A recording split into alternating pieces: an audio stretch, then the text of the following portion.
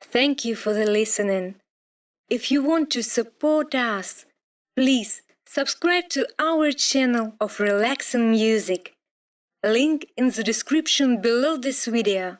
The Amityville Horror by J. Anson. The names and some identifying details of several individuals mentioned in this book have been changed to protect their privacy. Preface by Reverend John Nicola. The problem to which this book addresses itself is one which, although it is as old as mankind, needs to be brought to the attention of thoughtful readers today. All civilizations have expressed some sense of insecurity and fear over the spotty but recurring reports of phenomena that leave men feeling victimized by hostile beings with superhuman powers. Human beings in different societies have responded to such challenges in various ways. Words, gestures, and amulets or other objects have been ritually employed in response to demonic attacks. This was as true of the ancient Semitic civilizations like the Babylonians and their feared Udug demons as it is of present Christian rites of exorcism. In our modern Western world, there are three main stances which, in various combinations, characterize the multitude of attitudes individuals assume toward reports of siege by mysterious powers.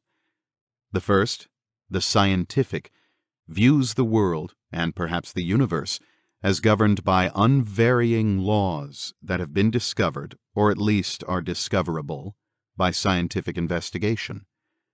Diametrically opposed to this is a stance that seems to deplore, if not ignore, the findings of science, seeing empirical reality as shallow and meaningless. It focuses instead on unseen spiritual realities, and may be characterized as superstitious. The third stance contains something of each of the other two. While adhering to science as a method, it broadens the vistas of positive science, incorporating spiritual dimensions of reality through theological and philosophical considerations. This we may call the religious stance. One certainty is that the phenomena reported in this book do happen, and to ordinary people and families who are neither exhibitionists nor attention seekers. Often the response of the positive scientist is to deny the reality of reported data and to refuse even to examine the evidence. Here it appears we are dealing with a prejudice.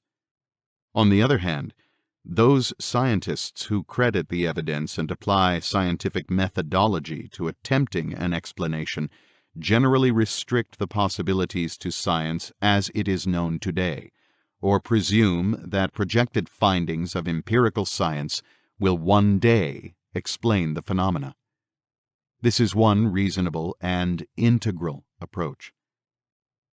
Superstitious people seize on psychic phenomena as justification for a sometimes unreasonable approach to life, interjecting irrational fears and senseless preconceived notions or explanations into situations like the Amityville case J. Anson describes here, simply increases the suffering of those involved. The prejudice thus exhibited is clear. Needless to say, incorporated in a religiously oriented person's point of view are the data of revelation. Since revelation presumes communication from God, and in turn presumes the existence of God and His interest in human affairs, we can see that here, too, a prejudice is implied, to wit, the prejudice of faith. The balanced person of faith will admire and accept the findings of modern science, but conclude that, even projecting future developments, it is myopic to think that nature does not reveal a depth of reality beyond the empirical realm of natural science. As is the case with an open-minded scientist, a sensible believer may also accept an integrated approach to psychic phenomena. Thus we observe that whatever stance an individual adopts, it will rest on certain prejudices that cannot be proven to the satisfaction of those who choose to adopt a different construction. When psychic phenomena occur in the life of a family, and that family looks for help, its members may be repelled equally by the naivete of the superstitious, the uncertainty of those who profess belief in the supernatural, but seem ashamed and confused at their own beliefs, and by the haughty pride of the positive scientist asserting with certainty things contradictory to one's own experience. Unfortunately, this complex web of ignorance, bias, and fear causes a great deal of suffering for the unsuspecting family suddenly tossed into an upsetting and frightening situation. It is just such a case to which J. Anson addresses himself.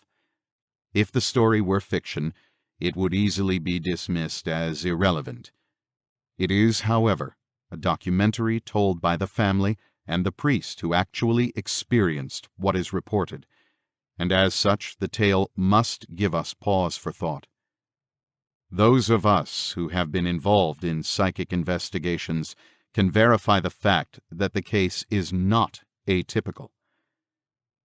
Because of the uncertainties connected with the paranormal, I, as a believer in science and in religion, would be remiss not to warn listeners against the dangers of both an arrogance that professes a grasp of the unknown and of a bravado that boasts of a control of the transcendent.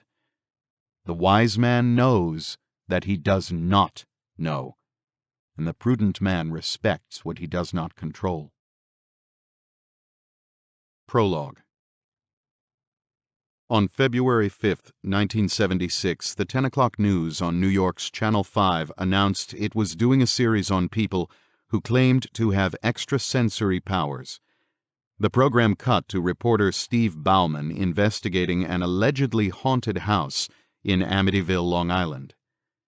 Bauman said that on November 13, 1974, a large colonial house at 112 Ocean Avenue had been the scene of a mass murder. 23-year-old Ronald Defeo had taken a high-powered rifle and methodically shot to death his parents, 2 brothers, and 2 sisters. Defeo had subsequently been sentenced to life imprisonment. 2 months ago, the report continued, the house was sold for $80,000 to a couple named George and Kathleen Lutz. The Lutzes had been aware of the killings, but not being superstitious, they had felt the house would be perfect for themselves and their 3 children. They moved in on December 23rd. Shortly thereafter, Bauman said, they had become aware that the place was inhabited by some psychic force and that they feared for their lives. They talked of feeling the presence of some energy inside, some unnatural evil that grew stronger each day they remained. 4 weeks after they moved in, the Lutzes abandoned the house, taking only a few changes of clothes. At present, they were staying with friends in an undisclosed location. But before they left, Channel 5 stated, their predicament had become known in the area. They had consulted the police and a local priest as well as a psychic research group. They reportedly told of strange voices seeming to come from within themselves, of a power which actually lifted Mrs. Lutz off her feet toward a closet behind which was a room not noted on any blueprints. Reporter Steve Bauman had heard of their claims. After doing some background research on the house, he discovered that tragedy had struck nearly every family inhabiting the place, as well as an earlier house built on the same site. The Channel 5 announcer went on to say that William Weber, the attorney representing Ronald Defeo, had commissioned studies hoping to prove that some force influenced the behavior of anyone living at 112 Ocean Avenue. Weber claimed this force may be of natural origin, and felt it might be the evidence he needed to win his client a new trial. On camera, Weber said he was aware that certain houses could be built or constructed in a certain manner so as to create some sort of electrical currents through some rooms, based on the physical structure of the house. Again, the scientists said they are investigating that to rule that out. And after they rule out all reasonable or scientific explanation, then it's going to be referred over to another group at Duke University who will delve into the psychic aspects of the case. The report concluded by saying that the Catholic Church was also involved. Channel 5 stated that 2 emissaries from the Vatican had arrived in Amityville in December and were reported to have told the Lutzes to leave their home immediately. Now, the Church's Council of Miracles is studying the case, and its report is that indeed 112 Ocean Avenue is possessed of some spirits beyond current human knowledge. 2 weeks after the telecast, George and Kathy Lutz held a press conference in attorney William Weber's office. The Defeo lawyer had met the couple 3 weeks before through mutual friends.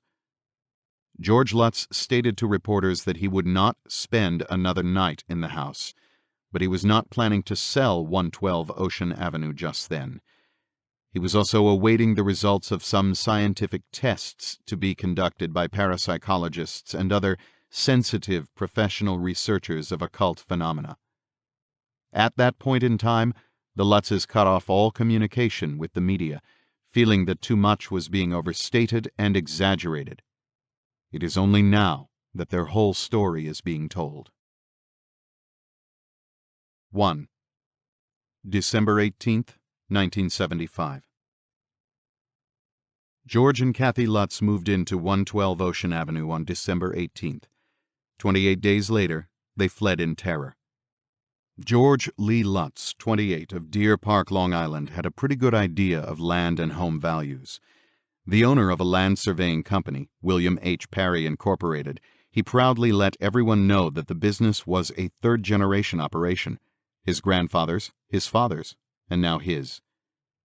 Between July and November, he and his wife, Kathleen, 30, had looked at over 50 homes on the island's south shore before deciding to investigate Amityville. None in the $30,000 to $50,000 range had yet met their requirements, that the house must be on the water and that it must be one to which they could move George's business. In the course of their search, George called the Conklin Realty office in Massapequa Park and spoke to broker Edith Evans. She said that she had a new house that she wanted to show them, and that she could take them through the place between 3 and 3:30. George made the appointment, and the broker, an attractive, warm woman, took them there at 3 in the afternoon. She was very pleasant and patient with the young couple. "I'm not sure if this is what you're looking for," she told George and Kathy, "but I wanted to show you how the other half of Amityville lives." The house at 112 Ocean Avenue is a big, rambling 3-story affair with dark shingles and white trim. The lot on which it stands is 50 by 237, the 50 feet facing the front, so that as you look at the house from across the street, the entrance door is down the right side. With the property comes 30 feet of wooden bulkhead that stands against the Amityville River. On a lamppost at the end of the paved driveway is a small sign bearing the name given the house by a previous owner. It reads, High Hopes. An enclosed porch with wet bar looks out at a preferred older residential community of other big homes. Evergreens grow around the narrow grounds, partly blocking off the neighbors on either side, but their drawn shades can be seen easily enough. When he looked around, George thought that was peculiar. He noticed the neighbors' shades were all drawn on the sides that faced his house, but not in front or in the direction of the houses on the other side. The house had been on the market for almost a year. It was not in the paper, but was fully described in Edith Evans's agency listing. Exclusive Amityville area. 6-bedroom Dutch colonial, spacious living room, formal dining room, enclosed porch, 3.5 baths, finished basement, 2-car garage, heated swimming pool, and large boathouse. Asking $80,000. $80,000. For a house described like that in the listing, it would have to be falling apart, or the typist could have left out a 1 before the 8. One might think she'd want to show a suspect bargain after dark and from the outside only, but she was glad to show them inside. The Lutz's examination was pleasant, swift, but thorough. Not only did it meet with their exact requirements and desires, but contrary to their anticipations, the house and other buildings on the property were in fine condition. Without hesitation, the broker then told the couple it was the Defeo house. Everyone in the country, it seems, had heard about that tragedy. The 23-year-old Ronald Defeo killing his father, mother, 2 brothers, and 2 sisters in their sleep on the night of November 13th, 1974. Newspaper and television accounts had told of the police discovering the 6 bodies, all shot by a high-powered rifle. All, as the Lutzes learned months later, were lying in the same position, on their stomachs, with their heads resting on their arms. Confronted with this massacre, Ronald had finally confessed. "It just started. It went so fast. I just couldn't stop." During his trial, his court-appointed attorney, William Weber, pleaded for his insanity. "For months before the incident," the young man testified, "I heard voices. Whenever I looked around, there was no one there, so it must have been God talking to me." Ronald Defeo was convicted of murder and sentenced to 6 consecutive life terms. "I wonder if I should have told you which house this was before or after you saw it," the broker mused. "I'd like to know for my future reference with clients looking for a house in the $90,000 range." Clearly, she didn't feel the Lutzes would be interested in such an affluent property, but Kathy took one final look about the house, smiled happily, and said, "It's the best we've seen. It's got everything we ever wanted." Obviously, she had never hoped to live in such a fine house, but George vowed to himself that if there was a way, this was the place he wanted his wife to have. The tragic history of 112 Ocean Avenue didn't matter to George, Kathy, or their 3 children. This was still the home they had always wanted. During the remainder of November and the early weeks of December, the Lutzes spent their evenings laying out plans for minor modifications to be made in the new house. George's surveying experience enabled him to rough out suitable layouts for the changes. He and Kathy decided one of the bedrooms on the 3rd floor would be for their 2 boys, Christopher, aged 7, and Daniel, 9. The other upstairs bedroom they gave to their children as a playroom. Melissa, Missy, the 5-year-old girl, would sleep on the 2nd floor, across the hall from the master bedroom. There would also be a sewing room and a big dressing room for George and Kathy on the same floor. Chris, Danny, and Missy were well pleased with their room assignments. Downstairs on the main floor, the Lutzes had a slight problem. They didn't own any dining room furniture. They finally decided that before the closing, George would tell the broker they'd like to purchase the dining room set left in storage by the Defeos, along with a girl's bedroom set for Missy, a TV chair, and Ronald Defeo's bedroom furniture. These things and other furnishings left in the house, like the Defeo's bed, were not included in the purchase price. George paid out an additional $400 for these items. He also got for free 7 air conditioners, 2 washers, 2 dryers, and a new refrigerator and a freezer. There was a lot to be accomplished before moving day. In addition to the physical move of all their belongings, there were complicated legal questions relative to the transfer of the title that required sifting and sorting out. The title to the house and property was recorded in the names of Ronald Defeo's parents. It seemed Ronald, as the sole survivor, was entitled to inherit his parents' estate, regardless of the fact that he had been convicted of murdering them. None of the assets in the estate could be disposed of before being legally settled in probate court. It was a difficult legal maze that the executors had to travel, and more time was still needed to provide the proper legal administration of any transactions related to the house or property. The Lutzes were advised that provisions could be devised to protect the legal interests of all concerned if the sale of the house was consummated. But to arrive at the proper procedure to accomplish this could take weeks or longer. Eventually it was resolved that for the closing, $40,000 was to be put in escrow for the mortgage until a legal deed could be completed and executed. The closing date was set for the morning George and Kathy planned to move from Deer Park. They had arranged to close on the sale of their old house the day before.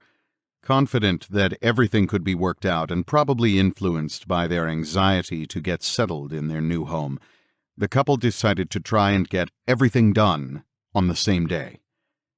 Packing was to be mainly Kathy's job. To keep the children out of her hair and away from George, she assigned them minor projects. They would gather their own toys and arrange their clothing for packing. When the chores were completed, they were to start cleaning their rooms to make their old house presentable for the scrutiny of new owners. George planned to close his office in Syosset and move it into the new house to save on the rent money. He had included this item in his original estimate of how he and Kathy could afford an $80,000 house. Now he figured that the basement, a well-finished layout, might be the best place. Moving his equipment and furnishings would be time-consuming enough, and if the basement was to be the location of the new office, some carpentry would be needed. The 45 by 22-foot boathouse out behind the house and garage was not there just to be ostentatious and an unused decoration for the Lutzes. George owned a 25-foot cabin cruiser and a 15-foot speedboat. The facilities at his new house would again save him a lot of money he normally had been paying to a marina. The task of getting his vessels to Amityville with a trailer became an obsession with him, despite the priorities that he and Kathy were constantly discovering. There was work to be done at 112 Ocean Avenue, both inside and outside.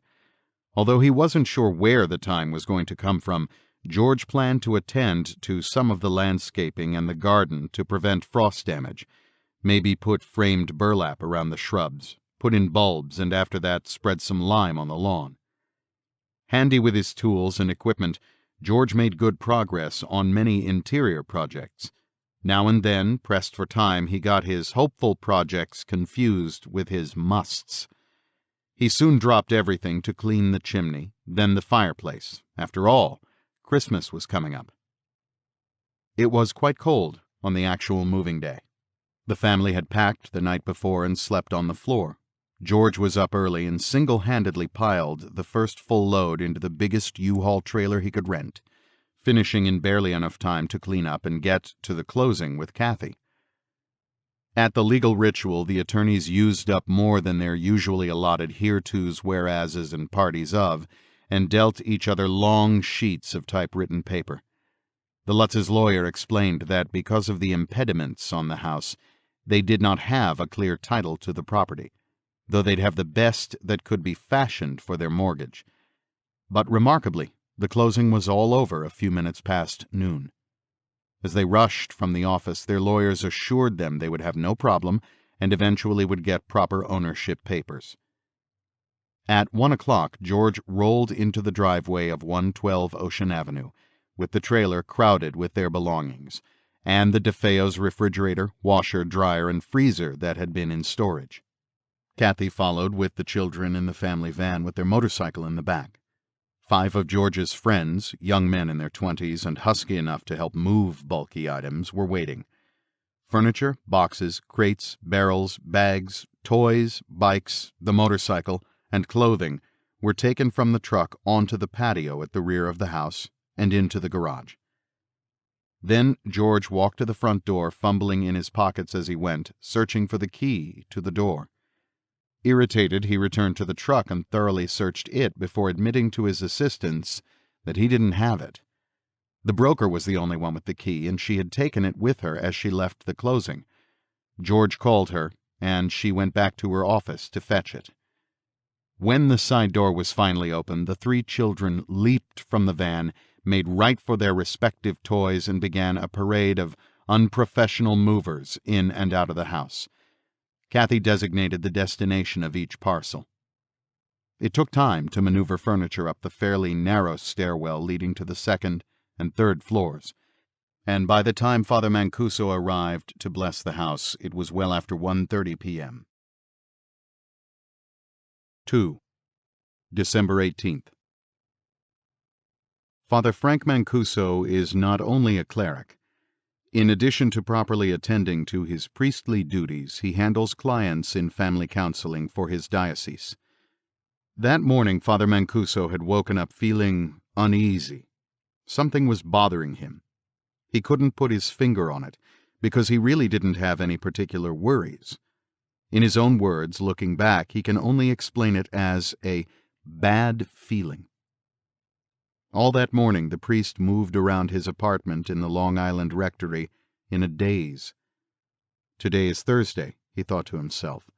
I've got a lunch date in Lindenhurst, then I must go and bless the Lutz's new home and be at my mother's for dinner. Father Mancuso had met George Lee Lutz 2 years earlier. Even though George was a Methodist, he had helped Kathy and George in the days before they were married. The 3 children were Kathy's from a previous marriage, and as a priest to Catholic children, Father Mancuso felt a personal need to look after their interests. The young couple had often asked the friendly cleric with the neatly trimmed beard to come for lunch or dinner at their home in Deer Park. Somehow that anticipated meeting had never come off. Now George had a very special reason to invite him anew. Would he come to Amityville to bless their new house? Father Mancuso said he'd be there on December 18th. On the same day he agreed to come to George's house, he also made a date to lunch with 4 old friends in Lindenhurst, Long Island. His very first parish had been there. Now he was very well regarded in the diocese, with his own quarters at the rectory in Long Island. Understandably, he was always busy and held to a hectic schedule, so he could not be blamed for trying to kill 2 birds with 1 stone, since Lindenhurst and Amityville were but a few miles apart. The cleric could not shake the bad feeling that persisted even through the pleasant luncheon with his 4 old acquaintances. However, he kept stalling his leaving for Amityville, pushing ahead the time to go. His friends asked him where he was off to. To Amityville. Where in Amityville? It's a young couple in their 30s with 3 children. They live on, Father Mancuso referred to a slip of paper, 112 Ocean Avenue. That's the Defeo house, one of his friends said. No, their name is Lutz, George and Kathleen Lutz. Don't you remember the Defeos, Frank? Asked one of the men at the table. Last year? The son killed his whole family. His father, mother, and 4 brothers and sisters. Terrible, terrible thing. It was a big story in all the papers. The priest tried to think back. He seldom read the news when he picked up a paper, only looking for items of special interest. No, I really don't seem to recall it. Of the 4 men at the table, 3 were priests, and they somehow didn't like the idea. The consensus was that he shouldn't go. I must. I promised them I'd come. As Father Mancuso drove the few miles to Amityville, he felt apprehensive. It wasn't the fact that he would be visiting the Defeo house, he was sure, but something else.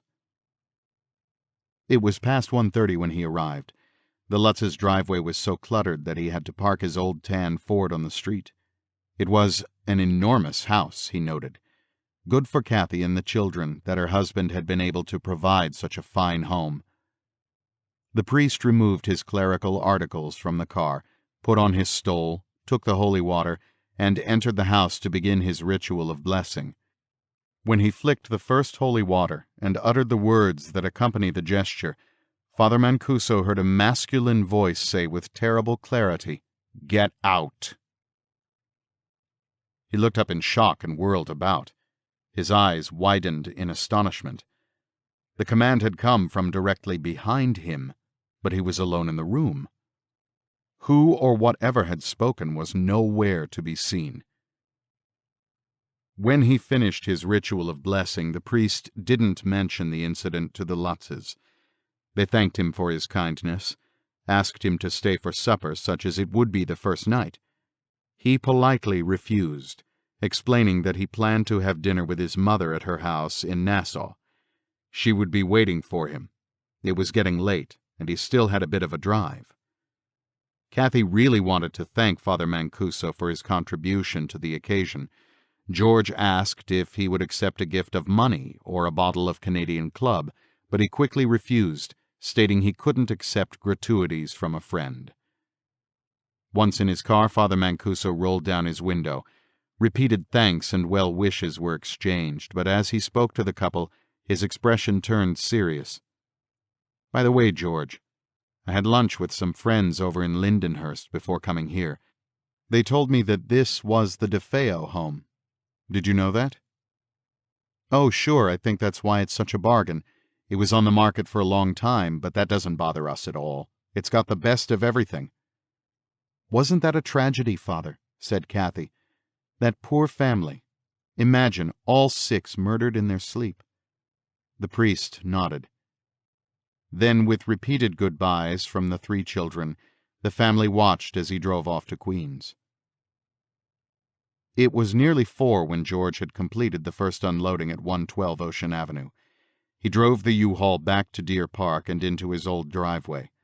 As he opened the door to his garage, Harry, his dog, leaped out and would have made a getaway if he hadn't been snared by his head. The fast and sturdy half-Malamute, half-Labrador retriever had been left behind to guard the rest of the family's belongings. Now George took him into the truck with him. As Father Mancuso rode toward his mother's, he tried to rationalize what had happened to him in the Lutz's house.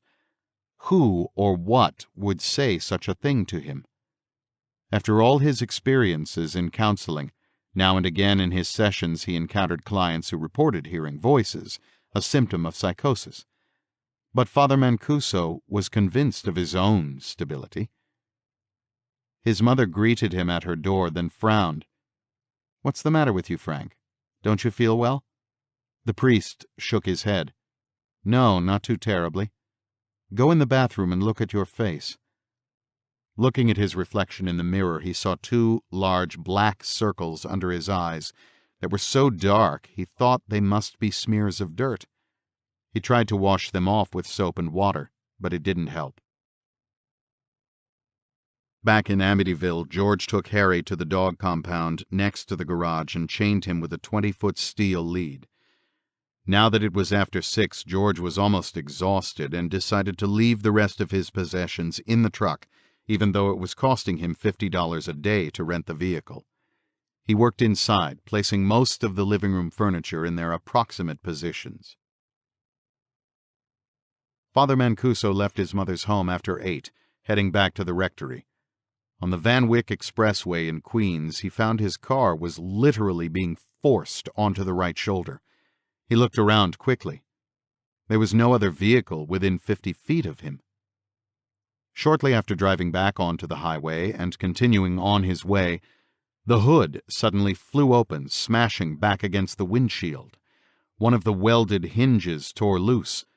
The right door flew open. Frantically, Father Mancuso tried to brake the car, then it stalled by itself. Shaken, he finally got to a telephone and reached another priest who lived near the expressway. Fortunately, the other cleric was able to drive Father Mancuso to a garage, where he hired a tow truck to bring in the disabled car. Back on the expressway, the mechanic could not get the Ford to start. Father Mancuso decided to leave the vehicle at the garage and have his friend drive him on to the Sacred Heart Rectory. Coming to almost the very end of his strength, George decided to complete the day's labor with something more pleasurable for himself. He'd rig his stereo up with the hi-fi equipment that the Defeos had built into the living room. Then he and Kathy would have music to add to the joy of their first night in their new home. He'd barely begun the job when Harry began an awful howling outside. Danny came rushing into the house yelling that Harry was in trouble. George ran out to the back fence to find the poor animal strangling. He had tried to jump over the fence and was now choking on his chain, which had looped across the top bar. George freed Harry, shortened the lead so the dog couldn't try that again, and returned to installing the stereo. An hour after he was back in his quarters, Father Mancuso's telephone rang. It was the priest who had helped him out earlier. "Do you know what happened to me after I dropped you off?" Father Mancuso was almost afraid to ask. The windshield wipers, they began to fly back and forth like crazy. I couldn't stop them. I never turned them on, Frank. What the hell is going on? By 11 o'clock that night, the Lutzes were ready to settle down for their first night in their new home. It had gotten colder outside, down to almost 6 degrees above zero. George burned some now empty cardboard cartons in the fireplace, making a merry blaze. It was the 18th of December, 1975, the first of their 28 days. 3. December 19 to 21. George sat up in bed, wide awake. He had heard a knock on his front door. He looked around in the darkness. For a moment he didn't know where he was, but then it came to him. He was in the master bedroom of his new home. Kathy was there beside him, hunched down under the warm covers. The knock came again. "Jesus, who's that?" he muttered. George reached for his wristwatch on the night table. It was 3:15 in the morning. Again a loud rapping, only this time it didn't sound as if it was coming from downstairs, more from somewhere off to his left. George got out of bed, padded across the cold, uncarpeted floor of the hallway, and into the sewing room that faced the Amityville River in the back. He looked out the window into the darkness. He heard another knock. George strained his eyes to see. Where the hell's Harry? From somewhere over his head came a sharp crack. Instinctively he ducked, then looked up at the ceiling. He heard a low squeak. The boys, Danny and Chris, were on the floor above him. One of them must have pushed a toy off his bed in his sleep. Barefoot and wearing only his pajama pants, George was shivering now. He looked back out the window. There, something was moving, down by the boathouse. He quickly lifted the window and the freezing air hit him full blast. "Hey, who's out there?" Then Harry barked and moved. George, his eyes adjusting to the darkness, saw the dog spring to his feet. The shadow was close to Harry. "Harry, go get him!" Another rap sounded from the direction of the boathouse, and Harry spun around at the noise. He began running back and forth in his compound, barking furiously now, the lead holding him back.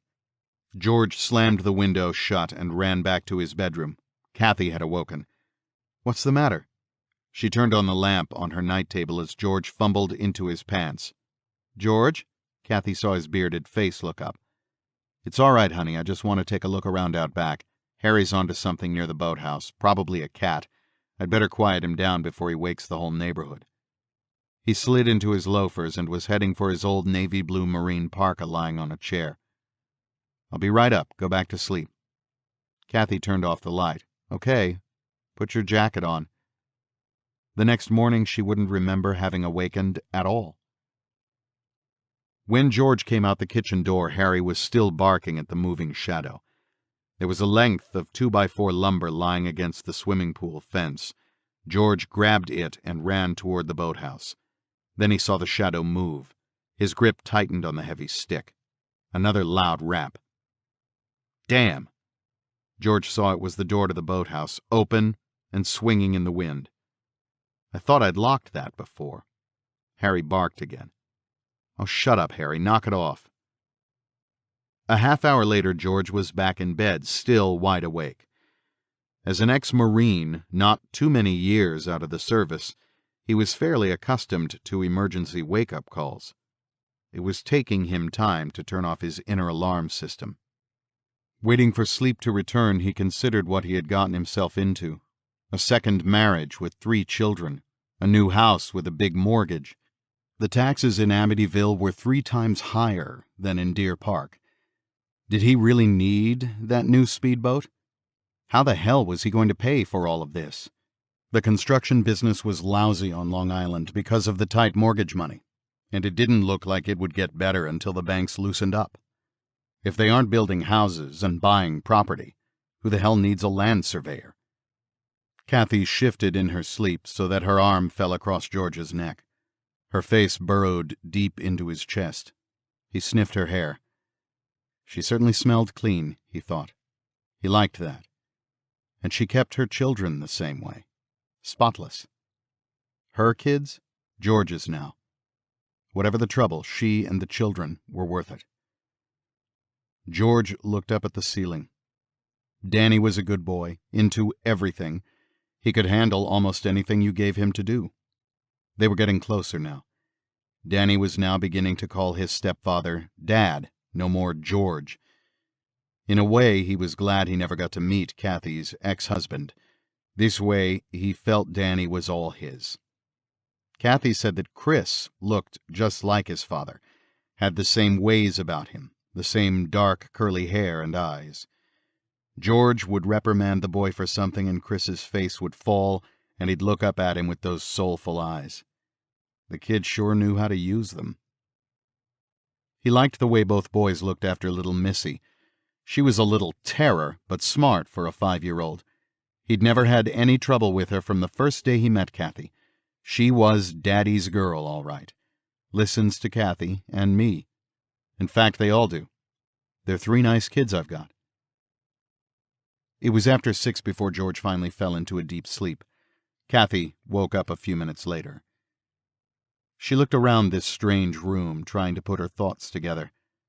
She was in the bedroom of her beautiful new home. Her husband was next to her, and her 3 children were in their own bedrooms. Wasn't that marvelous? God had been good to them. Kathy tried to slip easily from under George's arm.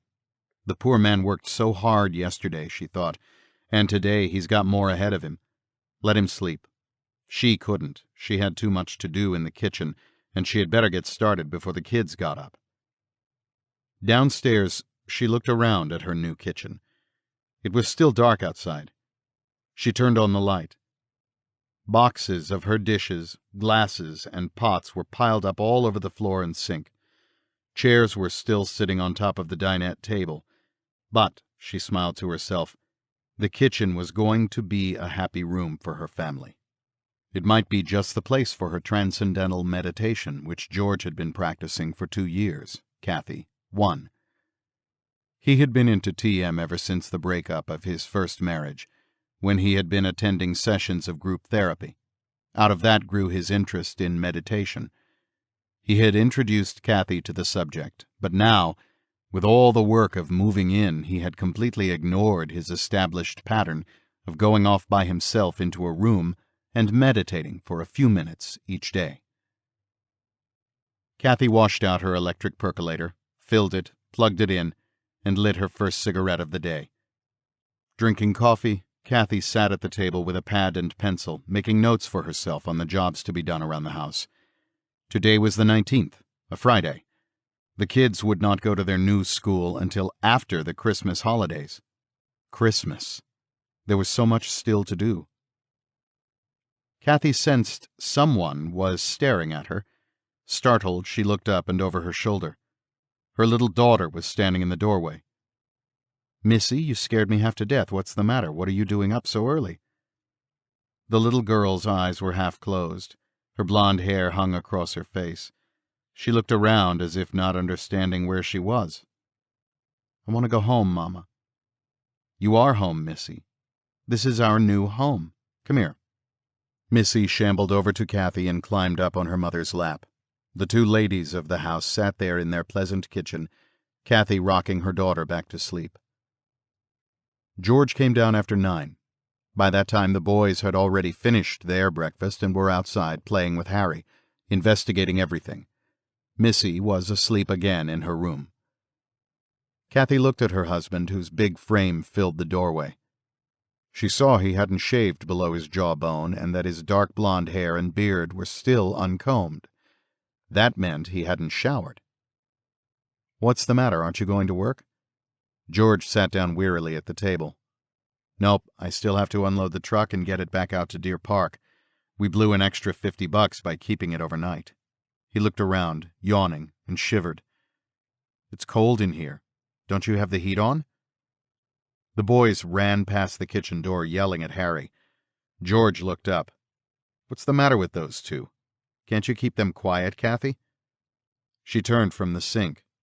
"Well, don't bark at me. You're their father, you know. You do it." George slapped his open palm down on the table. The sharp sound made Kathy jump. "Right," he shouted. George opened the kitchen door and leaned out.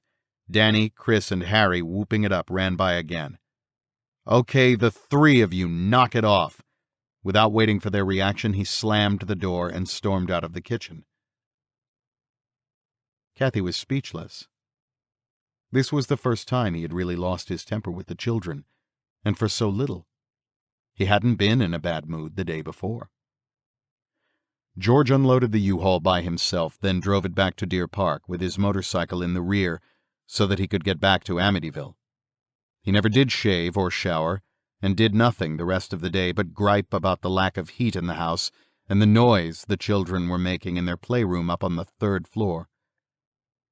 He had been a bear all day, and by 11 o'clock that night, when it was time to go to bed, Kathy was ready to crown him. She was exhausted from putting things away and trying to keep the kids away from George.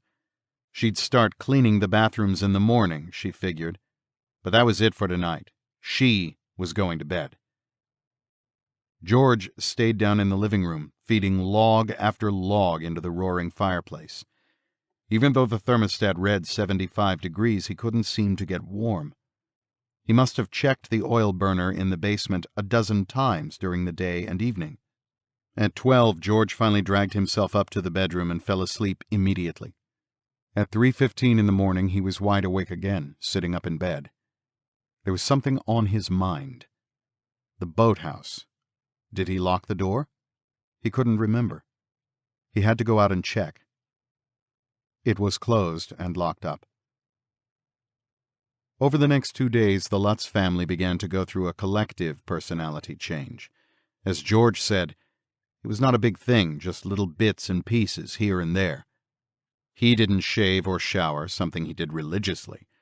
Normally, George devoted as much time to his business as he could. 2 years before, he had had a second office in Shirley to handle contractors farther out on the South Shore. But now he simply called Syosset and gave gruff orders to his men, demanding they finish some surveying jobs over the weekend because he needed the money. As for arranging to move his office to his new basement setup, he never gave it another thought. Instead, George constantly complained the house was like a refrigerator and he had to warm it up. Stuffing more and more logs in the fireplace occupied almost his every moment, except for the times he would go out to the boathouse, stare into space, then go back to the house. Even now he can't say what he was looking for when he went there.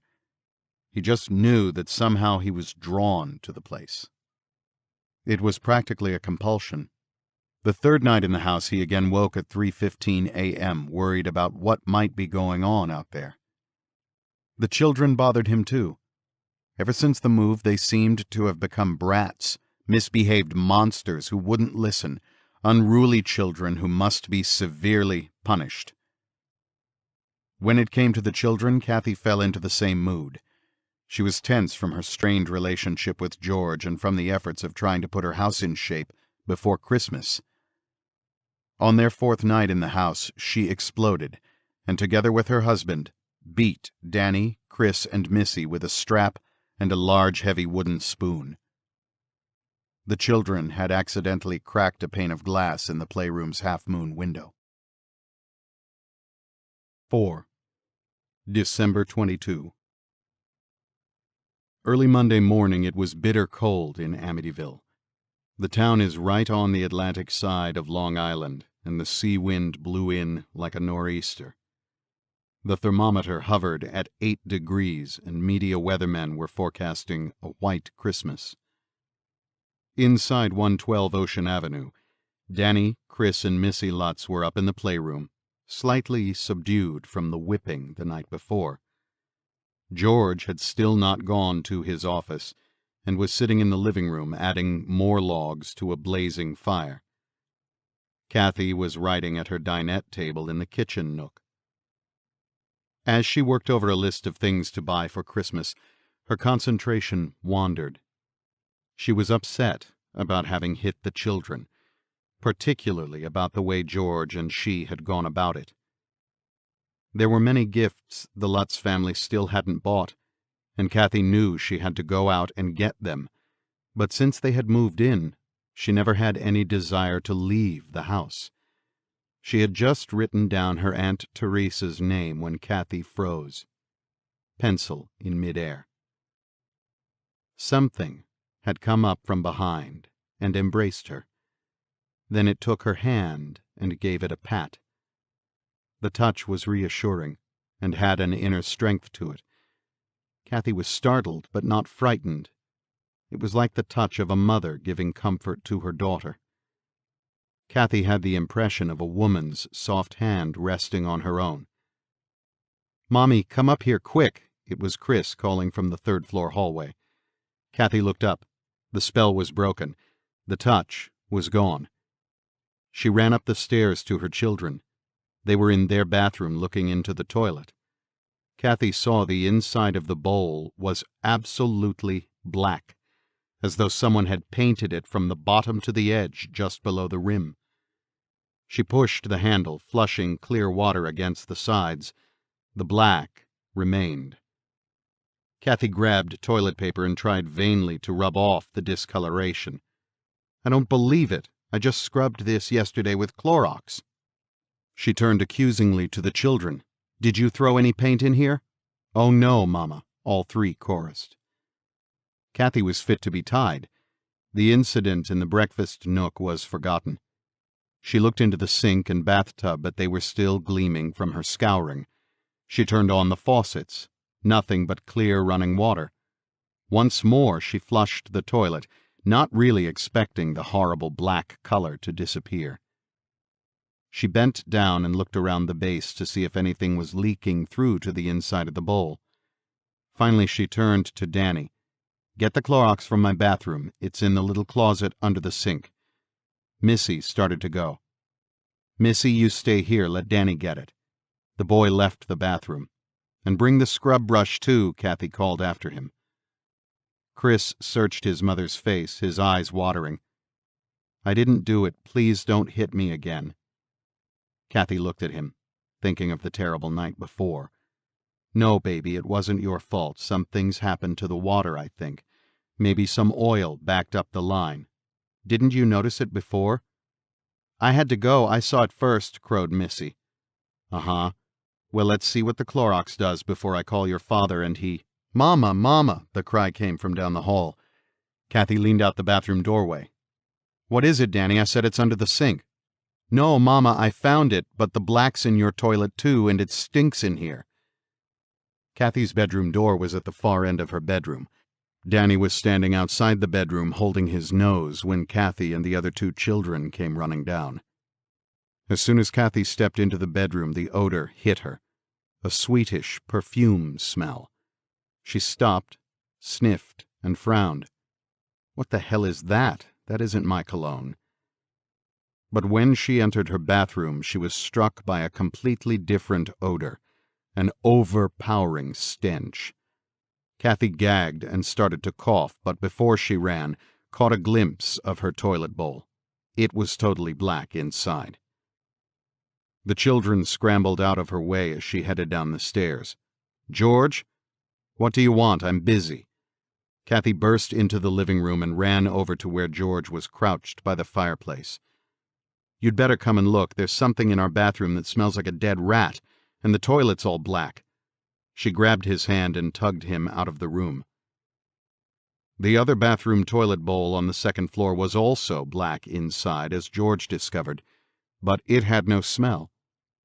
He sniffed the perfume in his room. "What the hell's that?" He began to open the windows on the second floor. "First, let's get this smell out of here." He lifted the windows in his and Kathy's bedroom, then ran across the hall to the other bedrooms. Then he heard Kathy's voice. "George, look at this." The fourth bedroom on the second floor, now Kathy's sewing room, has two windows. One, which looks out at the boathouse and the Amityville River, was the window George had opened that first night when he had awakened at 3:15. The other faces the neighboring house to the right of 112 Ocean Avenue. On this window, clinging to the inside of the panes, were literally hundreds of buzzing flies. "Jesus, will you look at that? House flies? Now?" "Maybe they're attracted by the smell," Kathy volunteered. "Yeah, but not at this time of year. Flies don't live that long, and not in this weather. And why are they only on this window?" George looked around the room, trying to see where the insects had come from. There was a closet in one corner. He opened the door and peered in, looking for cracks, for anything that would make sense. If this closet wall was up against the bathroom, they might have lived in the warmth, but this wall's against the outside. George put his hand against the plaster. "It's cold in here. I don't see any way they could have survived." After shooing his family out into the hall, George shut the door to the sewing room. He opened the other window overlooking the boathouse, then took some newspapers and chased out as many flies as he could. He killed those that remained, then he closed the window. By then it was freezing on the second floor, but at least the sweet perfume odor was gone. The bathroom stench had also diminished. This didn't help George in his efforts to warm his house. Though no one else was complaining, he checked the oil heating system in the basement. It was working fine. By 4 o'clock in the afternoon, the thermostat just off the living room read 80 degrees, but George couldn't feel the heat. Kathy had scrubbed the toilet bowls again with Clorox, Fantastic, and Lysol. The cleaners helped somewhat, but a good deal of the black remained, stained deep into the porcelain. Worst of all was the toilet in the second bathroom, next to the sewing room. The outdoor temperature had risen to 20 degrees, and the children were out of the house, playing with Harry. Kathy warned them to keep away from the boathouse and bulkhead area, saying it was too dangerous for them to play there without someone to watch them. George had brought in some more logs from the cords stacked in the garage, and was sitting in the kitchen with Kathy. They began to argue violently about who should go out to buy the Christmas gifts. "Why can't you at least pick up the perfume for your mother?" asked George. "I've got to get this place in order," Kathy erupted. "I don't see you doing anything but harping." After a few minutes, the squabble petered out. Kathy was about to mention the eerie thing that had happened to her in the Nook that morning when the front doorbell rang. A man who looked to be anywhere from 35 to 45 because of his receding hairline was standing there with a hesitant smile on his face and a six-pack of beer in his hands. His features were coarse and his nose was red from the cold. "Everybody wants to come over to welcome you to the neighborhood. You don't mind, do you?" The fellow wore a 3/4-length wool car coat, corduroy pants, and construction boots. It struck George that he didn't look like a neighbor who would own one of the large homes in the area. Before they even moved to Amityville, George and Kathy had considered the idea of having an open house, but once in the new house, they had never brought up the subject again. George nodded to the one-man welcoming committee. "No, we don't mind. If they don't mind sitting on cardboard boxes, bring them all." George took him into the kitchen and introduced Kathy. The man stood there and repeated his speech to her. Kathy nodded. He continued by telling the Lutzes that he kept his boat at another neighbor's boathouse several doors down on Ocean Avenue. The man held on to the six-pack and finally said, "I brought it. I'll take it with me," and left. George and Kathy never found out his name. They never saw him again. That night when they went to bed, George made his usual check of all the doors and windows, latching and locking inside and out. So when he woke once more at 3:15 in the morning and gave in to the urge to look downstairs, he was stunned to find the 250-pound wooden front door wrenched wide open, hanging from one hinge. 5. December 23.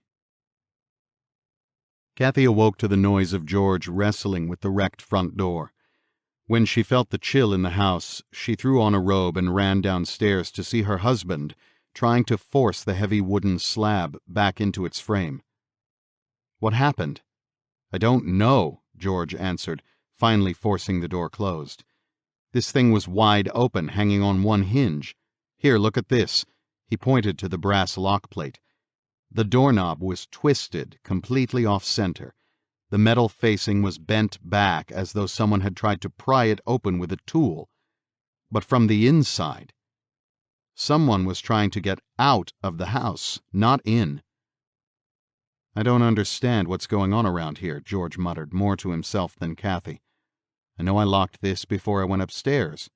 To open the door from in here, all you had to do was turn the lock." "Is it the same way outside?" Kathy asked. "No, there's nothing wrong with the knob or the outside plate. Somebody'd need an awful lot of strength to pull away a door this heavy and tear it off one of the hinges." "Maybe it was the wind, George," Kathy offered hopefully. "It seems to get pretty strong out there, you know." "There's no wind in here, much less a tornado. Somebody or something had to do this." The Lutzes looked at one another. Kathy was the first to react. "The kids." She turned and ran up the stairs to the second floor and into Missy's bedroom. A small light in the shape of Yogi Bear was plugged into the wall near the bottom of the little girl's bed. In its feeble glow, Kathy glimpsed the form of Missy lying on her stomach. "Missy?" Kathy whispered, leaning over the bed. Missy whimpered, then turned over onto her back. Kathy let out a sigh of relief and tucked the covers up under her daughter's chin. The cold air that had come in while the front door was open had made even this room very chilly. She kissed Missy on the forehead and silently slipped out of the room, heading for the third floor. Danny and Chris were sleeping soundly. Both were on their stomachs. "Later, when I thought about it," Kathy says, "that was the first time I could ever remember the children sleeping in that position, particularly all three on their stomachs at the same time. I even remember I was almost going to say something to George, that it was kind of strange." In the morning, the cold spell that gripped Amityville was still unbroken. It was cloudy, and the radio kept promising snow for Christmas. In the hallway of the Lutz home, the thermostat still read a steady 80 degrees, but George was back in the living room, stoking the fire to a roaring blaze. He told Kathy he just couldn't shake the chill from his bones, and he didn't understand why she and the children didn't feel that way too. The job of replacing the doorknob and lock assembly on the front door was too complex for even a handy individual like George. The local locksmith arrived about 12, as he'd promised. He made a long, slow survey of the damage inside the house, and then gave George a peculiar look, but offered no explanation as to how something like this could have possibly happened. He finished the job quickly and quietly. Upon leaving, his one comment was that the Defeos had called him a couple of years before. They were having trouble with the lock on the boathouse door. He had been called to change the lock assembly because once the door was closed from the inside, it would somehow jam, and whoever was in the boathouse couldn't get out. George wanted to say more about the boathouse, but when Kathy looked at him, he held back. They didn't want the news spreading around Amityville that, again, there was something funny going on at 112 Ocean Avenue. By 2 in the afternoon, the weather had begun to warm. A slight drizzle was enough to keep the children in the house. George still hadn't gone to work and was in constant transit between the living room and the basement, adding logs and checking on the oil burner. Danny and Chris were up in their third-floor playroom, noisily banging their toys around. Kathy was back at her cleaning chores, putting shelf paper in the closets.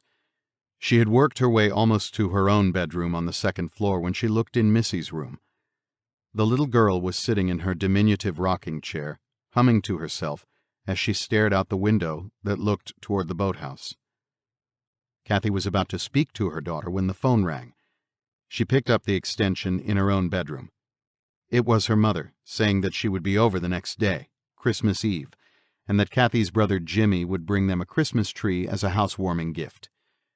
Kathy said how relieved she was that at least the tree would be taken care of, since she and George had been unable to rouse themselves to do any shopping at all. Then, out of the corner of her eye, Kathy saw Missy leave her room and enter the sewing room. Kathy was only half listening to what her mother was saying. What could Missy possibly want in there, where all the flies had been the day before? She could hear her 5-year-old daughter humming, moving about some still unopened cardboard boxes. Kathy was about to cut her mother short when she saw Missy come back out of the sewing room.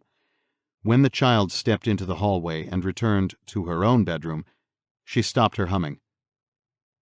Puzzled by her daughter's behavior, Kathy wound up her conversation with her mother, again thanking her for the tree. She hung up, walked silently toward Missy's room, and stood in the doorway. Missy was back in her rocking chair, staring out the same window and humming again, a tune that didn't sound quite familiar. Kathy was about to speak when Missy stopped humming and, without turning her head, said, "Mama, do angels talk?" Kathy stared at her daughter. The little girl had known she was there. But before Kathy could step into the room, she was startled by a loud crash from overhead. The boys were upstairs. Fearful, she raced up the steps to the playroom. Danny and Chris were rolling on the floor, locked in each other's arms, punching and kicking at each other. "What's going on here?" Kathy screamed. "Danny, Chris, you stop this right now, you hear?" She tried to pull them apart, but each was still trying to get at the other, their eyes blazing with hate. Chris was crying in his anger. It was the first time, ever, that the two brothers had gotten into a fight. She slapped each boy in the face, hard, and demanded to know what had started this nonsense. "Danny started it," Chris sniffed. "Liar! Chris, you started it," Danny scowled. "Started what? What are you fighting about?" Kathy demanded, her voice rising.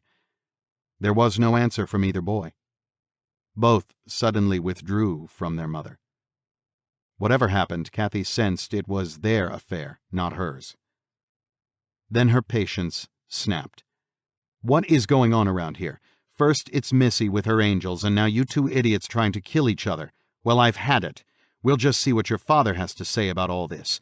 You're both going to get it later, but right now I don't want to hear another peep out of either of you. You hear me? Not another sound."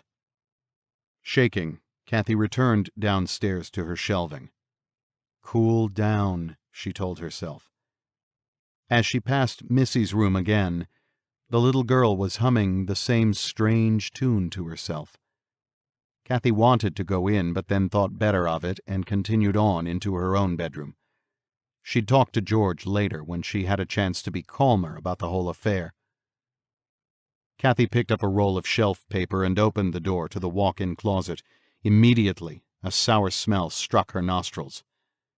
"Oh, God, what's that?" She pulled the light chain hanging from the closet ceiling and looked around the small room. It was empty, except for one thing. On the very first day the Lutzes had moved in, she had hung a crucifix on the inner wall facing the closet door, just as she had done when they lived in Deer Park. A friend had originally given her the crucifix as a wedding present. Made of silver, it was a beautiful piece about 12 inches long and had been blessed a long time before. As Kathy looked at it now, her eyes widened in horror. She began to gag at the sour smell, but couldn't retreat from the sight of the crucifix, now hanging upside down. 6. December 24. It was almost a week since Father Mancuso had visited 112 Ocean Avenue. The eerie episodes of that day and night were still very much on his mind, but he had discussed them with no one, not with George and Kathy Lutz, not even with his confessor. During the night of the 23rd, he had come down with the flu. The priest had alternated between chills and sweating, and when he finally got up to take his temperature, the thermometer read 103 degrees. He took some aspirin, hoping to break the fever. This was the Christmas season, and with it began a host of clerical duties, a particularly bad time for a priest to be indisposed. Father Mancuso fell into a troubled sleep.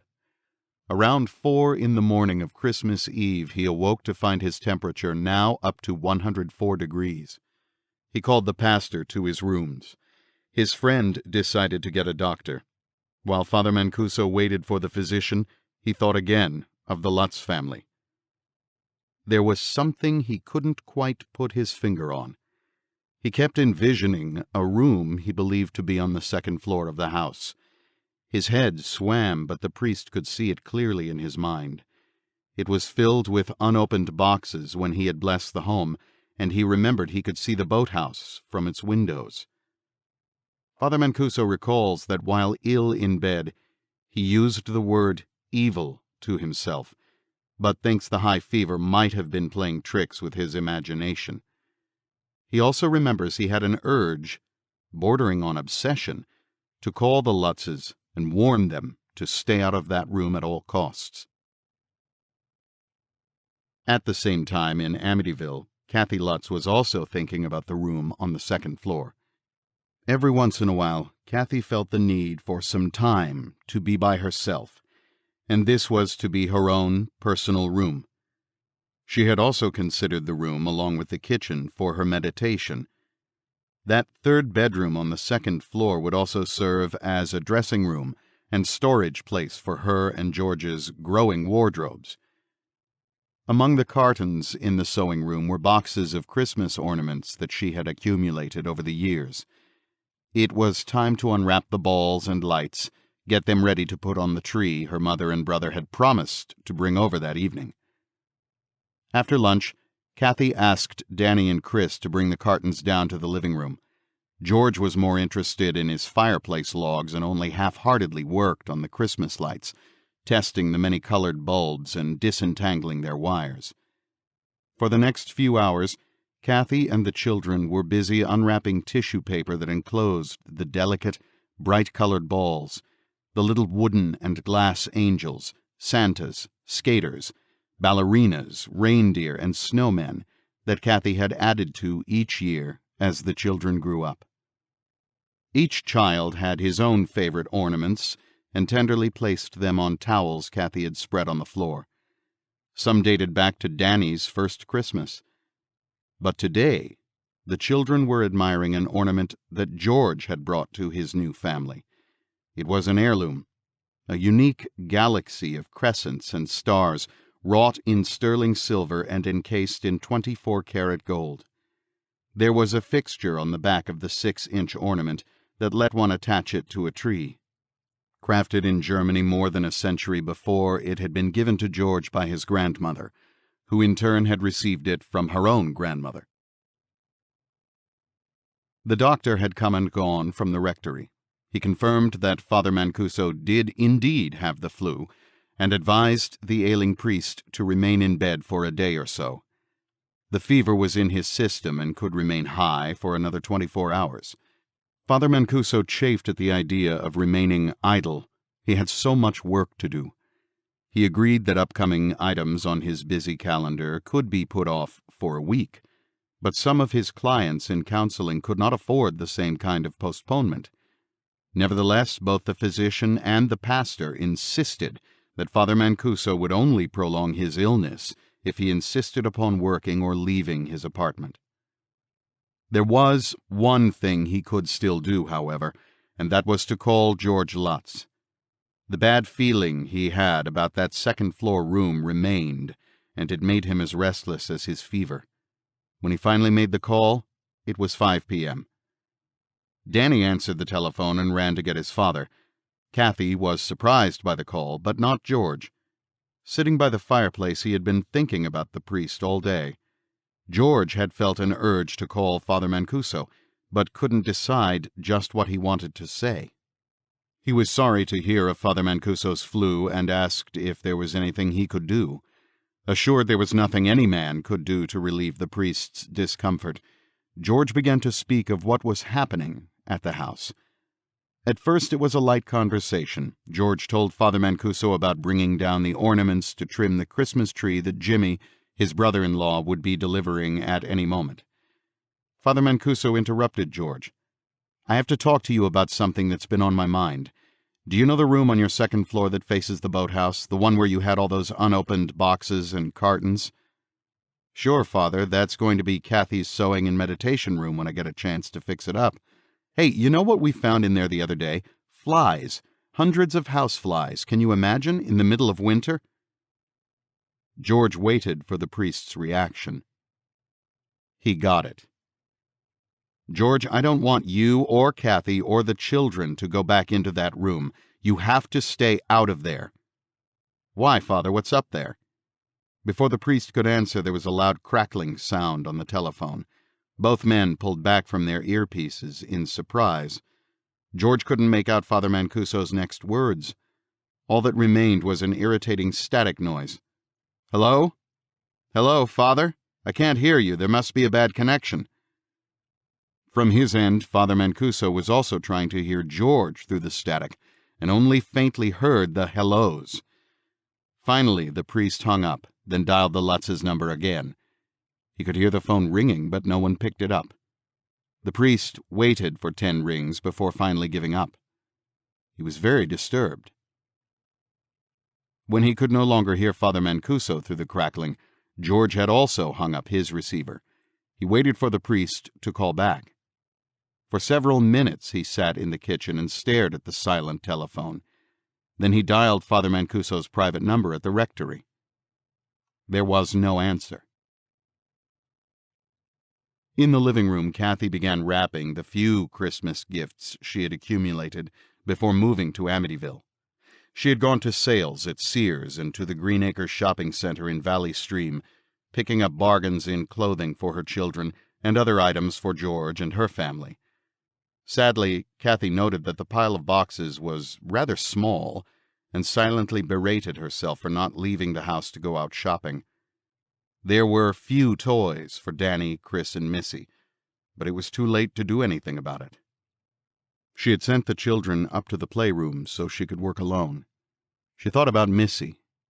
She had not answered her daughter's question about talking angels.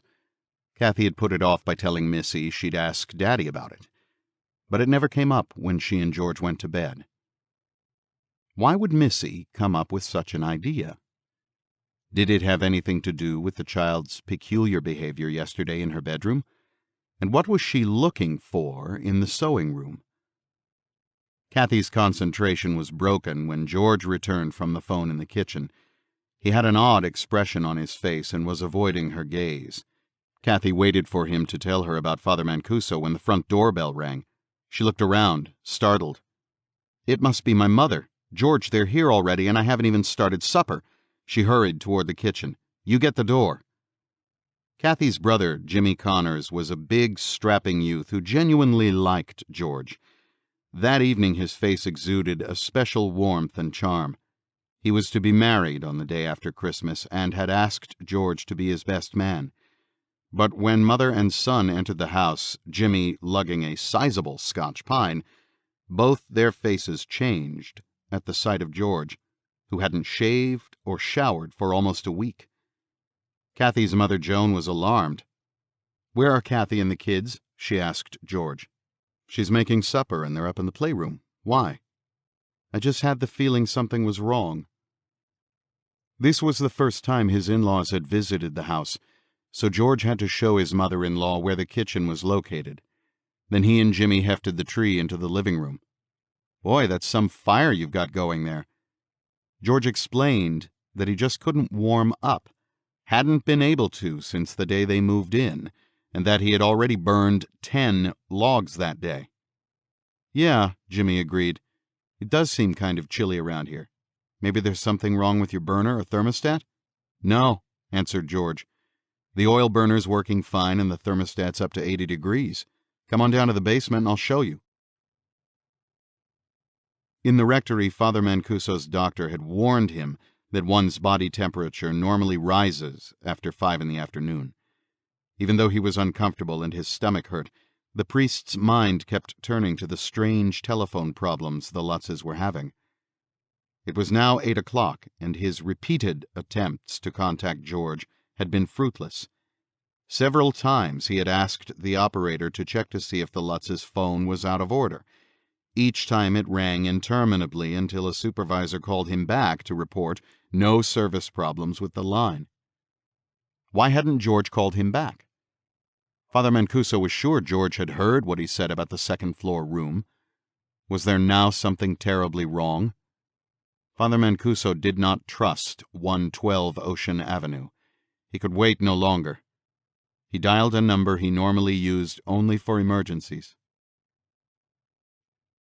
The Christmas tree was up at the Lutz's home.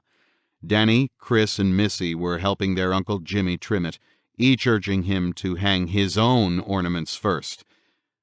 George had returned to his own private world by the fireplace. Kathy and her mother were in the kitchen, talking. This was her happy room, the one place at his home. Danny, Chris, and Missy were helping their Uncle Jimmy trim it, each urging him to hang his own ornaments first. George had returned to his own private world by the fireplace. Kathy and her mother were in the kitchen, talking. This was her happy room, the one place in the new house where she felt secure. She complained to her mother that George had changed since they moved in. "Ma, he won't take a shower. He won't shave. He doesn't even leave the house to go to the office. All he does is sit by that damned fireplace and complain about the cold. And another thing, every night he keeps going out to check that boathouse." "What's he looking for?" Mrs. Connors asked. "Who knows? All he keeps saying is he's got to look around out there and check on the boat." "It doesn't sound like George. Have you asked him if there's anything the matter?" "Oh, sure," Kathy threw up her hands. "And all he does is throw more wood on the fire. In 1 week we've gone through almost a whole cord of wood." Kathy's mother shivered and pulled her sweater tighter around her body. "Well, you know, it is kind of chilly in the house. I've felt it ever since I came in." Jimmy, standing on a chair in the living room, was about to fix George's ornament to the top of the tree. He, too, shivered. "Hey, George, you got a door open someplace? I keep getting a draft on the back of my neck." George looked up. "No, I don't think so. I locked up everything before." He felt a sudden urge to check the second-floor sewing room. "I'll be right back." Kathy and Mrs. Connors passed him as they came in from the kitchen. He didn't say a word to either woman, just ran up the stairs. "What's with him?" Mrs. Connors asked. Kathy just shrugged. "See what I mean?" She began to arrange the Christmas gifts under the tree. When Danny, Chris, and Missy counted the meager number of prettily wrapped packages on the floor, there was a chorus of disappointed voices behind her. "What are you crying about?" George was back, standing in the doorway. "Knock it off. You kids are too spoiled anyway." Kathy was about to snap back at her husband for yelling at the children in front of her mother and brother when she saw the look on George's face. "Did you open the window in the sewing room, Kathy?" "Me? I haven't been up there all day." George turned to the children near the tree. "Have any of you kids been in that room since you brought down the Christmas boxes?" All three shook their heads. George hadn't moved from his position in the doorway. His eyes returned to Kathy. "George, what is it?" "A window is open. And the flies are back." Crack! Everyone in the room jumped at the loud sound that came from somewhere outside. Again came a sharp knock, and outside Harry barked. "The boathouse door, it's open again." George turned to Jimmy. "Don't leave them alone, I'll be right back." He grabbed his parka from the hall closet and headed for the kitchen door. Kathy began to cry. "Kathy, what's going on?" Mrs. Connors said, her voice rising. "Oh, Mama, I don't know."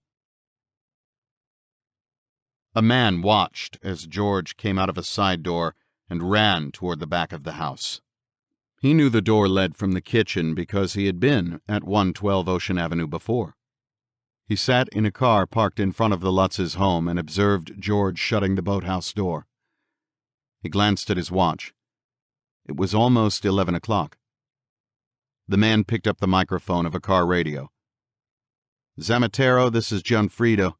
You can call your friend back and tell him the people in 112 Ocean Avenue are home." Sergeant Al Gianfrido of the Suffolk County Police Department was doing a job this Christmas Eve, just as he had been on the night of the Defeo family massacre.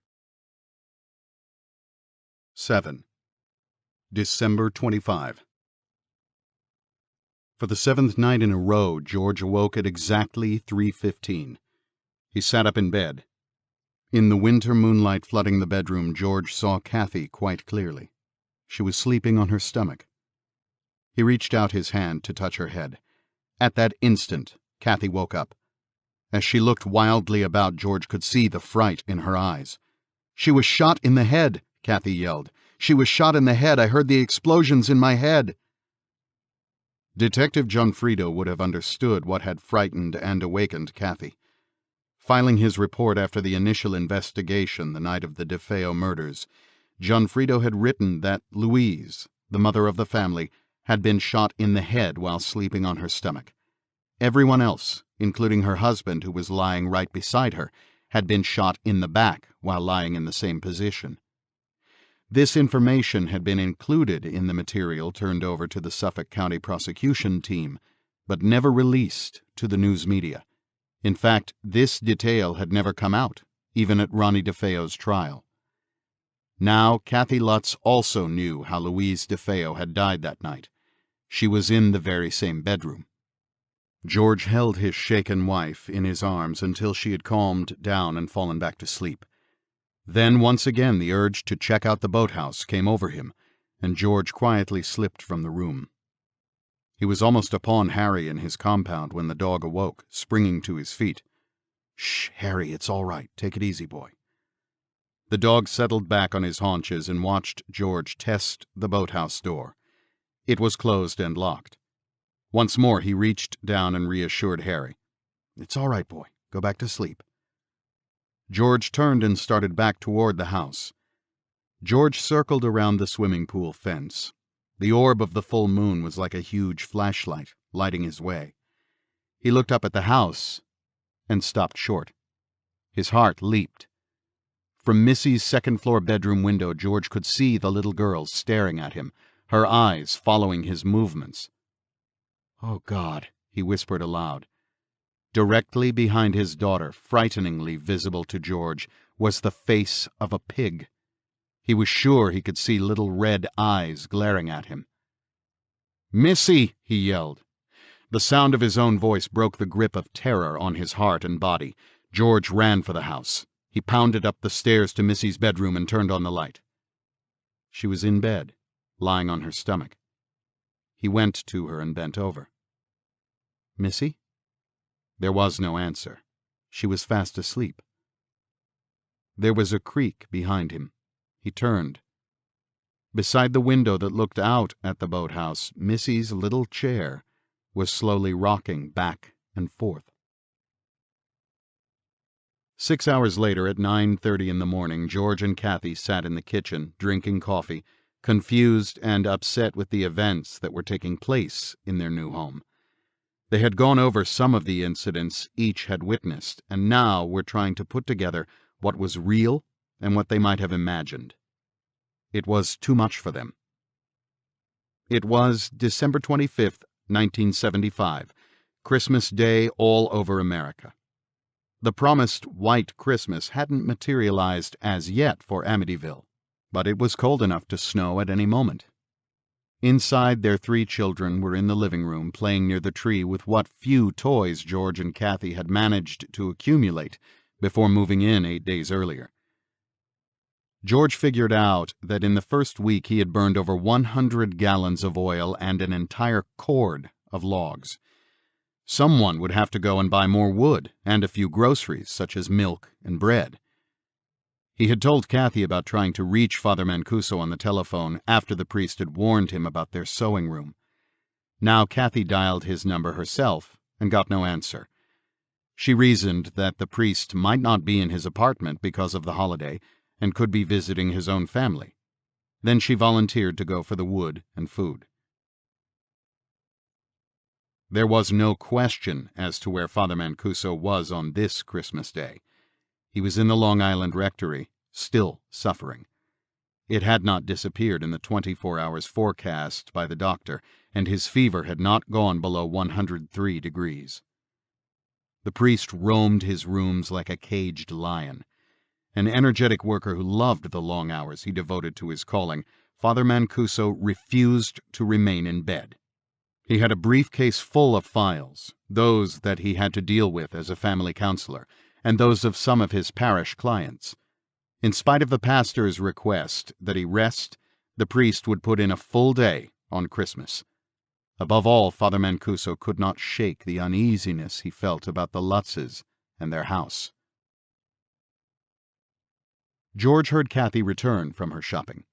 He could tell she was backing the van in because of the grinding sound the snow tires made in the driveway. For some strange reason, the noise bothered him, and he became annoyed with his wife. He went out to meet her, took 2 logs from the van, put them into the fireplace, and then sat down in the living room, refusing to unload any more. Kathy fumed. George's attitude and appearance were getting on her nerves. Somehow she could sense they were heading for a fight, but she held her tongue for the moment.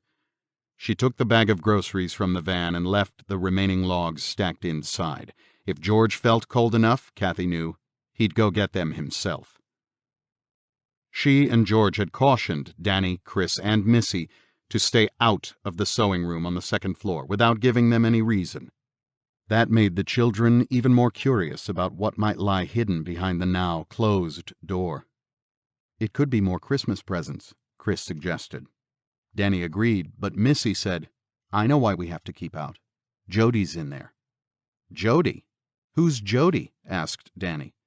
"He's my friend. He's a pig." "Oh, you're such a baby, Missy. You're always making up dumb things," sneered Chris. At 6 o'clock that evening, Kathy was preparing supper for her family when she heard the sounds of something tiny and delicate striking against the glass of her kitchen window. It was dark outside, but she could see it was snowing. White flakes were tumbling down through the reflection of the kitchen light, and Kathy stared at them as the rising wind whipped the snow against the pane. "Snow at last," she said. Christmas and snow. It brought a reassuring sense of familiarity to the troubled woman. She recalled her own childhood days. There always seemed to be snow at Christmas time when she was young. Kathy kept looking at the little snowflakes. Outside, the multicolored lights from neighborhood Christmas trees gleamed through the night. Behind her, the radio was playing Christmas carols. She became peaceful in her happy kitchen nook. After supper, George and Kathy sat silently in the living room. The Christmas tree was all lit up, and George's tree-topping ornament made a beautiful addition to the decorations. Reluctantly, he had gone out to the van and brought in more of the wood. There were now 6 logs in front of the blazing fireplace, just enough to last through the night at the rate George was shoveling them in. Kathy worked on some of the children's clothes, patching the boys' trousers that were forever wearing through the knees, letting down a few of Missy's denim pants.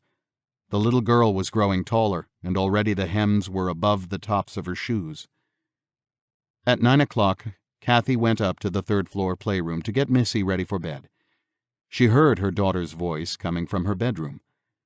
Missy was talking out loud, obviously speaking to someone else in the room. At first, Kathy thought it was one of the boys, but then she heard Missy say, "Isn't the snow beautiful, Jody?" When Kathy entered, her daughter was sitting in her little rocker by the window, staring at the falling snow outside. Kathy looked around the bedroom. There was no one there. "Who are you talking to, Missy? An angel?" Missy looked around at her mother, then her eyes went back to a corner of the room. "No, Mama, just Jody." Kathy turned her head to follow Missy's glance. There was nothing there but some of Missy's toys on the floor. "Jody? Is that one of your new dolls?" "No, Jody's a pig. He's my friend. Nobody can see him but me." Kathy knew that Missy, like other children of her age, often created people and animals to talk to, so she assumed it was the child's imagination at work again. George had not yet told her of the incident in Missy's room the night before. There was another surprise waiting for Kathy when she got to the top floor a few minutes later. Danny and Chris were already in their own bedroom, changing into their pajamas. Usually both boys fought to stay up past 10. This night, at 9:30, they were getting ready without being told. Kathy wondered why. "What's the matter with you two? How come you're not arguing about going to sleep?" Her sons shrugged, continuing to undress. "It's warmer in here, Mama," Danny said. "We don't want to play in there anymore." When Kathy checked in there, she was struck by the freezing chill in the playroom. No windows were open, yet the room was ice cold. It certainly wasn't uncomfortable in Danny and Chris's bedroom, nor in the hallway. She felt the radiator. It was hot. Kathy told George about the cold in the upstairs playroom. Too comfortable by the fireplace to want to move, he said he'd check it out in the morning.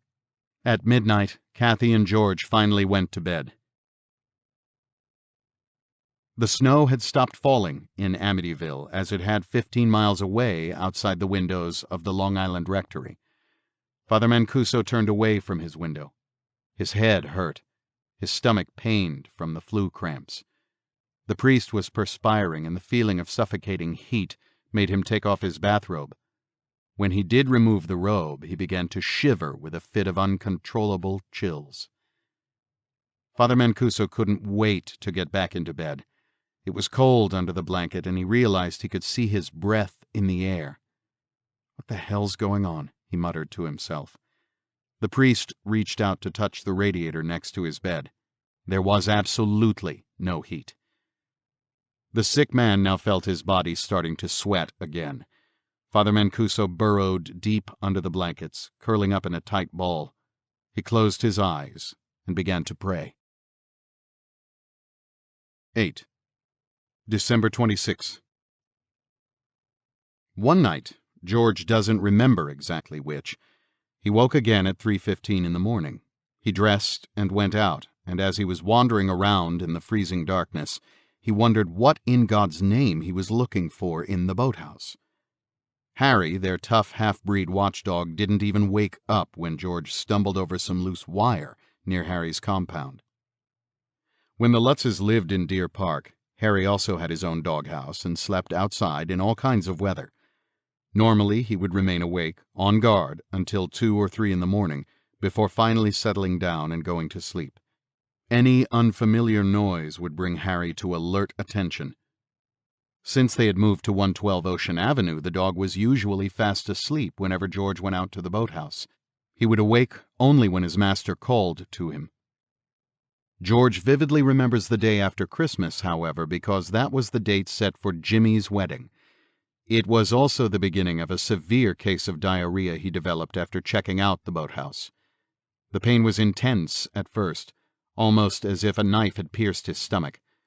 George became frightened when he felt nausea rising in his throat. As soon as he re-entered the house, he made a dash for the bathroom on the first floor. It was daylight outside when he settled back into bed. The abdominal cramps were intense, but finally he fell asleep out of sheer exhaustion. Kathy awoke a few moments later and immediately roused him to remind him of the wedding affair that evening. There would be a lot of arrangements to be handled before her brother came to pick them up. She would be busy with her clothes and hair. George groaned in his half-sleep. Before going down to prepare breakfast for herself and the children, Kathy went up to the 3rd floor to check the playroom. It was still cold inside when she opened the door, but not as icy as the day before. George might not like to move from his fire, but he would just have to in order to check the radiator. It was working all right, but there was no heat in the room. Certainly the children couldn't stay in there any length of time, and Kathy wanted them out of the way until it was time for them to dress for the wedding. She looked out of the window and saw the ground covered with slush from the melted snow. That settled it. The 3 would remain indoors today. She decided they would have to play in their own bedrooms. After they were fed, Missy obediently started up to her own bedroom. Kathy warned her that she was not to go into the sewing room, that she was not even to open the door. "That's okay, Mama. Jody wants to play in my room today." "That's my good girl," Kathy smiled. "You go and play with your friend." The boys wanted to play outside, arguing that this was their Christmas vacation from school. It was the way they persisted and answered her back that angered Kathy. Danny and Chris never questioned her requests before this, and she was becoming more aware that her 2 sons had also changed since they had been in the new house. But Kathy was not yet aware of her own personality changes, her impatience and crankiness. "That's enough out of both of you," she yelled at her sons. "I see you're asking for another beating. Now shut your mouths and get up to your room, like I said, and stay there until I call you. You hear me? Scat! Upstairs!"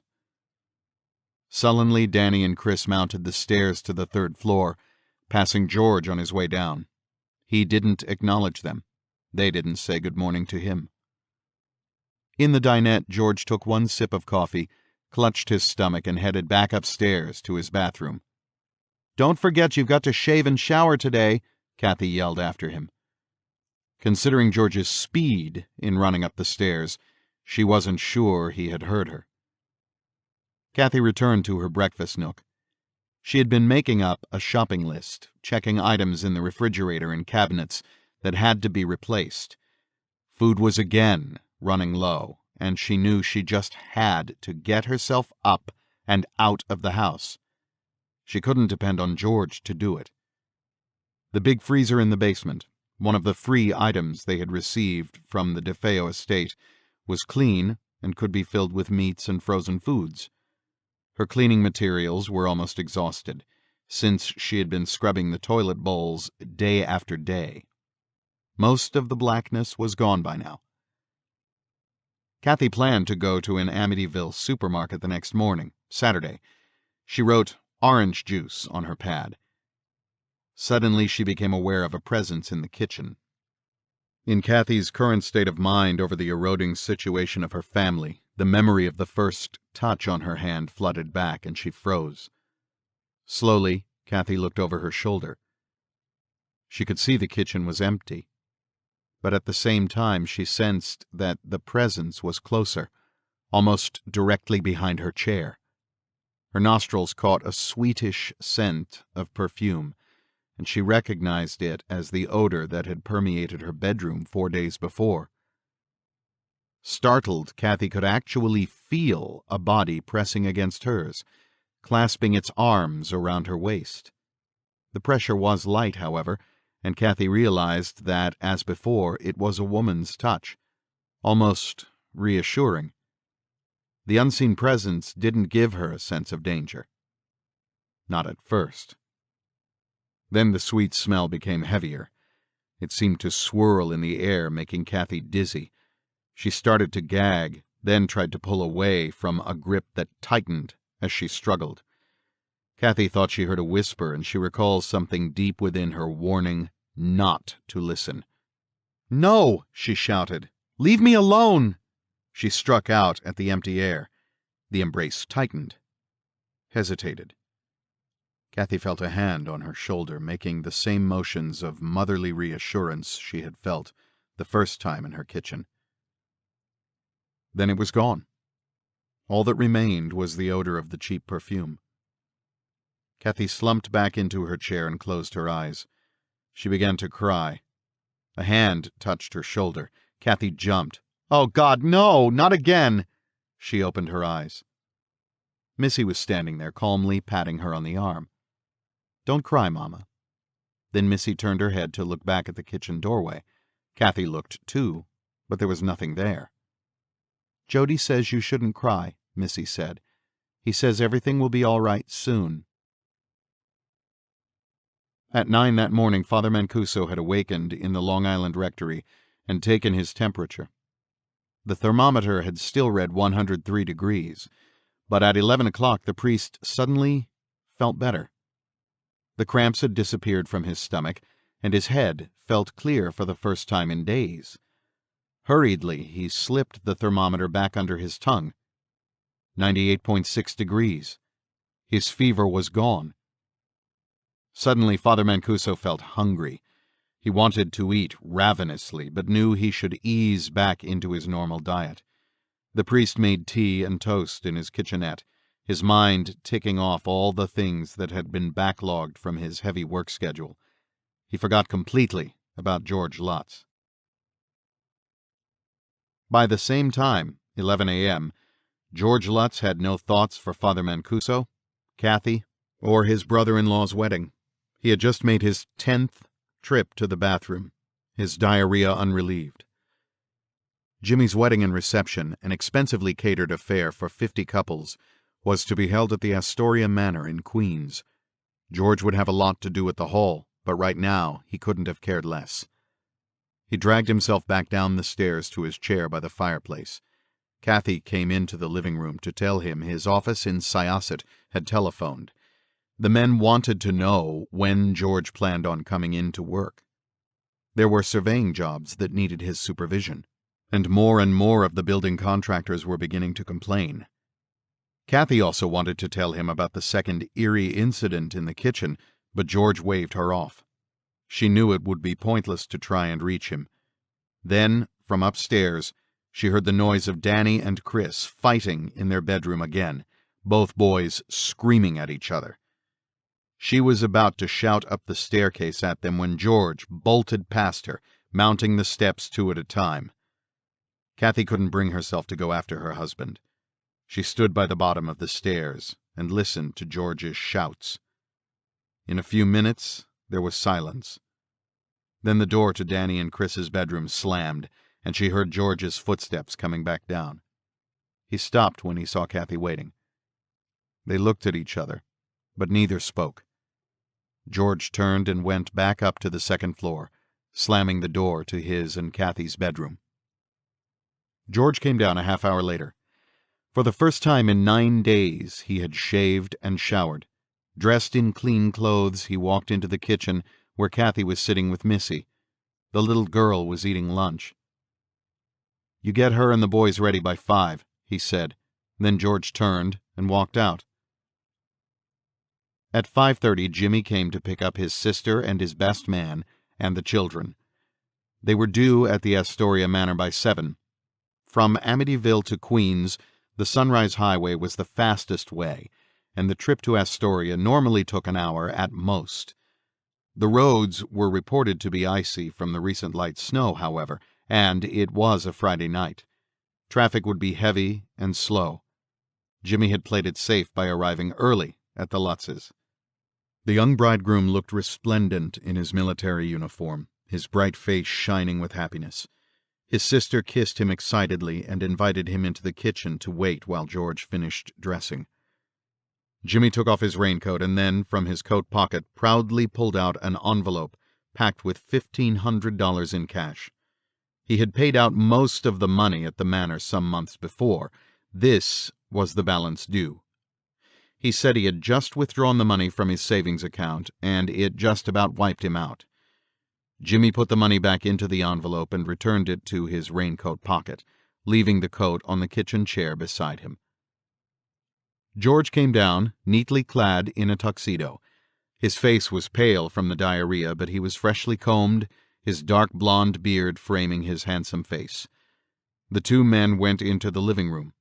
George had let the last of his fire burn itself out, and now he poked around the ashes looking for any leftover embers to tamp out. The children were dressed and ready. Kathy went upstairs to get her coat.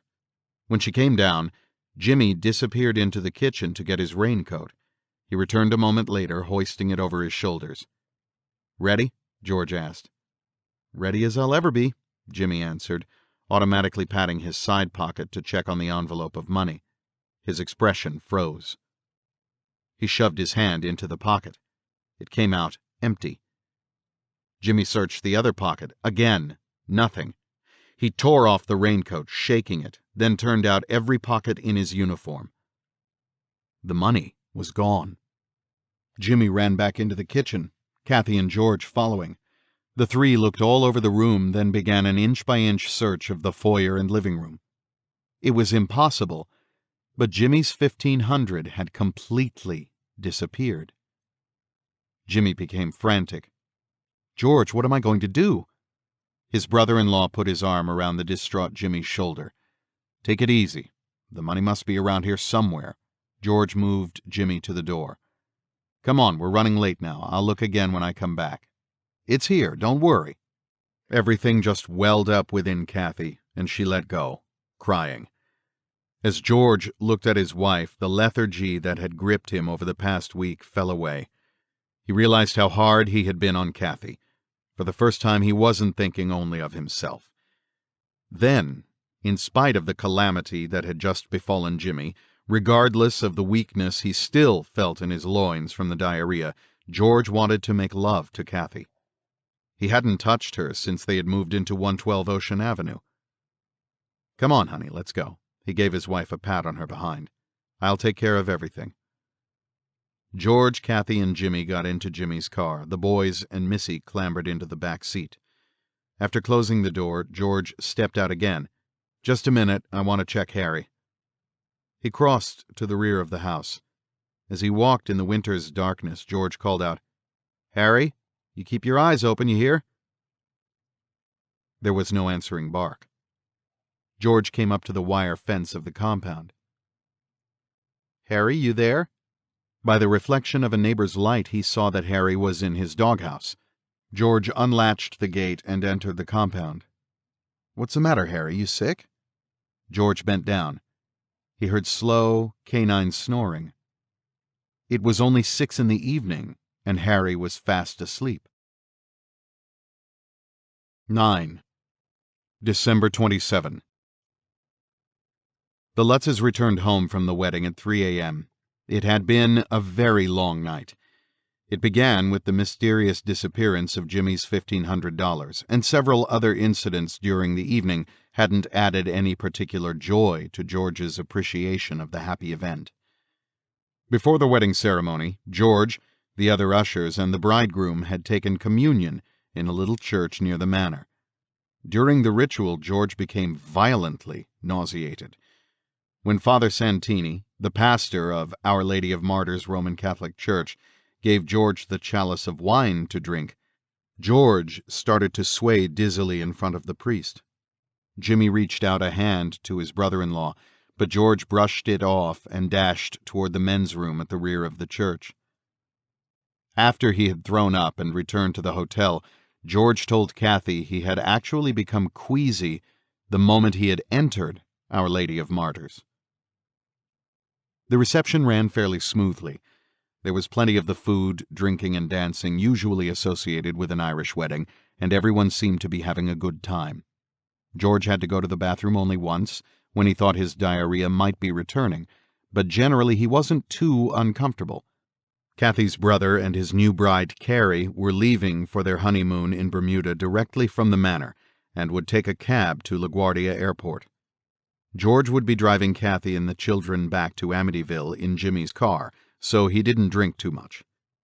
Then came the unpleasant moment of settling up with the hall's catering manager. Jimmy, his new father-in-law, and George told the man of the unexpected loss of all the cash, but promised they would pay him his money out of their wedding gifts.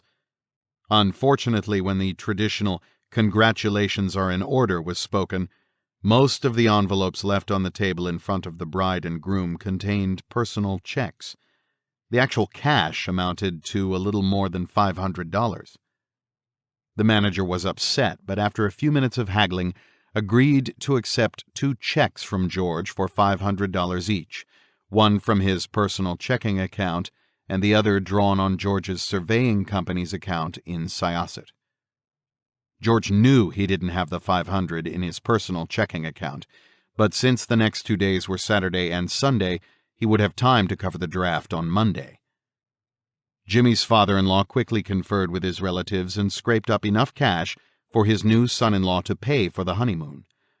Luckily, the plane tickets were already paid for. The wedding party broke up around 2, and the Lutzes headed back to 112 Ocean Avenue. Kathy went up to bed immediately, while George checked on the boathouse and the dog's compound. Harry was still asleep, stirring only slightly when George called his name. When he bent to pat the dog, George wondered if Harry was drugged, but then dismissed the thought. No, he was probably just sick. Must have eaten something he found in the yard. George straightened up. He'd have to take Harry to the vet. The boathouse door was secure, so George returned to the house, locking the front door. As he went to the kitchen, he glanced down at the floor, hoping to spot the missing envelope of money. No luck. The kitchen door and windows on the first floor were all locked. George climbed the stairs to his bedroom, thinking about his wife and their warm, soft bed. Passing the sewing room, he noticed the door was slightly ajar. He thought of the children. One of them must have opened it before they left the house. He'd ask them the next morning when they woke up. Kathy was sleepy but waiting for him. During the evening she had gotten her husband's vibrations and was eager for his touch. George hadn't touched her since they had moved in. Usually they had made love once a night from the day they were married in July, but from December 18th to December 27, George hadn't made a move in her direction. But now the children were fast asleep, exhausted from their late evening. She watched George undress, and all the misgivings of the past few days melted from her mind. He slipped under the heavy blanket. "Hey, this is wonderful." George reached for Kathy's warmth. "Alone at last, as they say." That night, Kathy had a dream of Louise Defeo and a man making love in the very same room she was lying in. When she awoke in the morning, the vision remained with her. Somehow Kathy knew that the man was not Louise's husband. It was not until several weeks after she and her family had fled from 112 Ocean Avenue that she learned from an attorney close to the Defeos that Louise actually did have a lover, an artist who lived with the family for a while. Mr. Defeo must have known about the affair and informed the lawyer. In the morning, Kathy took the van to go shopping in Amityville, while George drove the children in Jimmy's car to pick up the mail at his office in Syosset. He even gave Harry a ride, telling his employees he would be in on Monday for sure. They came home to find Kathy putting groceries into the kitchen refrigerator. She had also brought back a load for the basement freezer. Kathy bemoaned the fact that prices were higher in Amityville stores. "I thought they would be," George shrugged. "Amityville is more affluent than Deer Park." By then it was after 1 o'clock. Though Kathy wanted to make lunch, she still had to transport the additional frozen foods and meat into her freezer in the basement. George volunteered to put together sandwiches for himself and the children. While Kathy was in the basement, the front doorbell rang. It was her Aunt Teresa. George had met the woman once before at his mother-in-law's before he and Kathy were married. Teresa had been a nun at one time. Now she had 3 children, but George never did learn the exact reasons for her departure from her order. Now the former nun stood in the doorway, a short, thin woman in her early 30s, plainly clad in a worn black wool winter coat and galoshes. Her face was tired but ruddy from the cold. The weather was bright and clear, the temperatures hovering in the low teens. Teresa told George she had taken the bus to Amityville and walked from the station. George called down to Kathy that her aunt had come to visit. She said she'd be right up and told George to show Aunt Teresa around her new home. The children greeted their great-aunt silently. Teresa's grim face forestalled their natural inclination toward friendliness. Danny asked to go outside with Chris. "Okay," George agreed, "but you have to promise to stay within range of the house." Missy ran down the stairs to the basement. George noted how sad Teresa looked when the children didn't respond to her. As he conducted Teresa around the first floor, pointing out the formal dining room and the huge living room, George became aware of a chill in the house, a clamminess he hadn't noticed until Aunt Teresa came. She agreed that it had seemed rather cold when she entered the house. George looked at the thermostat. It read 75 degrees, but George knew he'd have to kindle the fire again. They went up to the second floor. Teresa glanced disapprovingly at the smoked mirrors behind George and Kathy's bed. He could read her thoughts. She believed that such a blatant display smacked of vulgarity, and wanted to tell her that the Defeos had left the mirrors. But he decided to let the subject pass. The woman was still a nun at heart. Teresa followed George to the other rooms. She admired all the new space they had. But when she and George stood outside the sewing room, Aunt Teresa hesitated. George opened the door for her. She backed up a few feet, her face turning pale. "I won't go in there," she said, turning her back to him. Had Teresa seen anything through the open door? George looked into the room. There were no flies, thank God, or Kathy's reputation for house-cleaning would have suffered an irreparable blow. But George could feel the room was ice cold. He looked at Teresa. She was still standing implacably, her back to the room. He shut the door and suggested they try the top floor. When it came time to examine the playroom, the former nun balked again. "No," she said, "that's another bad place. I don't like it." Just as George and her aunt came down, Kathy came up from the basement with Missy. The two women hugged each other, and Kathy, guiding her aunt toward the kitchen, said, "George, I'll finish up downstairs later. I want to transfer some of the canned goods into a closet I found down there. We can use it as a pantry." George went to the living room to build up his fire again. Teresa hadn't been in the house for more than a half hour when she decided it was time to go. Having expected that her aunt would stay for supper, Kathy was disappointed. "George can drive you back," Kathy offered, but the older woman refused. "There's something bad in here, Kathy," she said, looking about. "I must go, now." "But Aunt Teresa, it's so very cold out." The woman shook her head. She stood up, pulled her heavy coat about her, and was heading for the front door when Danny and Chris came in with another young boy. The three children watched Teresa nod to George and kiss Kathy lightly on the cheek. As she strode out the door, Kathy and George looked at each other, at a loss for words at the woman's strange behavior. Finally, Kathy noticed her sons and their playmate. "This is Bobby, Mama," Chris said. "We just met him. He lives up the street." "Hello, Bobby," Kathy smiled. The little dark-haired boy looked about Danny's age. Hesitantly, Bobby stuck out his right hand. Kathy shook it and introduced George. "This is Mr. Lutz." George grinned at the boy, shaking his small hand. "Why don't you three all go upstairs and play?" Bobby paused, his eyes darting about the foyer. "No, that's all right," he said. "I'd rather play down here." "Here?" asked Kathy. "In the foyer?" "Yes, ma'am." Kathy looked at George. Her eyes carried the unspoken question. What's wrong with this house that makes everybody so uncomfortable? For the next half hour, the three boys played on the foyer floor with Danny's and Chris's Christmas toys. Bobby never took off his winter jacket. Kathy went back to the basement to finish making the closet into a pantry, and George returned to the living room fireplace. Then Bobby stood up and told Danny and Chris that he wanted to go home. That was the first and last time that the boy from up the street ever set foot in 112 Ocean Avenue. The basement of the Lutz's house was 43 by 28 feet. When George first looked it over, he came down the stairs and saw off to the right batten doors that led to the oil burner, hot water heater, and the freezer, washers, and dryers left from the Defeo estate.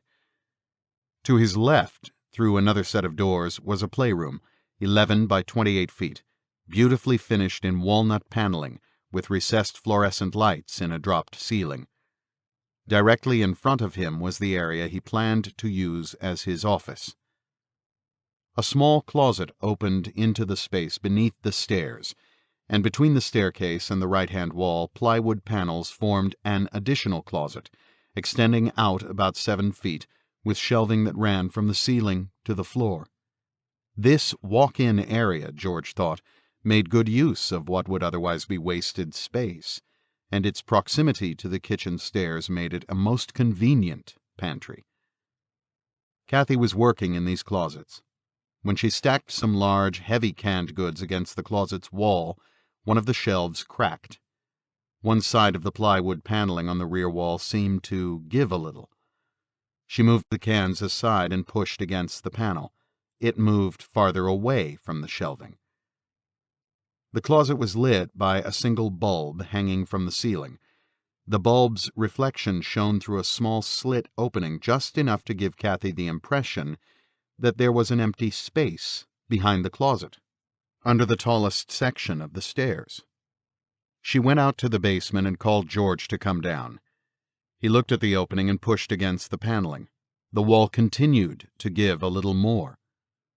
"There isn't supposed to be anything back there," he said to Kathy.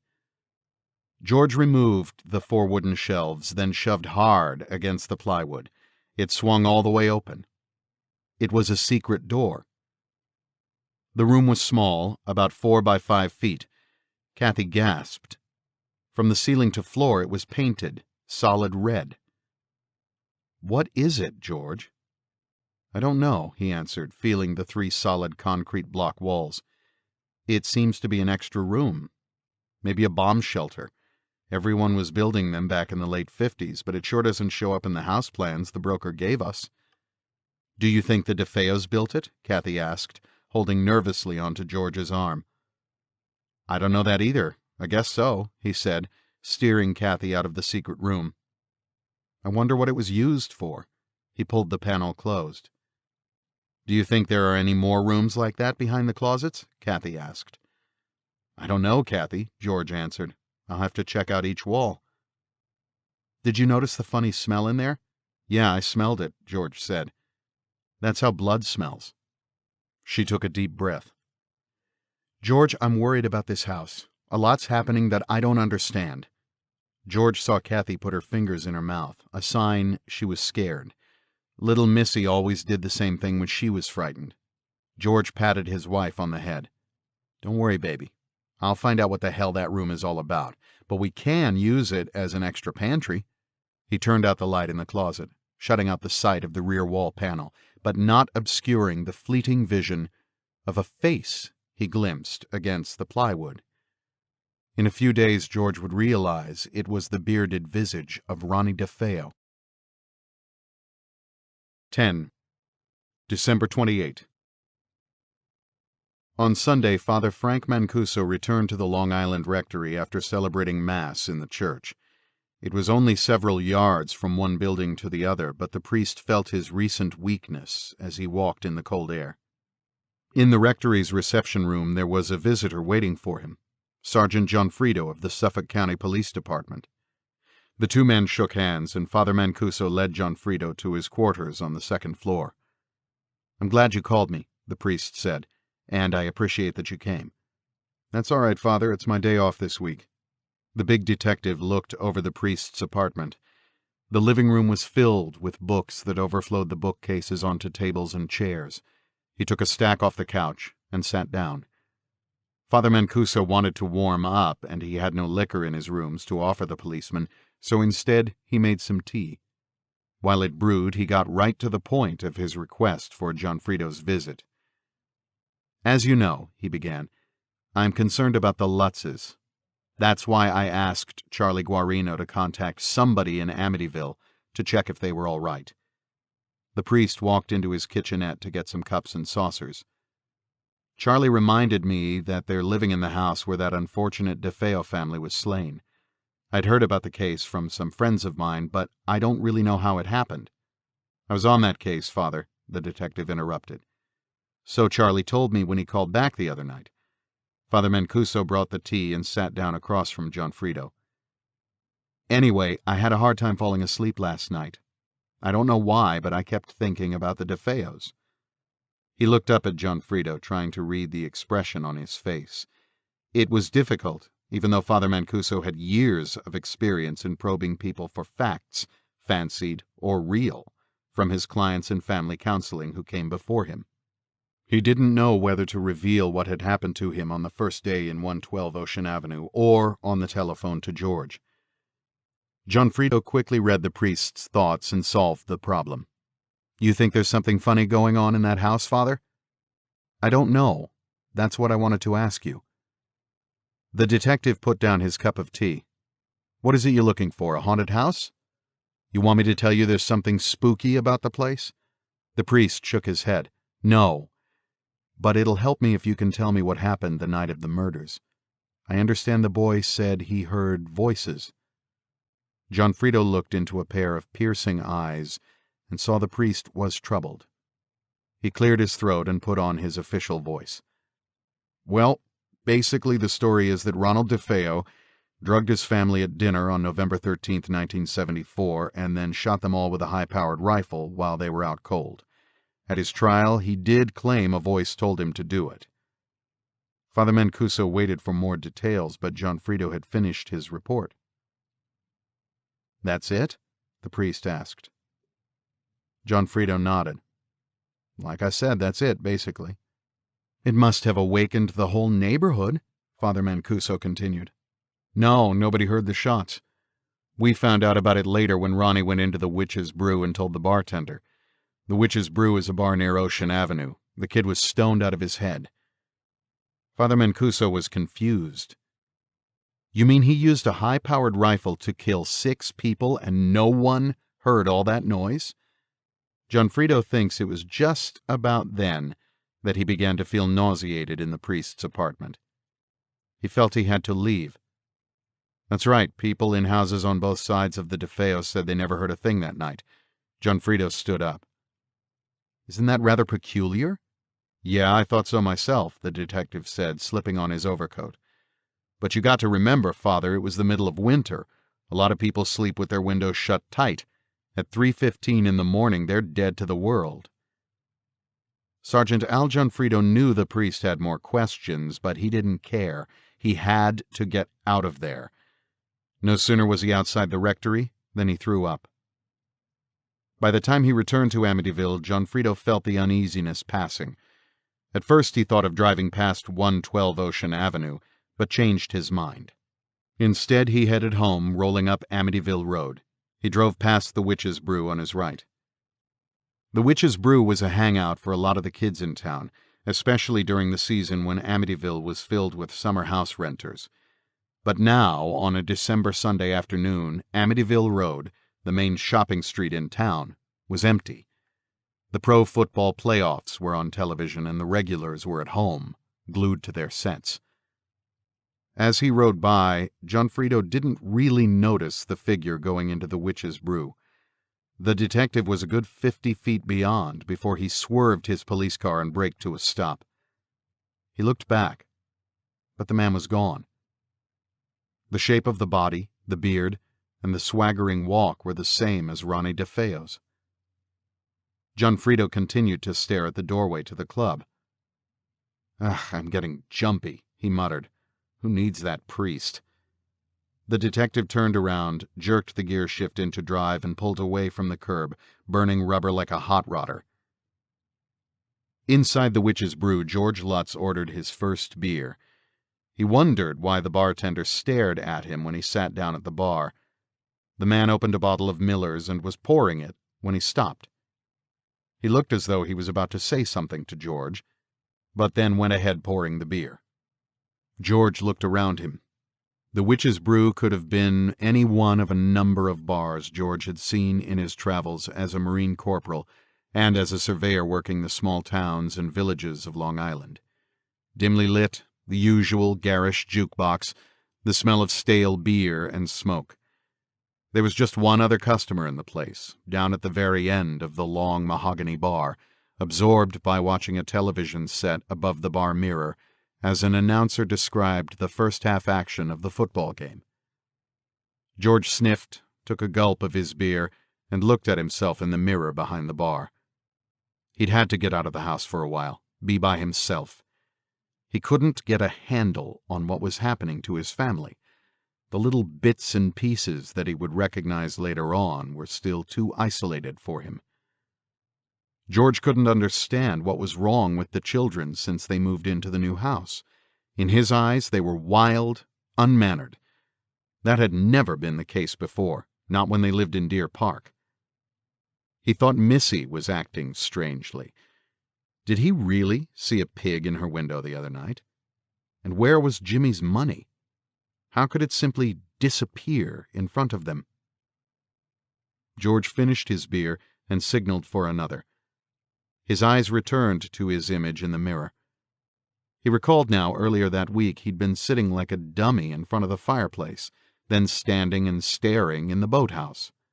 Why? And now this business with that red room in the basement, what the hell was that all about? Well, tomorrow he'd begin to dig into the background of his house. The first place to do that would be the Amityville Real Estate Tax Assessment Office, where he could look at the record of improvements that applied to the property at 112 Ocean Avenue. Yeah, he muttered to himself, and I got to get to the bank and cover that check. Can't let that bounce. George drank down the last of his second beer. At first he didn't notice the bartender standing in front of him. Then he looked up and saw the man waiting. George covered his glass with his hand to signal that he didn't want another. "Excuse me, mister. said the bartender. "You passing through?" "No," answered George. "I live here in Amityville. We just moved in." The bartender nodded. "Well, you are a dead ringer for a young feller from around here. For a moment I thought you was him." He rang up George's money. "He's away now. Won't be back for a while." He put the change on the bar. "Maybe never." George took the money and shrugged. People were always mistaking him for someone else they knew. Maybe it was the beard. A lot of guys wore them these days. "Well, see you around." He headed for the entrance to the Witch's Brew. The bartender nodded again. "Yeah, drop in again." George was at the door. "Hey," asked the bartender. "By the way, where'd you move into?" George stopped, looked back, and pointed toward the general direction of the west.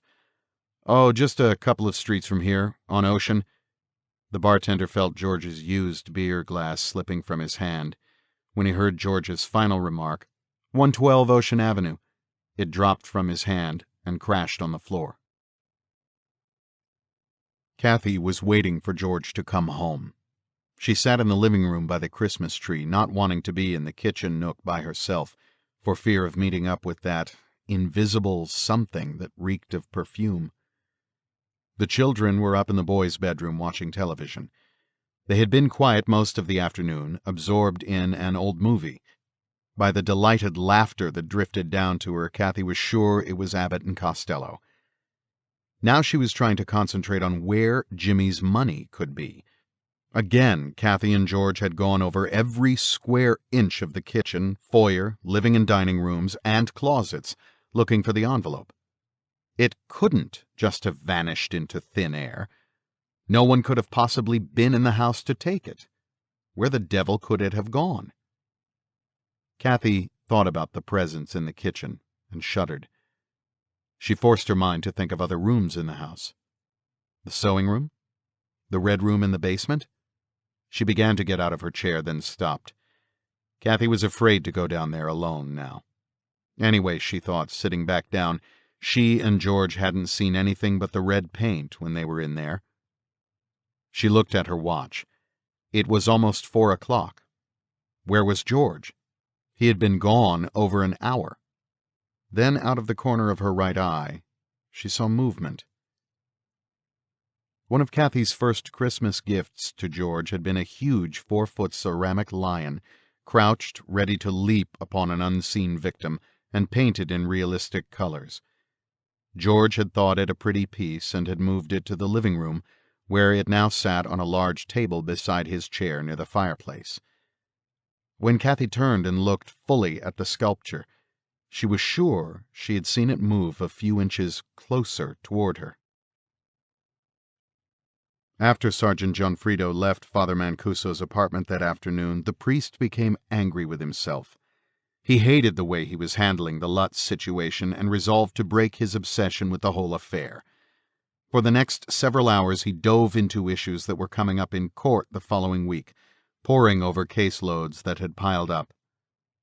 Realizing he had important decisions to make that would affect people's lives, he now cleared his mind of abstractions like Gianfrido's unsatisfactory explanation of the Defeo murders and the doubts he had about the Lutz's safety in that house. As he worked, he slowly became aware that he was regaining his strength. The weakness he had felt in the wintry air was gone. It was now after 6. He was hungry, and he reminded himself that he hadn't had anything to eat or drink since that cup of tea with Gianfrido. Father Mancuso put down a file, stretched his body, and went into the kitchenette. In the living room the telephone rang. It was his private number. He picked it up and said, "Hello?" There was no answer, only static, crackling from the receiver. The priest felt a chill run through his frame. As he held the telephone in his hand, he began to perspire, recalling his last call with George Lutz. George was listening to the sharp, snapping pops on his own telephone. It had rung while he was in the kitchen with Kathy and the children. Finally, after no one answered his repeated hellos, George slammed the receiver back on the hook. "How do you like that? Some wise guys on the other end playing games." Kathy looked up at her husband. They were eating supper. George had shown up just a few moments before. He told her he had taken a very long walk around the town, and he was convinced the street they lived on in Amityville was the nicest. Kathy thought George looked better for having gotten out of the house. She felt foolish about wanting to mention the lion and forgot the incident now that George was upset again. "What happened?" she asked. "There was no one on the other end, that's what happened. It was just a lot of static." He started to sit down again at the table. "You know, it was just like the other time when I tried to talk to Father Mancuso. I wonder if he's trying to reach us." George went back to the telephone and dialed the priest's private number. He waited until it had rung 10 times. There was no answer. George looked at the electric clock over the kitchen sink. It was exactly 7. He shivered a little. "Don't you think it's getting chilly in here again, Kathy?" Father Mancuso had just taken his temperature. It was up to 102 degrees. "Oh no," he moaned. "Not that again."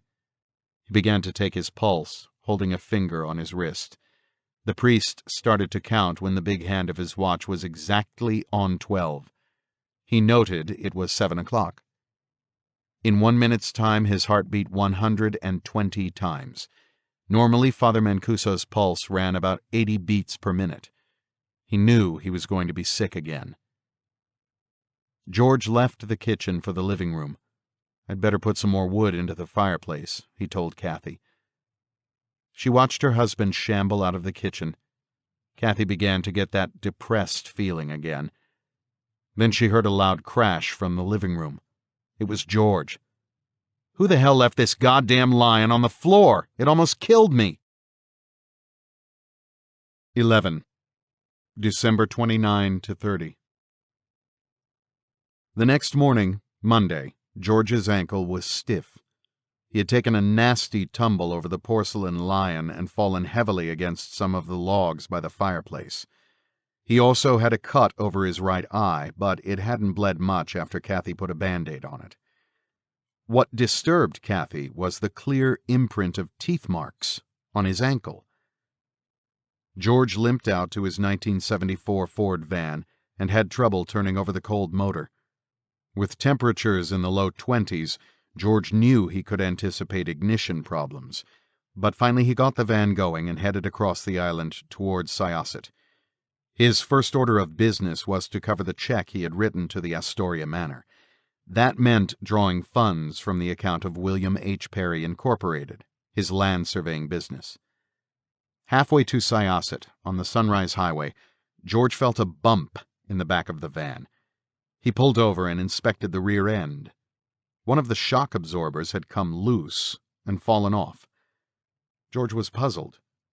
This was a mishap that might occur after the shocks were old and worn, if then, but the Ford had gone only 26,000 miles.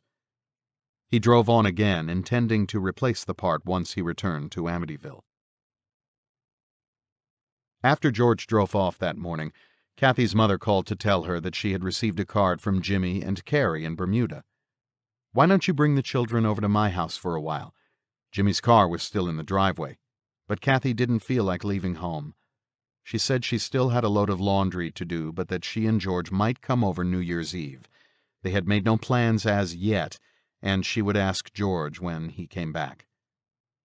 Kathy hung up and looked around, feeling at a loss as to what she should do next.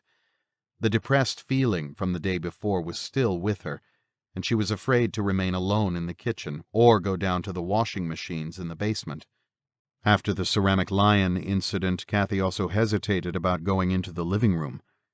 She finally wound up going upstairs to be near the children. With them, she thought, she wouldn't feel so alone and frightened. Kathy looked in on Missy in her bedroom and Danny and Chris in theirs before going into her own room and lying down. She had been on the bed, dozing, for about 15 minutes, when she began to hear noises coming from the sewing room across the hall. It sounded as if someone was opening and closing a window. Kathy got off the bed and went to the sewing room door. It was still shut. She could see that Missy was in her own bedroom, and she could hear the boys running around on the floor above. She listened. Behind the closed door, the sounds continued. Kathy stared at the door, but did not dare open it. She turned around and went back to her bedroom and got back on the bed, pulling the cover up over her head. In Syosset, George found a caller waiting for him. The man introduced himself as an inspector from the Internal Revenue Service and explained he was there to examine the company's books and past tax returns. George called his accountant. The IRS agent spoke with him and made an appointment to return on January 7th. After the agent left, George got on with his priorities, withdrawing $500 from the William H. Perry Incorporated account and depositing it in his personal checking account, going over the plans that had been completed for several land surveys, deciding how to handle the few assignments that had come into the office since he had been away, and then doing some research into the Defeo family and the background of 112 Ocean Avenue. When the men on his staff asked him why he'd been out so long, George told them only that he had been sick. He knew that was untrue, but what other explanation would make any sense? By 1 o'clock, George had completed his duties in Syosset. He planned to make one more stop before heading back to Amityville.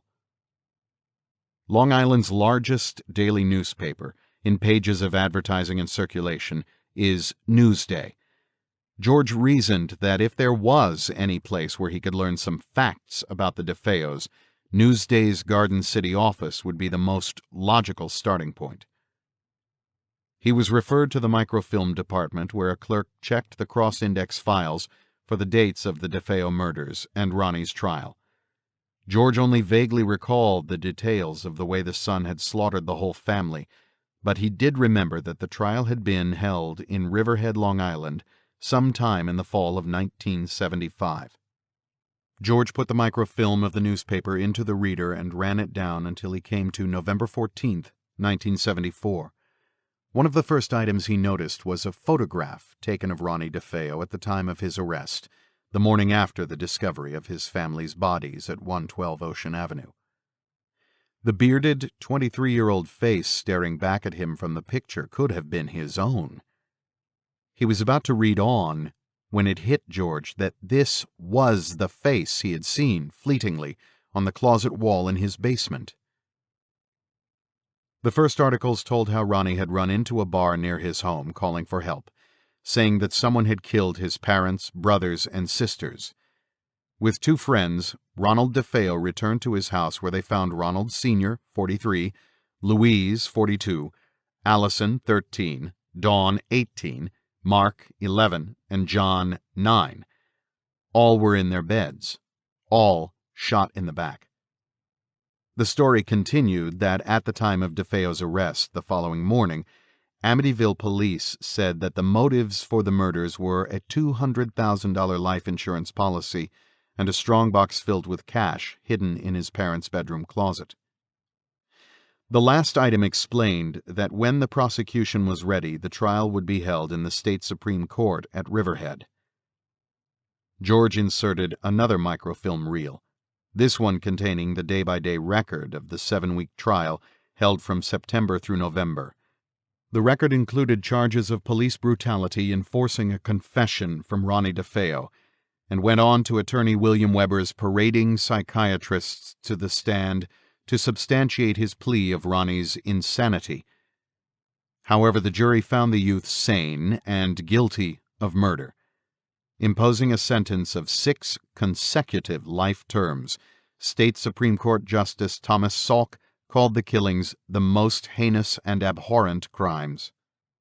George left the Newsday offices thinking of the coroner's report that pinpointed the time of the Defeo's deaths at about 3:15 in the morning. That was the exact moment George had been waking since they'd been in the house. He would have to tell Kathy. George also wondered if the Defeos had used the Red Room in the basement as a secret hideaway for their money. As he drove back to Amityville, George was so absorbed in thought that he never noticed or heard his left tire wobbling. As he stopped for a red light on Route 110, another car pulled alongside. The driver leaned over and opened his window on the right side. He tooted his horn to catch George's attention, then yelled that George's wheel was coming off. George got out and examined the wheel. All the bolts were loose. George could feel them turn easily in his fingers. With his windows closed, he had dimly heard the racket, but being wrapped up in his thoughts, he just never considered it was coming from his car. What the devil was going on? First the shock absorber had fallen off, now this. Was someone fooling around with the van? He or Kathy could be killed if the wheel came off while driving at any speed. George became even angrier and more frustrated when he looked for the jack handle in the rear of the van. It was gone.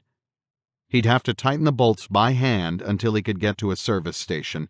By then it would be too late to do any further checking on the background of 112 Ocean Avenue.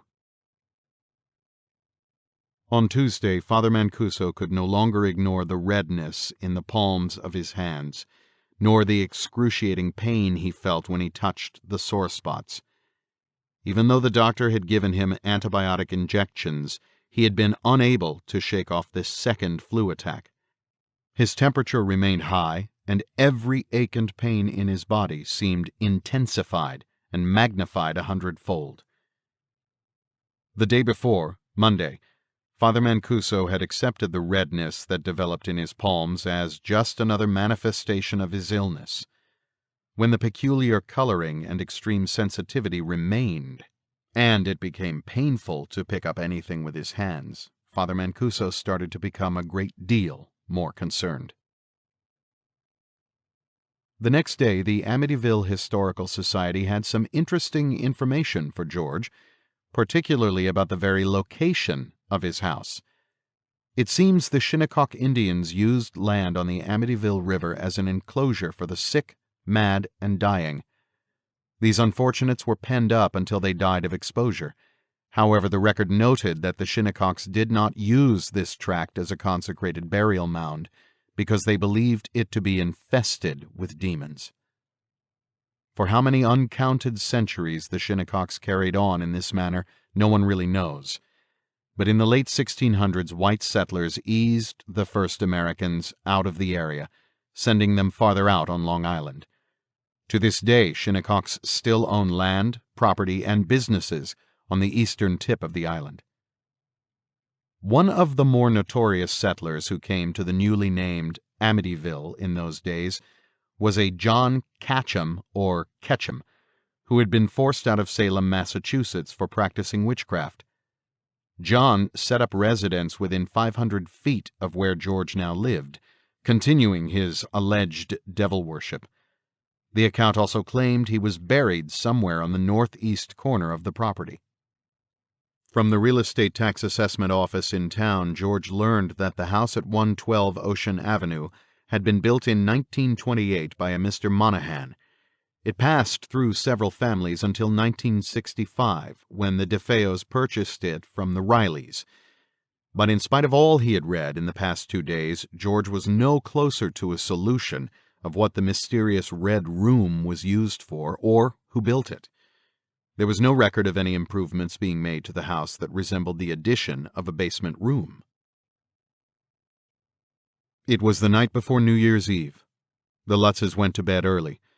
George had checked the sewing room for Kathy, as he had done the night before after returning from Newsday. Both evenings the windows had been shut and locked. Earlier they had discussed what George had discovered about the history of their property and house. "George," Kathy asked nervously, "do you think it's haunted?" "No way," he replied. "I don't believe in ghosts. Besides, everything that's happened around here must have a logical and scientific explanation to it." "I'm not so sure. What about the lion?" "What about it?" he asked. Kathy looked around the kitchen where they were sitting. "Well, what about what I felt those 2 times? I told you, I know somebody touched me, George." George stood up, stretching. "Oh, come on, honey. I think it's just your imagination." He reached for her hand. "I've had that happen to me, too, when I was sure my father had put his hand on my shoulder in the office." He pulled Kathy out of her chair. "I was positive he was standing right beside me. It happens to a lot of people, but it's I think they call it clairvoyance or something like that." The couple had their arms around each other's waists as George turned out the light in the kitchen. They passed the living room on the way to the stairs. Kathy stopped. She could see the crouching lion in the darkness of the room. "George, I think we should continue with our meditation. Let's do it tomorrow, okay? You think that way we can find a logical explanation for all that's happened?" he asked, drawing her upstairs.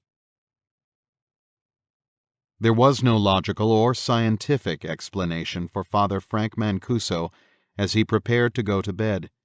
He had just prayed in his own rooms, searching and hoping for an answer to the question of why his palms were itching so terribly. 12. December 31. The year 1976 was just around the corner. The last day of the old year dawned on a heavy snowfall, and to many people that was the signal that a fresh, clean start would usher in the new. In the Lutz household there was a completely different mood. George hadn't slept well, even though he had been active enough for the past 2 days, inside and outside the house. He awoke during the night, looked at his watch, and was surprised to find it was 2:30 a.m., not 3:15, as he anticipated. George awoke again at 4:30 a.m., saw it was beginning to snow, and tried to fall back to sleep under the warm covers, but, tossing and turning, he couldn't find a comfortable position. In her sleep, Kathy was bothered by his restlessness and rolled over against George so that he was pushed to the edge of the bed. Wide awake, he kept having visions of discovering secret caches of money around the house and using them to solve all his financial problems. George was beginning to choke with the pressures of mounting bills, for the house he had just taken on and for the office, where he would shortly have a very serious payroll deficit. All the cash that he and Kathy had saved had gone toward the expense of the closing, an old fuel bill, and paying off the boats and motorcycles. And now the latest blow, the investigation of his books and tax returns by the Internal Revenue Service. Small wonder that George dreamed of a simple, magical solution to the bind he was in. He wished he could find Jimmy's money. The $1,500 would be a lifesaver. George stared at the falling snow. He had read in the newspaper account that Mr. Defeo had been extremely well off, with a big bank account and with a very good position working for his wife's father in a big car dealership. George had examined his bedroom closet and discovered Mr. Defeo's secret hiding place under the door jamb. The police had found it first at the time of Ronnie's arrest, and now it was empty, just a hole in the floor. He kept wondering where else the Defeos could have stashed away some of their cash. The boathouse! George sat up in bed. Maybe there was a meaning behind his being drawn there every night. Was some thing dragging him there? Was the dead man somehow urging him to look in there for his fortune? George was desperate, he knew, even to contemplate such a screwy idea. But why else would he be driven to the boathouse night after night? At 6:30, George finally gave up and got out of bed. He knew he would never fall asleep again that morning, so he quietly slipped from the room, went down to the kitchen, and made some coffee. It was still dark outside at that hour, but he could see the snow was beginning to pile up near the kitchen door. He saw a light on the ground floor of his neighbor. Maybe the owner also had money problems and couldn't sleep, he thought. George knew he wouldn't go to the office that day. It was New Year's Eve and everybody would be leaving early anyway. He drank his coffee and planned to search the boathouse and basement for some clues. Then George began to feel a chill in the house. The thermostat automatically dropped the temperature between midnight and 6 in the morning. But now it was almost 7 and the heat didn't seem to be on. George went into the living room and put some kindling and paper into the fireplace. Before the wood blazed up, George noticed that the brick wall was black from all the soot accumulated from his almost constant fires. A little after 8, Kathy came down with Missy. The little girl had awakened her mother with delighted squeals.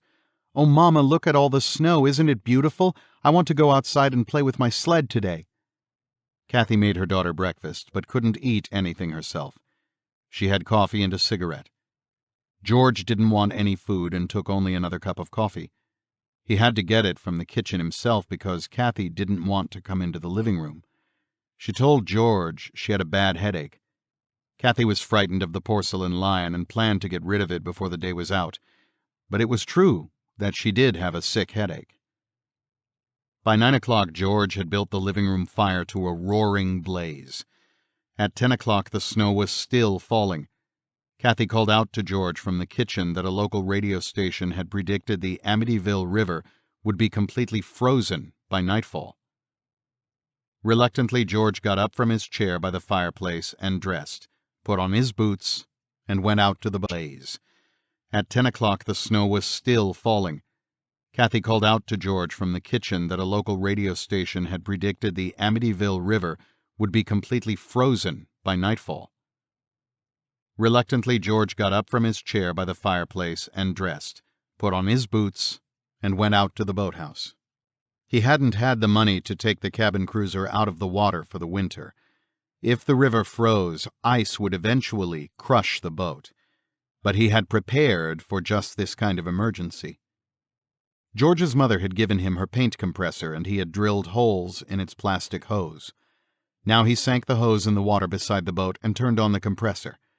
It acted as a bubbler system that would keep the water inside the boathouse from freezing. All that morning, Father Mancuso had been looking at his hands, which had begun to fester the night before. They were now dry, but angry red blisters remained. His fever also held at a high of 103 degrees. When the pastor had looked in on him, Father Mancuso had promised to remain in bed for the rest of the day. The priest did not mention what had been happening to his hands.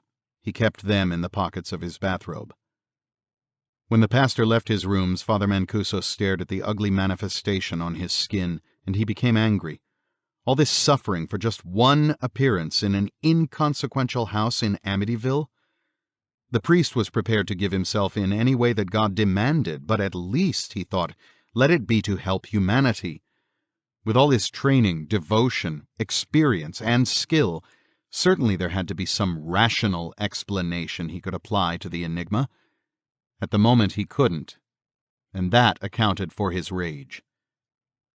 Along with his anger, the pains in his palms increased. He decided to pray for relief. And as Father Mancuso asked for help, his concentration on his misfortune decreased. The numbness in his tightly gripped hands slowly diminished in its pressure. He spread his fingers and stared at the blisters. The priest sighed and knelt to thank God. Later in the afternoon was the second time Danny and Chris threatened to run away from home. The first had been when they lived in George's house at Deer Park. He had restricted them to their room for a week because they were lying to him and Kathy about small things. They had revolted against his authority. Both boys refused to obey his orders, threatening to run away if he also forced them to give up television. At that point, George called their bluff, telling Danny and Chris that they could get out if they didn't like the way he ran things at home. The two youngsters had taken him at his word. They packed all their belongings, toys, clothes, records, and magazines, into bedrolls and dragged the big bundles out the front door.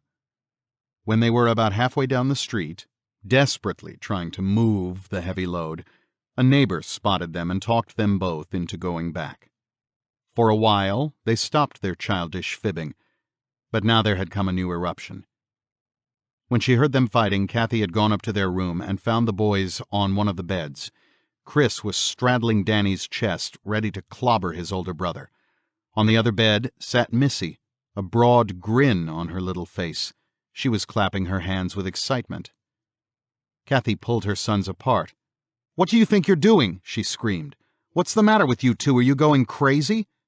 Missy chimed in. "Danny didn't want to clean up the room like you told him to." Kathy looked sternly at the boy. "And why not, young man? Do you see what this room looks like?"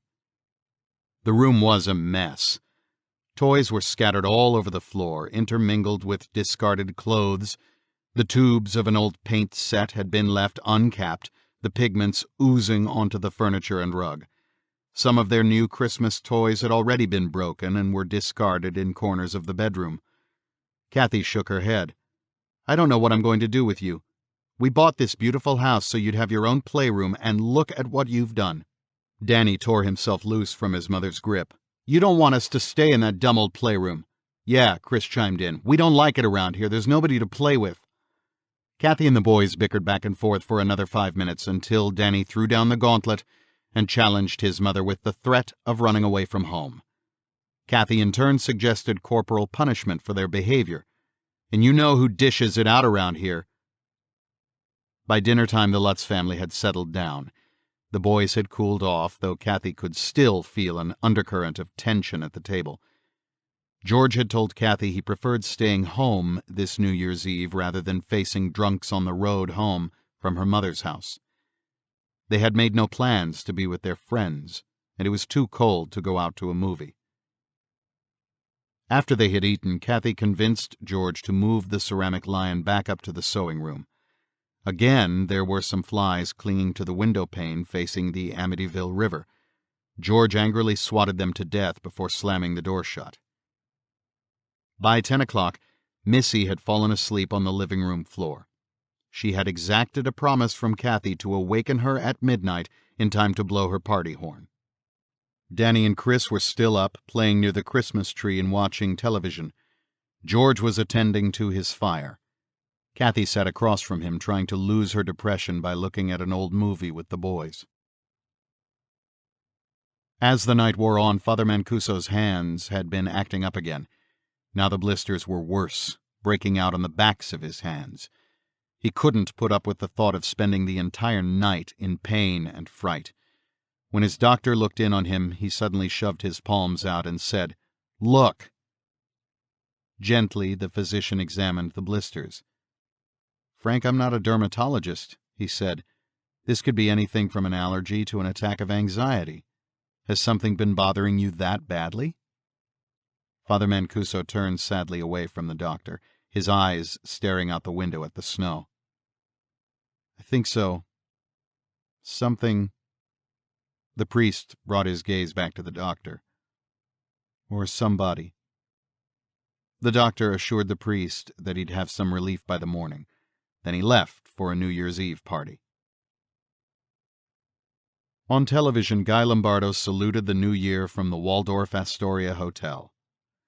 The Lutzes watched the ball fall from the Allied Chemical Building in Times Square, but did not share the countdown with announcer Ben Grauer while he told off the last 10 seconds of 1975. Danny and Chris had gone up to their room about a half hour earlier, their eyes red from too much television and the smoke from George's fire. Kathy had put Missy into her bed and then come back downstairs to her chair across from George. It was now exactly 1 minute after 12. She stared into the fireplace, hypnotized by the dancing flames.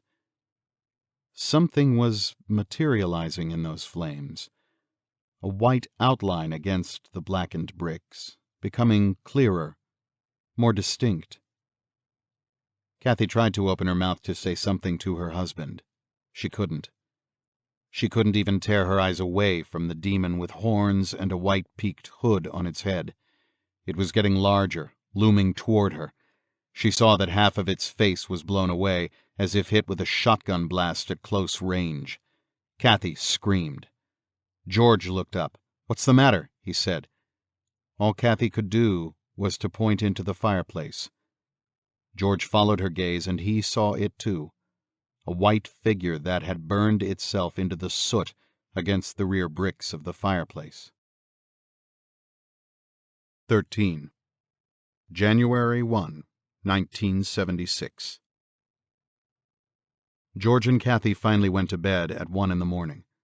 They had been sleeping for what later seemed to them no more than 5 minutes when they were awakened by a howling wind roaring through their bedroom. The blankets on the bed had been virtually torn from their bodies, leaving George and Kathy shivering. All the windows in the room were wide open, and the bedroom door, caught by the drafts, was swinging back and forth. George leaped from the bed and ran to close the windows. Kathy gathered the blankets off the floor and threw them back onto the bed. Both were breathless from their sudden awakening, and even though the door to their room had slammed shut, They could still hear the wind blowing out in the second-floor hallway. George wrenched open the door and was hit by another cold blast. Flipping on the light switch in the hall, he was startled to see the doors to the sewing room and dressing room wide open, the gale rushing freely through the open windows. Only the door to Missy's bedroom remained shut. He ran into the dressing room first, fighting against the gale that hit him, and managed to force the windows down. Then he went to the sewing room and, with the cold now bringing tears to his eyes, closed one window. But George could not budge the open window that faced the Amityville River. He banged furiously on its frame with his fists. Finally it gave and slid to a close. He stood there trying to catch his breath, shaking in his pajamas.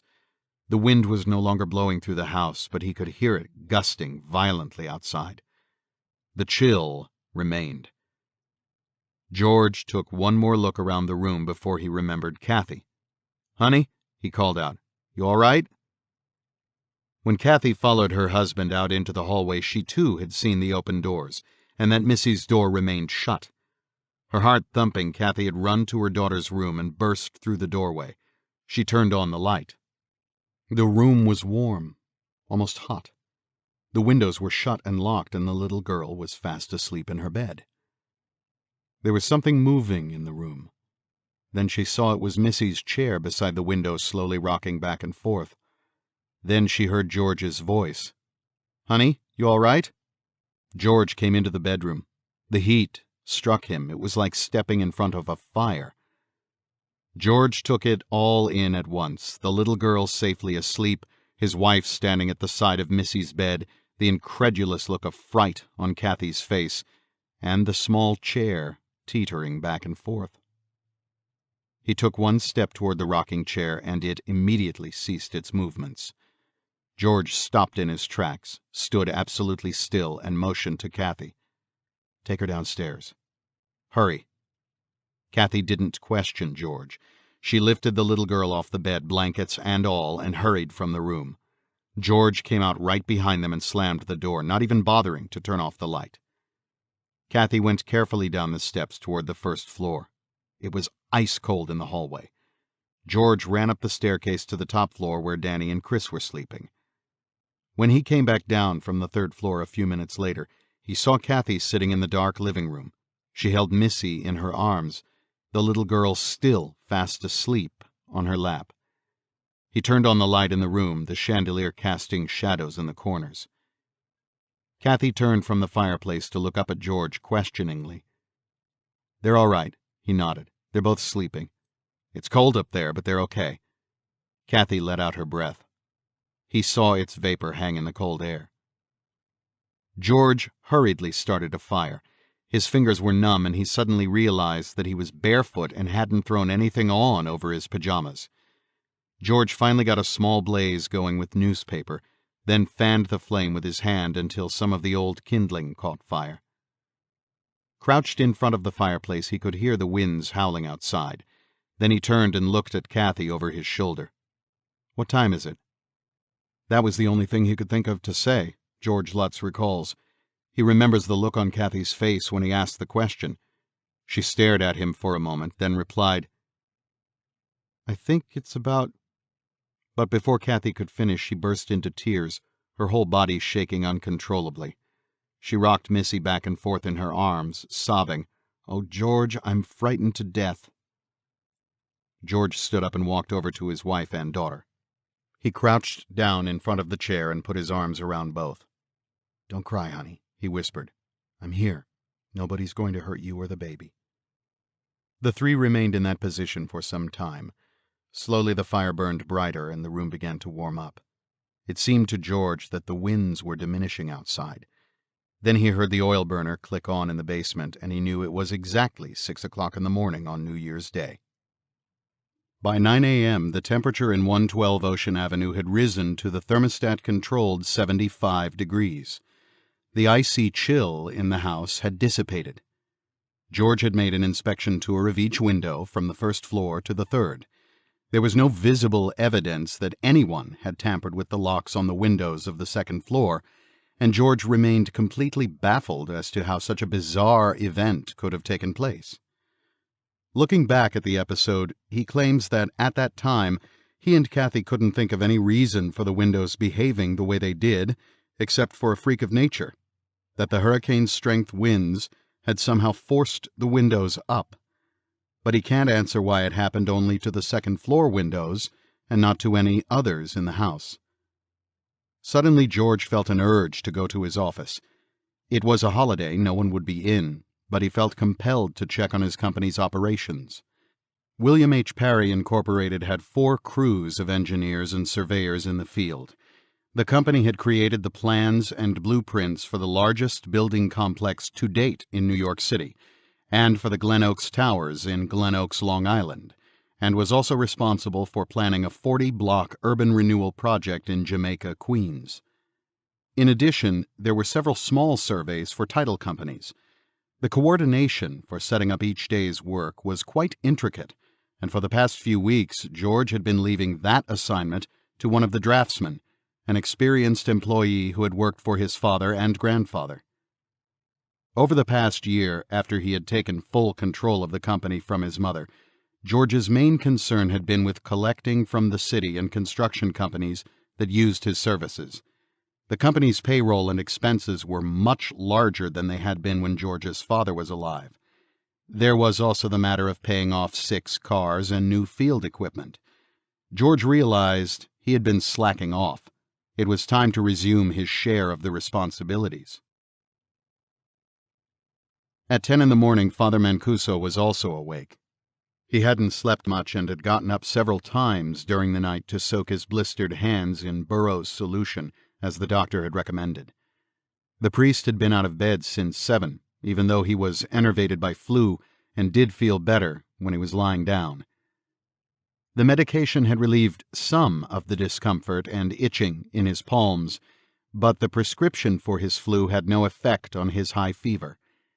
In an effort to concentrate on other things besides his mysterious affliction, Father Mancuso tried reading some of his subscription magazines, searching for articles to divert his attention from his problem. In the succeeding 3 hours he read through over a dozen new and old periodicals. Then he noticed a slight discoloration on the last magazine he had held. The priest turned over his hands. The palms were smearing. The blisters looked as if they were about to burst. By noontime, George was in Syosset working with his adding machine. He had discovered that the money that was coming in didn't balance with what was going out. The accounts payable column was becoming too one-sided lately, and he knew he would have to cut back on his field crews and office personnel. George hated the idea of depriving men of their livelihood, particularly when he knew they'd have a hard time finding other jobs in the suffering construction industry. But it had to be done, and he wondered where to begin. George didn't dwell too long on the subject, however, because he had other pressing problems. Before the banking week was up the next day, Friday, he would again have to transfer funds from one company bank account to another to cover checks that had been issued to suppliers. Deeply involved in these manipulations, George didn't notice the passing time. For the first moments since December 18th, George Lutz was not thinking about himself or 112 Ocean Avenue. But his wife was thinking very hard about the house. Kathy hadn't told George in so many words, but she was becoming convinced that some of the events in the past 2 weeks had been the work of outside forces. She was sure he would think her conclusions silly, and she had been too embarrassed to tell George of her encounter with the ceramic lion. She now feels that she had become aware that the little bits and pieces were adding up, even before George had. She was frightened and wanted to talk to someone. She thought of her mother, but quickly dismissed the idea. Joan Connors was very religious and would insist that Kathy immediately talk to her old parish priest. Kathy wasn't quite ready to enter into a world of ghosts and demons. She wanted the discussion to remain on a more general level at first. In her heart, however, she knew perfectly well where the subject would eventually lead. She went into the kitchen and dialed the phone number of the one person who would understand what she was looking for, Father Mancuso. She heard the connection go through and the first ring on the other end. As Kathy waited for the second ring, she suddenly became aware that the kitchen was pervaded by a sweet odor of perfume.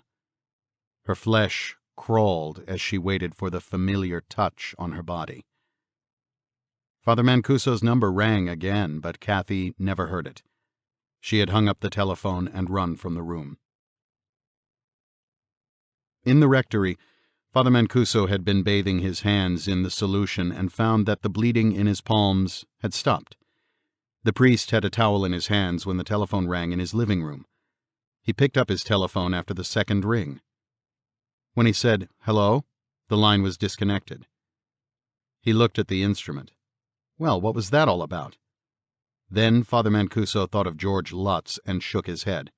"Oh no, I'm not going through that business again." He put down the receiver and went back into the bathroom. The priest looked at his blisters. Disgusting, he thought. Then he looked up at his face in the mirror. When will this end? He said to his reflection. His illness certainly showed. The circles under his eyes were darker, and there was an unhealthy pallor to his skin. Father Mancuso gingerly felt his beard. It needed a trimming, but his hand would never be steady enough to hold a pair of scissors. Father Mancuso says that staring at his reflection in the mirror suddenly made him think of the subject of demonology. The priest was aware of the scope of the field and the various occult phenomena its study embraces. He had never liked the subject, not even when he was taking the course in his student days at the seminary, and he had never tried to become too knowledgeable.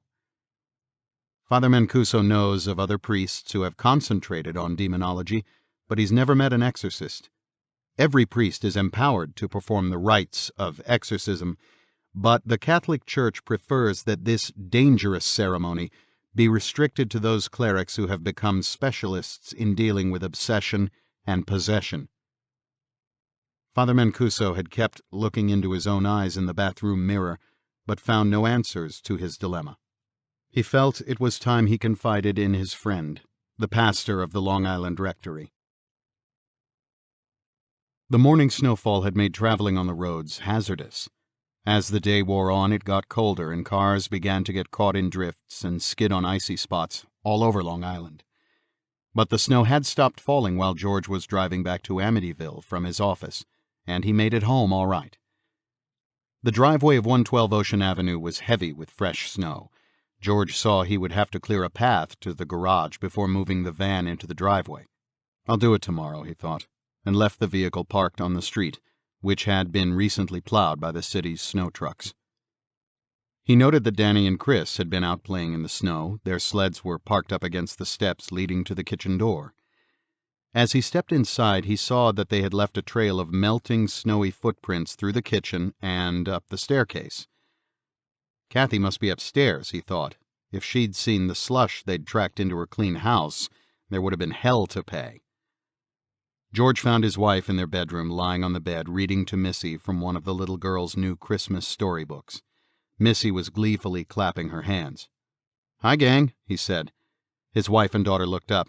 "Daddy!" they chorused together, leaping off the bed and encircling George with delight. For the first time in what seemed ages to Kathy, the Lutz family had a happy supper together. Unknown to her, Danny and Chris, forewarned by George, had sneaked back down to the kitchen and wiped away all traces of their snowy entry. They sat at the table, their faces still ruddy from hours spent romping in the cold air, and wolfed down the hamburgers and French fries their mother had prepared especially for them. Missy kept the family in smiles with her aimless chatter and the way she kept sneaking fries off the boys' plates when they weren't looking. When caught, Missy would turn her face toward her accuser and flash a mouthful of teeth, -1, to disarm him. Kathy felt more secure with George home. Her fears had momentarily calmed, and she gave no further thought to the latest whiff of perfume earlier that afternoon. "Maybe I'm getting paranoid about the whole thing," she thought to herself. She looked about the table. The warm atmosphere certainly didn't portend a visit from any more ghosts. As for George, he had let his depressing business operations retreat to the furthest recesses of his mind. It was as though he had entered a little cocoon at 112 Ocean Avenue. This was the way he wanted life to be all the time in his new house. Whatever the world outside had to offer, the Lutzes would tough it out together from their home. He and Kathy shared a steak. Then, lighting a cigarette, George wandered off to the living room with the boys. George had brought Harry into the house to feed him and then let him remain to rough it up with his two sons in front of the fireplace.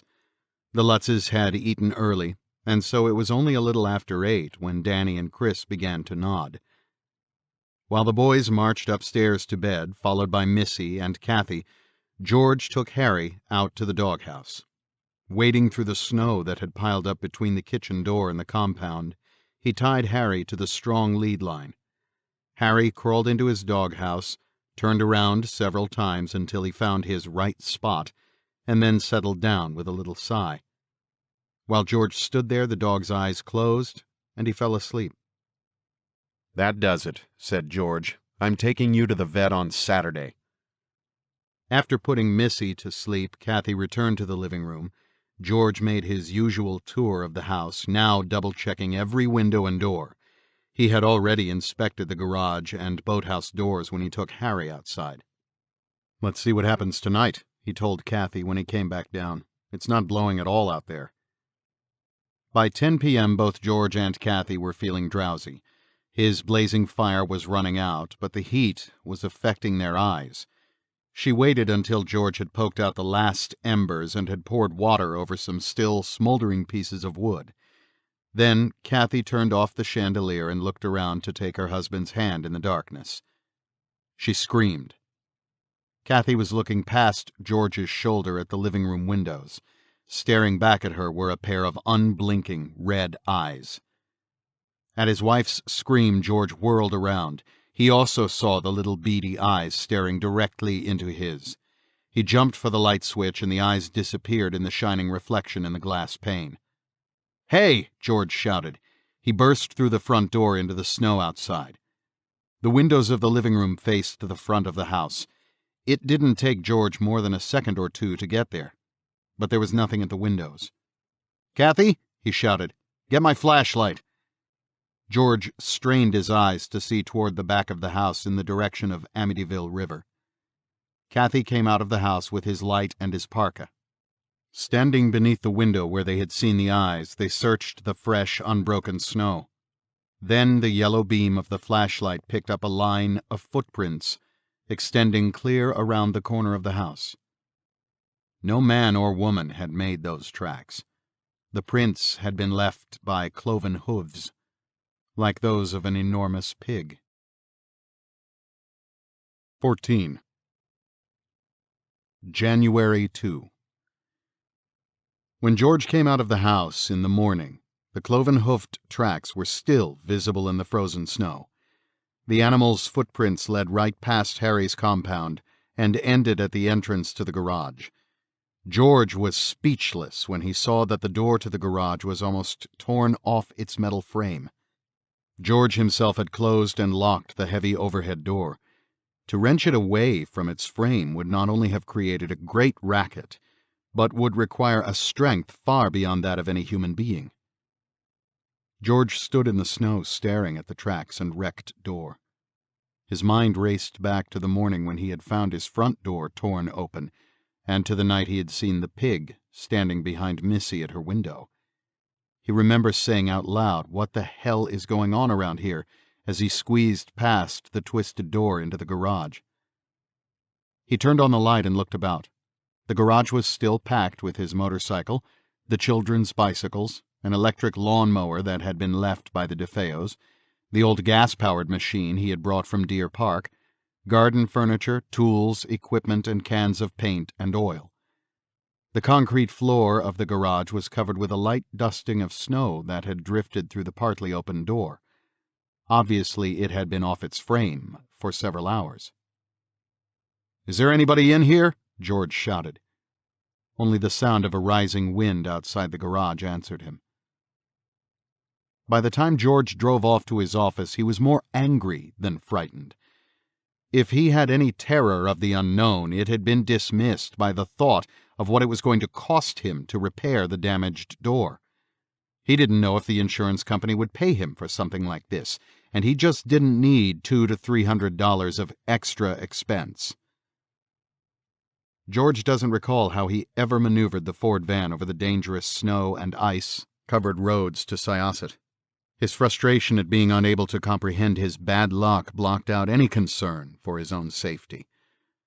At the office, he quickly occupied himself with his immediate problems, and for the next several hours was able to put aside any thoughts about 112 Ocean Avenue. Before he'd left home, George had told Kathy about the garage door and the tracks in the snow. She had tried calling her mother, but there was no answer. Then Kathy remembered that Joan always shopped on Friday mornings rather than buck the Saturday crowds at the supermarket. She went upstairs to her bedroom, intending to change the linen in all the rooms and vacuum the rugs. Kathy's mind raced with the details of thoroughly cleaning her house for the first time. If she didn't occupy herself completely until George returned, she knew she'd fall to pieces. She had just finished putting fresh cases on her pillows and was plumping them up when she was embraced from behind. She froze, then instinctively called out, "Danny?" The grip around her waist tightened. It was stronger than the familiar woman's touch she had experienced in the kitchen. Kathy sensed that a man was holding her, increasing the pressure as she struggled. "Let me go, please," she whimpered. The pressure eased suddenly. Then the hands released her waist. She felt them move up to her shoulders. Slowly, her body was being turned around to face the unseen presence. In her terror, Kathy became aware of the overwhelming stench of the same cheap perfume. Then another pair of hands gripped her wrists. Kathy says she sensed a struggle going on over possession of her body, that somehow she had been trapped between two powerful forces. Escape was impossible, and she felt she was going to die. The pressure on her body became overwhelming, and Kathy passed out. When she came to, she was lying half off the bed with her head almost touching the floor. Danny had come into the room in answer to her call. Kathy knew the presences were gone. She couldn't have been out more than a moment. "Call Daddy at his office, Danny. Hurry." Danny returned in a few minutes. "The man on the telephone says Daddy just left Syosset. He thinks he's coming back here." George did not come back to the house until early afternoon. When he reached Amityville, he drove up Merrick Road toward his street and stopped off at the Witch's Brew for a beer. The neighborhood bar was warm and empty. The jukebox and television set were silent, and the only sounds in the place were those of the bartender washing glasses. When George entered, the man looked up and recognized him from the other day. "Hey, man, good to see you again." George nodded in return and stood up at the bar. Miller's," he ordered. George watched while the bartender filled a glass. He was a roly-poly young guy, somewhere in his late 20s, with a stomach that suggested he liked to sample the beer he sold. George took a long sip, half emptying the tall stein before putting it down in the dark wood bar. "Tell me something," George belched. "Did you know the Defeos?" The young man had resumed his glass washing. He nodded. "Yeah, I knew them. Why?" "I'm living in their house now, and—" "I know," the bartender interrupted. George lifted his eyebrows in surprise. "The first time you came in here, you said you just moved into 112 Ocean. That's the Defeos." George finished off his beer. "They ever come in here?" The bartender put down a clean glass and wiped his hands on a towel. "Only Ronnie did. Sometimes he brought in his sister Dawn. A cute kid." He picked up George's empty glass. "You know, you look a lot like Ronnie, the beard and all. I think you're older than he is, though." "Did he ever talk about their house?" The bartender put a new beer in front of George. "The house?" "Yeah, you know, like, did he ever say there was anything funny going on there, stuff like that?" George took a sip. "You think there's something bad about the joint? I mean, now after the murders?" No, George raised a hand. "I was just asking whether he ever said anything before that night." The bartender looked around the bar as if to confirm that there was no one else around. Ronnie never said anything like that to me personally. He leaned closer to George. But I'll tell you something, I was there once. They threw a big party and Ronnie's old man hired me to take care of the bar. George had finished half of his second beer. What did you think of the place? The bartender spread his fat arms wide. Big. A real big joint. I didn't see too much of it, though. I was down in the basement. A lot of booze and beer flowed that night. It was their anniversary. He looked around the bar again. Did you know you got a secret room down there? George pretended ignorance. No, where? Uh-huh, the bartender said. You take a look behind those closets and you'll find something that'll really shake you. George leaned over the bar. What was it? A room. A little room. I found it that night. I was down in the basement. There's this plywood closet built up beside the stairs. I'm using it to ice beer in, see? When I bumped a keg against one end of the closet, it seems the whole wall is loose. You know, like a secret panel, something out of an old movie. What about the room? George prodded. The bartender nodded. Yeah, well, when I bumped the plywood, it came open, and I could see this dark space behind it. The light bulb wasn't working, so I lit a match, and sure enough, there's this weird little room, all painted red. You're putting me on, George protested. The bartender put his right hand over his heart. God's honest truth, man, so help me. You'll see. George finished his second beer. I'll certainly have to look for that. He put $1 on the bar. That's for the beers. He put down another. That's for yourself. Hey, thanks, man. The bartender looked up at George. You want to know something really flaky about that little room? I used to have nightmares about it. Nightmares? Like what? Oh, sometimes I dream that people, I don't know who they were killing dogs and pigs in there and using their blood for some kind of ceremony. Dogs and pigs? Yeah, the bartender waved his hand in disgust. I guess the place, the red paint and all, really got to me. When George got home, he and Kathy both had stories to tell each other. She described the frightening event in their bedroom, and he related what the bartender at the Witch's Brew had told him about the red room in the basement. The Lutzes finally realized that there was something going on that was beyond their control.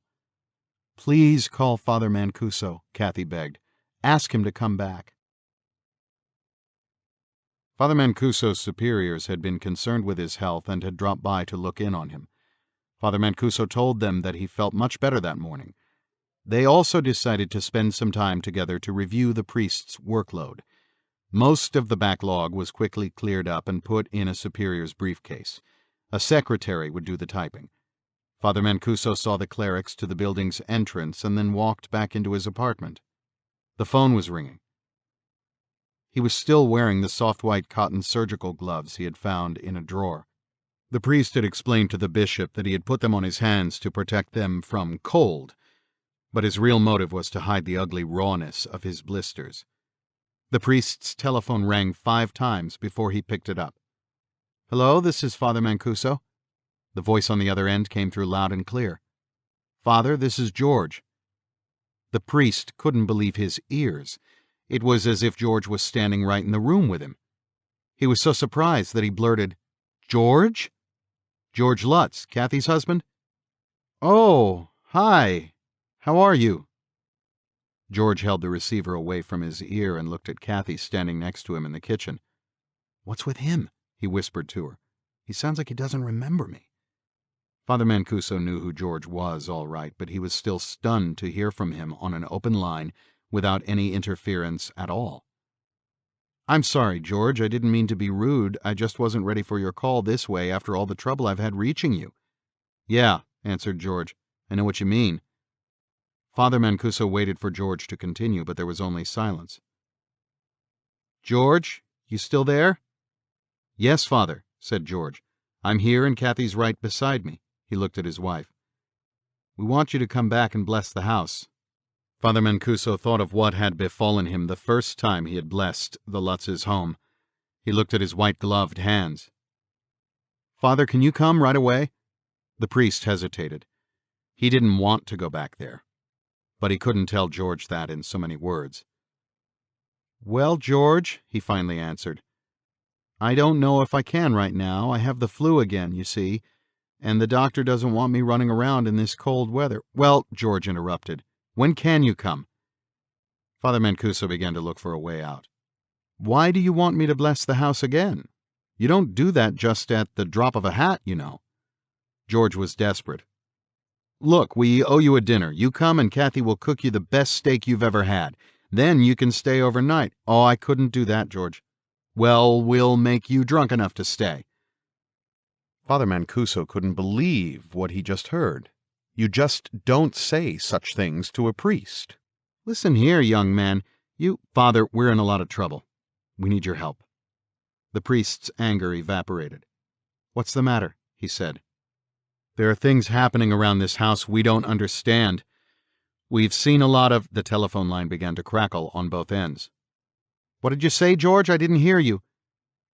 There would be no more conversation between the two men. There was no longer anything to be heard on the line but static and a loud whirring sound. Both men knew it was no use and hung up their telephones. George turned to Kathy and looked around the room. It's started again. It's killed the phone. By the time Father Mancuso put down the receiver, his hands were burning again. "God forgive me," he said aloud, "but George is going to have to get help from someone else. There's no way I'm going back to that house." 15. January 2 to 3. Disappointed that they couldn't convince Father Mancuso to return to their house, George and Kathy discussed other ways of getting help. Both had agreed that now that they had already moved in, it would be unseemly to ask the local parish priest in Amityville to bless the house. Besides, he had been the confessor to the Defeos, and George recalled from the newspaper accounts that he was an elderly man who pooh-poohed the thought of voices in the house telling Ronnie what to do. He wasn't much of a believer in occult phenomena. At one point, George talked of vandalism. Possibly someone was trying to frighten them out of the house, using violent acts of destruction to hurry their departure. Kathy had her own opinions. When she had said something had touched her, had George thought it was just her imagination? He didn't. Could he explain the horrible figure burned into the brick wall of the fireplace? He couldn't. Had they really seen a pig's tracks in the snow? They had. Would he agree that there was a powerful force in the house that could hurt the family? He did. What were they going to do? When they went to bed at night, George told her he had decided to go to the Amityville Police Department the next day. During the night of January 2nd, George again had the urge to check out the boathouse and found Harry fast asleep in his doghouse. The next morning he drove Harry to the animal hospital in Deer Park that he had been using and had them check the dog over thoroughly. It had cost him $35 to discover that Harry was sound and didn't appear to be drugged or poisoned. The vet suggested that the animal's lassitude might possibly have developed from a change in his diet. On the morning of January 2nd, Father Mancuso again blessed the Lutz's home. He didn't perform the ceremony in Amityville, but at the church and the Long Island Rectory. In the church, the priest held a votive mass, a mass that does not correspond with one prescribed for the day, but is said for a special intention at the choice of the celebrant. Father Mancuso had removed his gloves. He knelt at the altar and opened his missal. He began, "I am the Savior of all people, says the Lord. Whatever the troubles, I will answer their cry, and I will always be their Lord." The priest crossed himself and read aloud the opening chapter of the Mass. "God our Father, our strength in adversity, our health in weakness, our comfort in sorrow, be merciful to your people." Father Mancuso lifted his eyes to the figure on the cross. "As you have given us the punishment we deserve, give us also new life and hope as we rest in your kindness. We ask this through Christ our Lord." He closed his missal, but kept his eyes on Jesus. "Lord, look kindly on the Lutzes in their sufferings, and by the death of your Son endured for us, turn away from them your anger and the punishment their sins deserve. We ask this through Christ our Lord. Amen." After the votive Mass, Father Mancuso returned to his apartment to find a stupefying odor of human excrement pervading his rooms. He gagged but managed to throw open all the windows. The freezing air rushed in, providing momentary relief, but then the stench overpowered even the cold wind. Father Mancuso ran to his bathroom to see if somehow the toilet had backed up. But no, there was nothing amiss. Not until you tried to breathe. The priest knew there was a cesspool under the front lawn of the rectory and dry wells behind the parking lot. He enlisted the aid of the maintenance man, and together they found that no animals had been trapped in the wells and that the cesspool was in good working order. There had been no apparent leaks in the plumbing. Father Mancuso feared that the horrible odor might begin to pervade the entire rectory. Other priests might be driven from their rooms to the school building across the yard. The pastor would be extremely upset over the incident. Finally, Father Mancuso decided to burn incense to dispel the noxious stench. Up to that point, Father Mancuso had not attributed the source of the smell to his own apartment, but after lighting the incense in his rooms and returning to the school building with the others, the priest realized that his apartment had been the first struck, evidently while he had been celebrating the special Mass for the Lutzes. He then made the terrifying connection. A disembodied voice in 112 Ocean Avenue had told him to get out. Whoever that voice belonged to, it had reached clear across to the rectory to give him the same message. There was another connection Father Mancuso had been trying to make. He realized it when he stood by the windows in the lobby and looked across to his apartment in the rectory, remembering one of the lessons he learned in demonology. The odor of human excrement was always associated with the appearance of the devil. In the afternoon, Detective Sergeant Lou Zamataro of the Amityville Police Department went along with George, saw the wrecked garage door and the animal tracks still visible in the frozen snow, and then went into the house. He was introduced to Kathy and the children. She repeated her story of the ghost-like touchings and took the sergeant into the living room to show him the image burned into the fireplace wall. Even after George and Kathy showed him the red room in the basement, they sensed Zamataro's skepticism. He had listened to George's version of the evil use of the hideaway, nodded when George mentioned Ronald Defeo as the builder of the secret room, then asked the Lutzes whether they had any concrete facts to base their fears on. "I can't work on what you believe you've seen or heard. Maybe you ought to get a priest in here," he suggested. "It sounds more like his kind of job than a cop's." Sergeant Lou Zamatero left the Lutz house and got into his car. He knew he hadn't helped the young couple at all, but there was really nothing he could do for them, except maybe have a cruiser stop by once in a while.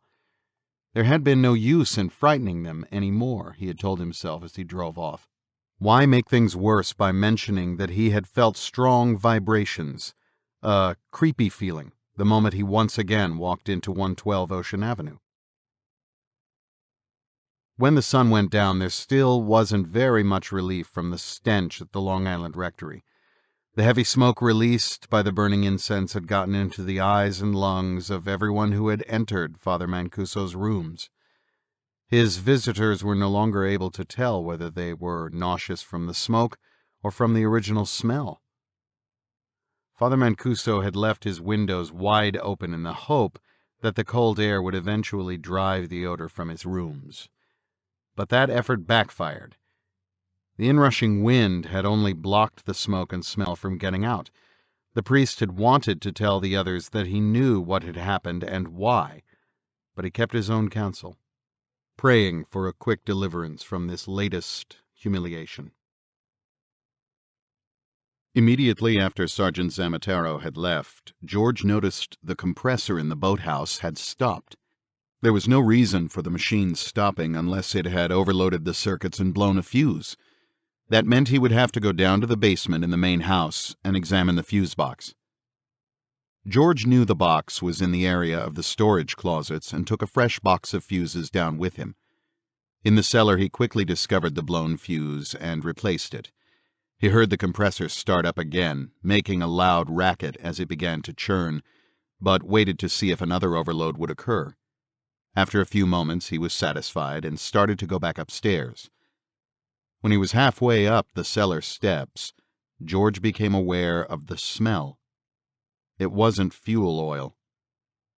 He had his flashlight with him, but the lights in the basement were still on.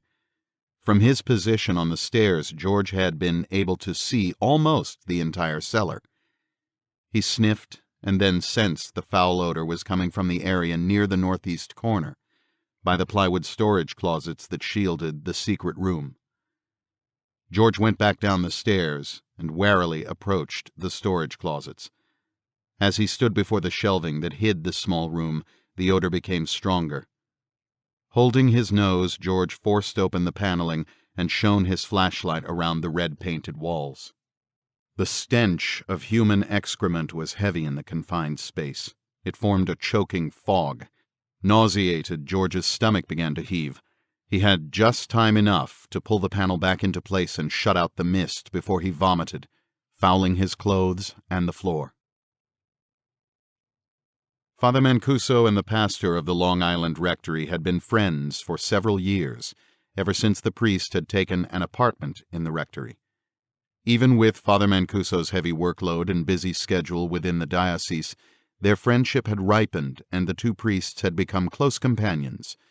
There was a 20-year difference in their ages, Father Mancuso being 42, but there was no generation gap. On the night of January 3rd, all that changed. Depressed with the unrelenting, disgusting odor that permeated his apartment, Father Mancuso turned on the pastor, and their comradeship was irrevocably destroyed. It started in the pastor's office, where Father Mancuso had gone to pick up some reports that had been typed for him. He was about to return to his own rooms when the pastor walked in with 3 other priests. Father Mancuso had just finished dinner, such as it was, since he had been unable to rid himself of the odor that clung to his clothes. He glanced across the room to the pastor, who was standing beside a desk. "I don't know why this stink is in my rooms only," he barked. "Why am I the only one chosen for this high honor?" The pastor was stunned. He couldn't believe what he had just heard. Why, he thought the man's completely irrational over the incident. "I'm sorry," the pastor said gently in reply, "but I really can't give you a logical explanation." Father Mancuso waved his hand at the pastor in dismissal. The other priests had looks of amazement on their faces. Father Mancuso had never spoken like this, particularly about his close friend. Now his face became red with rage. "How come you're so nice to me, eh?" What had gotten into the man? The pastor looked at the other priests who were avoiding his glance, embarrassed at being included in the outbreak. Then the pastor spoke up. "I think this business with the smell is getting the better of you, my friend. It would be better if we talked at another time, in another place." He rose to leave the room. His determined calm deflated Father Mancuso. He retreated, but continued to glare at the pastor. There was a look in his eyes that came from someone or something within the priest's body. This emotion had momentarily taken possession of Father Mancuso, just as something had taken possession of and befouled his apartment in the rectory. George had finally managed to clean himself up after the disastrous trip to the basement. He and Kathy were sitting in the kitchen over coffee. It was after 11 p.m. and both were tired from the tension of the ever-increasing incidents. Only the kitchen seemed relatively safe, and they were reluctant to go up to bed. "Listen," George said, "it's getting chilly in here. Let's at least go into the living room where it's warmer." He got up from his chair, but Kathy remained seated. "What are we going to do?" she asked. "Things are getting worse. I'm really scared something can happen to the kids." Kathy looked up at her husband. "God knows what's going to happen next around here." "Look," he answered, "just keep the kids out of the cellar until I set up a fan down there. Then I'm going to brick up the door to that room so it never bothers us again." He took Kathy's arm and pulled her up from the chair. "I also want to talk to Eric at my office. He says his girlfriend's got a lot of experience investigating haunted houses." "Haunted houses?" Kathy interrupted. "Do you think this house is haunted? By what?" She followed him toward the living room, then stopped in the hallway. "I just had a thought, George." Do you think our TM had anything to do with all this?" George shook his head. "Nah, nothing at all. But what I do know is that we've got to get help somewhere. It might as well be—" As they entered the living room, Kathy's scream cut off the rest of George's words. He looked to see where she was pointing. The ceramic lion that George had carried up to the sewing room was on the table next to Kathy's chair, its jaws bared at George and Kathy. 16. January 4 to 5. George grabbed the lion off the living room table and threw it into a garbage can outside the house. It took him quite a while to calm Kathy down because he couldn't possibly explain how the porcelain piece had managed to come back down from the sewing room. She insisted that something in the house had done it and didn't want to spend another minute in 112 Ocean Avenue. George had confided to Kathy that he too felt uneasy about the lion's sudden reappearance, but he couldn't agree on running away without taking a chance at fighting back. "How can you fight what you can't see?" Kathy asked. This thing can do anything it wants." "No, honey," George said. "There's no way you can convince me a lot of this isn't just our imagination. I just don't believe in spooks. No way, no how, no time." Finally, he talked Kathy into going up to bed, with a promise that if he couldn't get help by the next day, they would get out of the house for a while. They both were completely drained. Kathy fell asleep out of sheer exhaustion. George dozed off, waking every once in a while to listen groggily for any unnatural noises in the house. He says that he has no idea how long he had lain there before he heard the marching music downstairs. His head was keeping time to the drum beats before he realized he was listening to music. Glancing at Kathy to see if she had been awakened, he heard her breathe deeply. She was fast asleep. George ran out of the room into the hall and heard the stomp of marching feet get louder. There must be at least 50 musicians parading around on the first floor, he thought, but the moment he hit the bottom step and turned on the hall light, the sounds ceased. George froze on the staircase, his eyes and head swiveling frantically to catch any sign of movement. There was absolutely no one there. It was as though he had walked into an echo chamber. After the cacophony of sound, the sudden silence sent chills up his back. Then George heard heavy breathing and thought someone was right behind him. He spun about. No one was there. And then he realized he was listening to Kathy from all the way upstairs. Fear of her being alone in the bedroom galvanized George. He raced back up the steps 2 at a time and into his room, turning on the light. There, floating 2 feet above the bed, was Kathy. She was slowly drifting away from him toward the windows. "Kathy!" George yelled, jumping up on the bed to grab his wife. She was as stiff as a board in his hands, but her drifting stopped. George felt a resistance to his pull, then a sudden release of pressure, and he and Kathy fell heavily off the bed onto the floor. The fall awakened her. When she saw where she was, Kathy was incoherent for a moment. "Where am I?" she cried. "What's happened?" George started to help her up. She could hardly stand. "It's nothing," he reassured her. "You were having a dream and fell out of bed, that's all." Kathy was still too dazed to question George any further. She said, "Oh," meekly got back into bed, and immediately fell back into a deep sleep. George turned out the light in the room, but did not return to his wife's side. He sat on a chair beside the windows, watching Kathy and looking out at the lightening sky of early morning. Father Mancuso was also watching the new day break from his mother's house in Nassau, where he had gone shortly after the altercation with his pastor. Not that he was afraid of a continued outburst, but it had been impossible to sleep in his stench-filled, incense-smoked apartment. Also, he now truly believed that he was the target of the demonic phenomenon, and thought that the odor would go if he left the rectory for a while.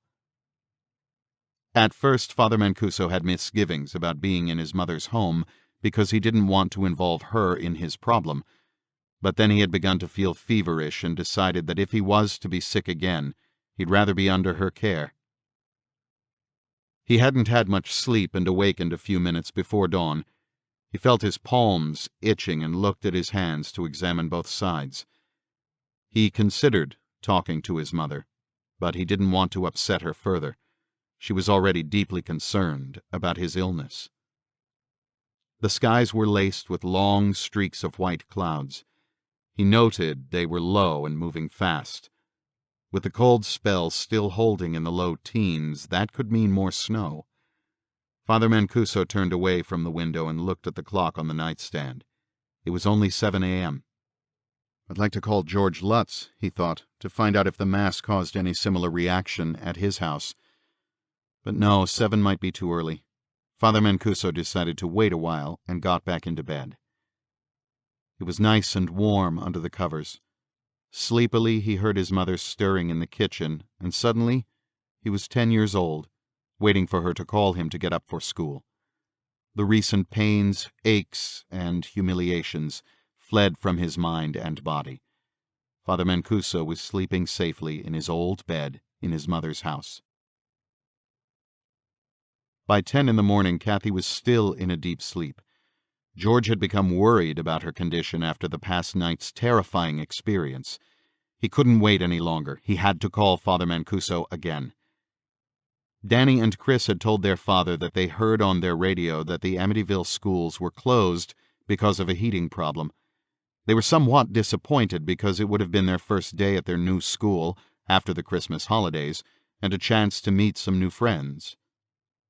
George thought he was lucky not to have to drive the boys to school. It was clear across town, and he hadn't really wanted to leave Kathy and Missy alone in the house. He fed the children their breakfast and sent them up to play in their bedroom. Then he looked in on Kathy. Her face was pale, drawn, with deep lines around her mouth. He didn't want to waken her and went back down to the kitchen. When he saw that it was 11 a.m., George decided to call the priest. When he dialed Father Mancuso's private number, there was no answer. George called the rectory itself and was informed that Father Mancuso was visiting his mother.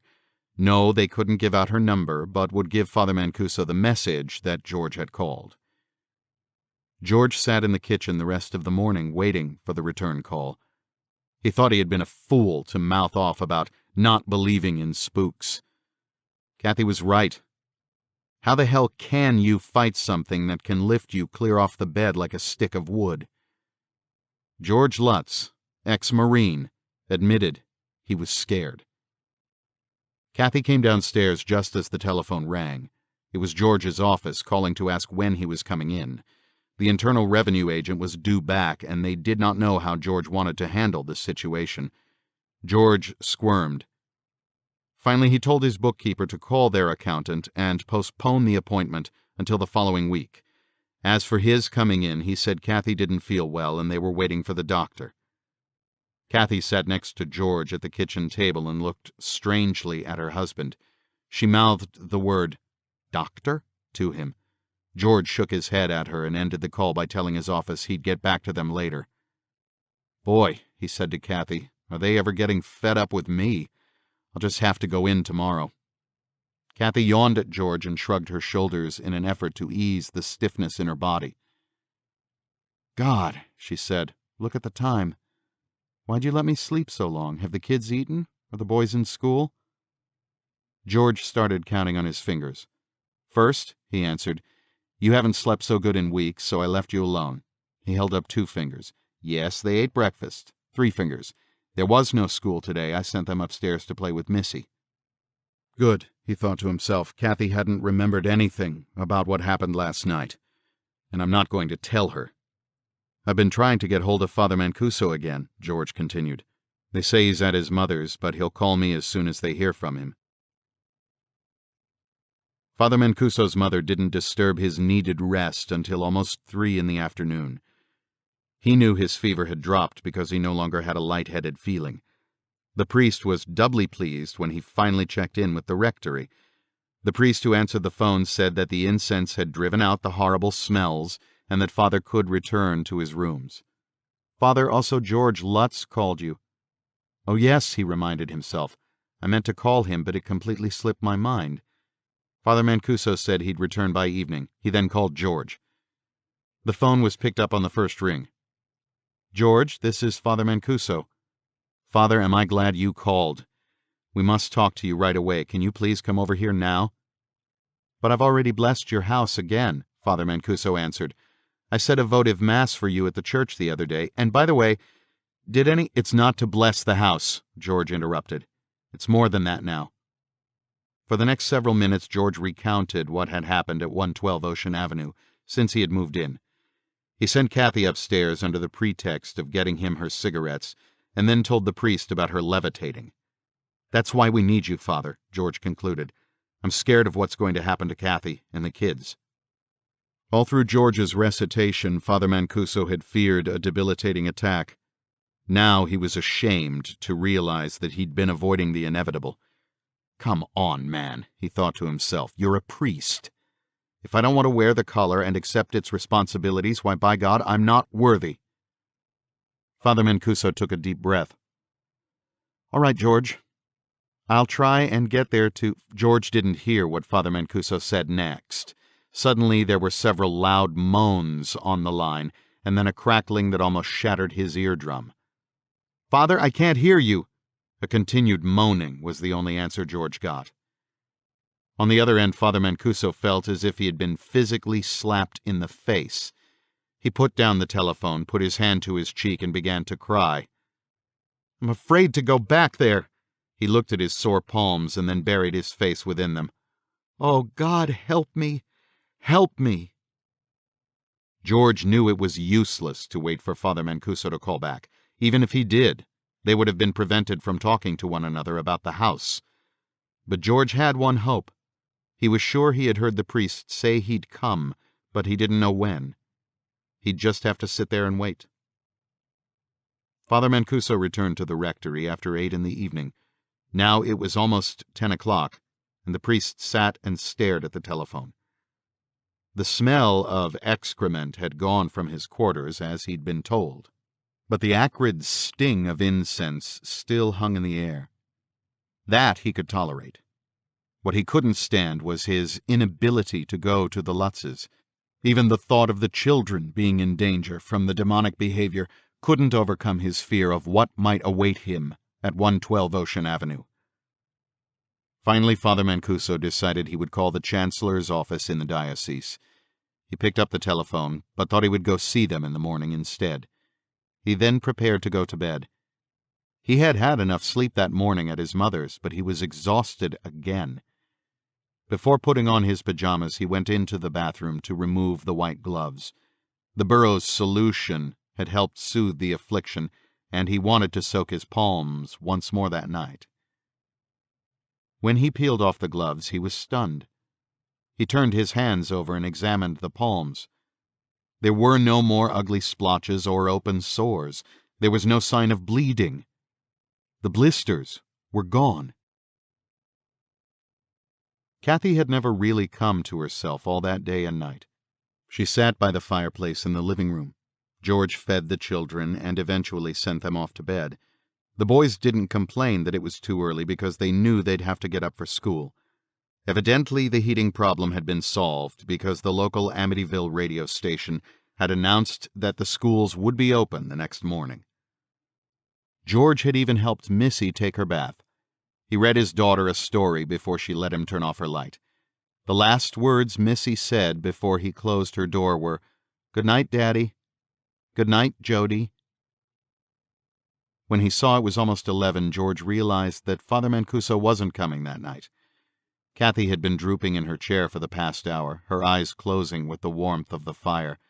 Finally, she announced to George she was going up to bed. George looked at his wife. Not once had she mentioned getting away from the house. It was as though none of the frightening incidents had ever occurred, and it was just natural for her to want to go to sleep.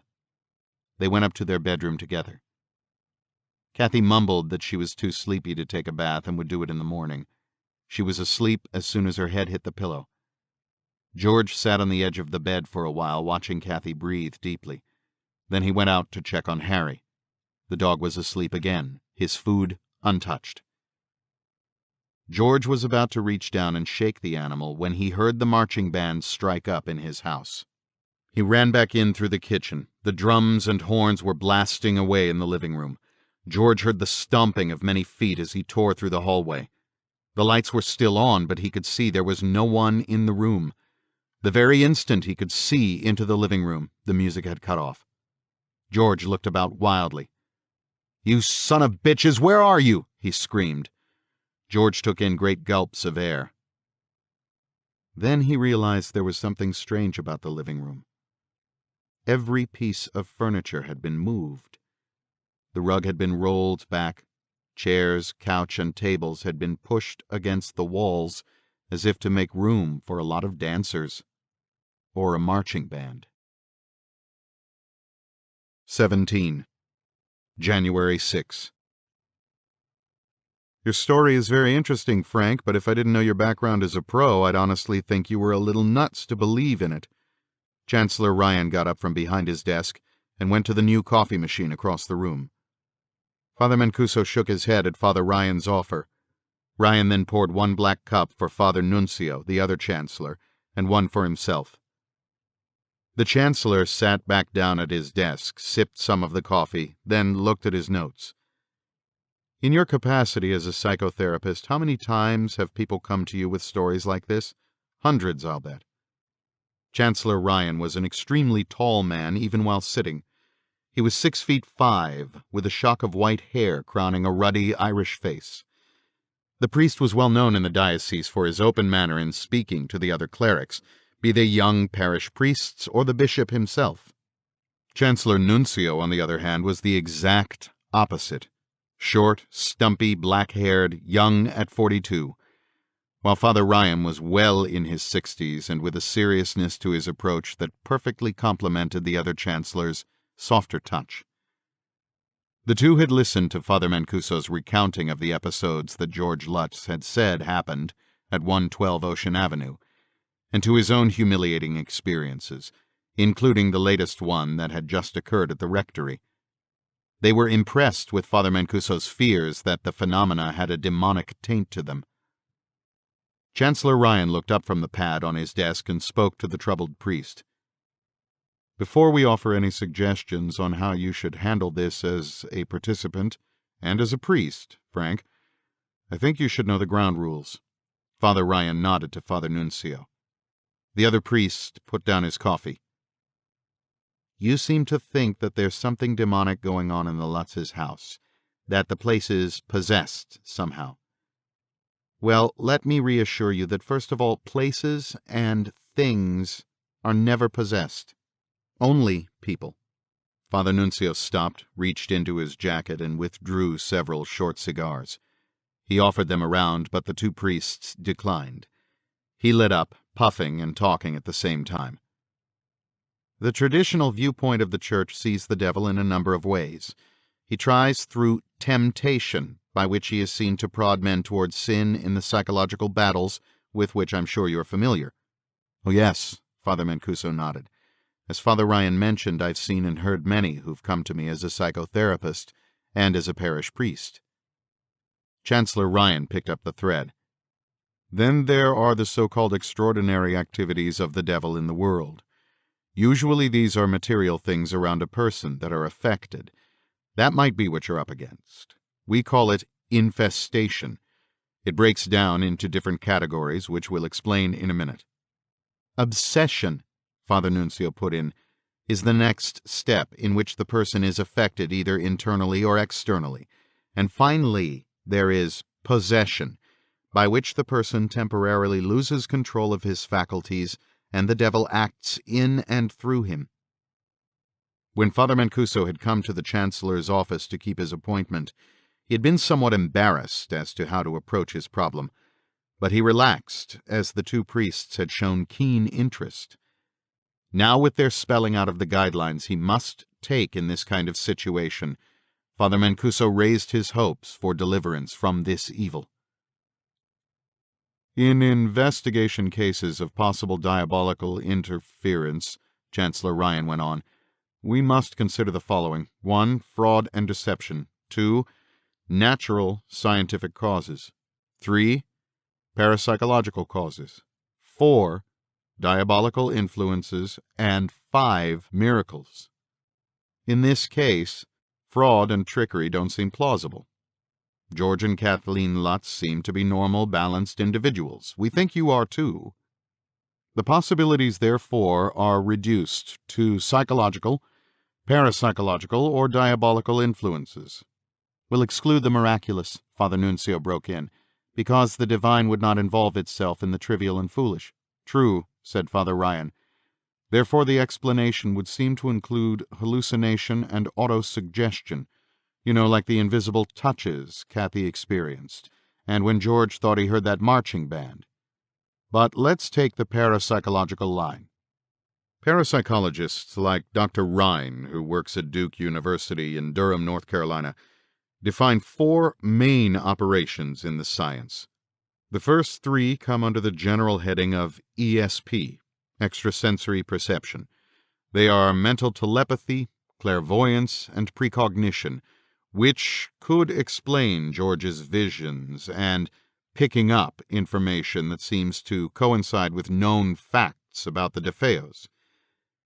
The 4th parapsychological area is psychokinesis, where objects move by themselves. That would be the case with the Lutz's ceramic lion. If it did move, he added. Father Nuncio got up to refill his cup. All of what we've said, Frank, is part of the suggestion we have for the Lutzes. Have them contact some investigative organization like Dr. Ryan's to come in and look at the house. They'll do extensive testing, and I'm sure they can come to some conclusion short of diabolical influence. But what about me? Asked Father Mancuso. What do I do? Chancellor Ryan cleared his throat and looked kindly at the priest. You are not to return to that house. You can call the Lutzes and tell them what we suggested, but under no circumstances are you ever to go there again. I thought you said I shouldn't consider a belief in such matters as this, Father Mancuso protested. Yes, I did, said Father Ryan. But you've got yourself so worked up over this affair that at the moment the best thing you can do is dissociate yourself from the Lutzes and 112 Ocean Avenue. After breakfast, Kathy dropped the boys off at their new school, then drove over to her mother's with Missy. George was alone in the house. He had gone down to the cellar to clear the odor with 2 fans, but when he came down the stairs, there was no trace of any of the terrible stench that had made him vomit the day before.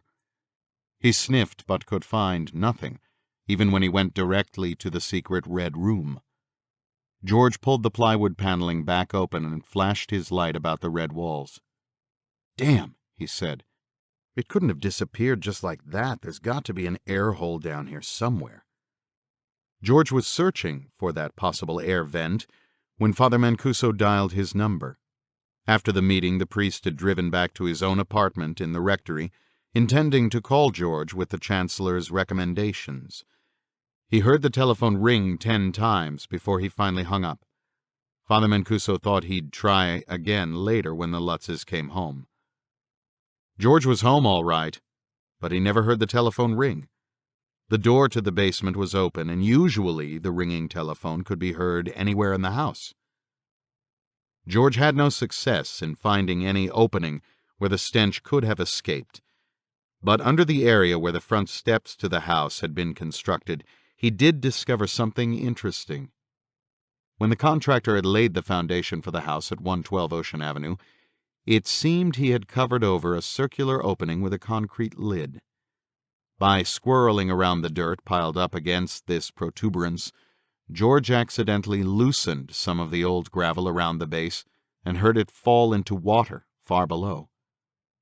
He flashed his light and saw the beam hit against a wet, black shaft. "A well," he said aloud. "That doesn't show up in the blueprints.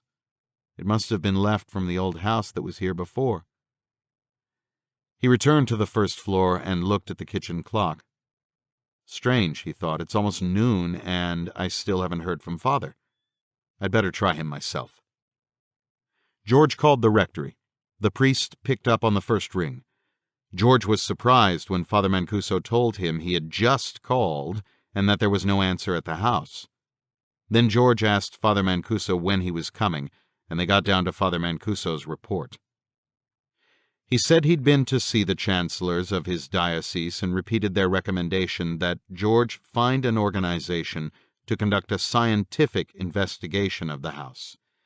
Father Mancuso gave George the address of the Psychical Research Institute in North Carolina and suggested he get in touch with them immediately. George agreed, but pressed the priest to come to the house. Not until many months after he and his family had fled 112 Ocean Avenue would George Lutz learn what Father Mancuso had suffered after he originally blessed their house, or of his subsequent humiliations and afflictions. Therefore, when Father Mancuso again refused to come to the house, George became confused. He said he really needed him, not some ghost-chasing outfit from somewhere down south, and who, he wanted to know, was supposed to pay for all of this. But after promising to call the parapsychologists and to let Father Mancuso know the results of the men refused to come to the house, George became confused. He said he really needed him, not some ghost-chasing outfit from somewhere down south, and who, he wanted to know, was supposed to pay for all of this. But after promising to call the parapsychologists and to let Father Mancuso know the results of the investigation, George hung up. He was still annoyed when he called Kathy at her mother's. George told her what the priest had said, but snorted that he wasn't going to bother with anything like that. But Kathy felt they should pursue the chancellor's recommendations, telling George that he should listen to what the church suggested. Finally, George agreed, saying he would drive to his office on his Harley chopper and type out the letter to the people at Duke. He didn't tell her he also wanted to talk to Eric, the young fellow at his office who said his girlfriend was a medium. After talking to George, Father Mancuso felt a tremendous pressure lift from his shoulders. Just the fact that he had been able to share his burden with others cleared his head completely for the first time in weeks. The responsibility he had been bearing alone had been taken away by his superiors. The priest returned to preparing his work schedule for the following week. It took him several hours, until dinner time, to finally nail down the program he wanted for his counseling and for his patients. He ordered Chinese food from a nearby restaurant in the vicinity and wolfed down the meal while reading some clients' case histories. George rode to his office and mailed the letter to the parapsychologists, using the chancellor's names as his reference. He didn't really expect an immediate response to his request for an investigator, so he only put a regular stamp on the envelope instead of an airmail one. Then he telephoned Eric's girlfriend, Francine. She was terribly interested in what he had to say. Sure that she could contact whatever or whoever was making his and Kathy's lives miserable, she promised to come to the Lutz's house with her boyfriend in a day or so. Then the young woman said something that really made George's ears perk up. Out of the clear blue, she mentioned that George should look around his property for an old, abandoned, covered-up well. He didn't admit that he had already found such a place, but asked instead why she wanted him to do the searching. Her answer shocked him. "I think," she said, "that your spirits may be coming from a well. You can cap it off, you know, but I bet if you do find a well under your house, there's a direct passage to it. And somehow, even if it's a tiny crack, that's all it takes. With that, it can climb out when it wants to." After thanking the girl and hanging up, George made a phone call to the Psychical Research Institute in Durham, North Carolina, and told them of the letter he had just sent. They agreed to send a field investigator as soon as possible. In turn, George agreed to pay the field man's expenses. Father Mancuso, too, was on the telephone once more that night. The call came after 11 and was, surprisingly, from the priest who had helped him when his car fell apart on the Van Wyck Expressway. Both clerics recalled the harrowing events of that evening, and Father Mancuso asked the other priest whether he had encountered any further trouble after his windshield wipers had gone berserk. "No," his friend said. "That's it, not until a few minutes ago." Father Mancuso's heart began to beat loudly against his chest. "Frank," the other priest continued, I just got a peculiar phone call. I don't know who it was, but he said, 'Tell the priest not to come back.'" "What was he talking about?" Father Mancuso asked. "I asked that. I said, 'Who are you talking about?' The voice only answered, 'The priest you helped.'" "The priest you helped?" "Yeah. I thought about that after he hung up, and I couldn't remember anybody but you." "Do you think he really means you, Frank?" "He never told you who it was?" "No. He just said, 'The priest'll know who it is.'" "What did he actually say?" "He said, 'Tell the priest not to come back, or he'll die.'" 18. January 6 to 7. Earlier that day, Kathy had returned from her mother's house in time to pick up Danny and Chris at their new school in Amityville. The boys were eager to tell about their teachers, schoolmates, and playground facilities. The yard had been cleared of snow, and the children had been able to enjoy some activities outside. Missy, jealous at having to stay home, kept pumping her brothers about what the girls at the elementary school were like. The whole family ate together at 6:30. George told Kathy what he had done about Father Mancuso's suggestion, and that he had also spoken to the girl who could contact spirits. Kathy was glad that he had called the parapsychology people instead of just waiting for an answer to his letter, but she wasn't too happy about a stranger coming into her house to talk to ghosts, particularly a young girl like Francine. After they had finished dinner, Kathy told George she really wanted to return to her mother's until she felt the house was safe to live in. George reminded her that it was 10 degrees above zero outside and snow was forecast by morning. Even though East Babylon wasn't too far up the road, he didn't think she could make it from her mother's house back to Amityville in time to get the boys to school in the morning. Danny and Chris chimed in that they wanted to stay home. They had some homework to do, and besides, their grandmother wouldn't let them watch television after 8 o'clock. Kathy finally gave in to their arguments, but felt uneasy about staying in the house another night. She told George she didn't think she could sleep a wink. Harry had been in the kitchen with them while they were eating, and Kathy had given the dog all the scraps of meat left over from dinner. Before they went to bed, George thought that Harry might be better off staying inside that night. It was bitter cold out, and would only get worse if the snow fell.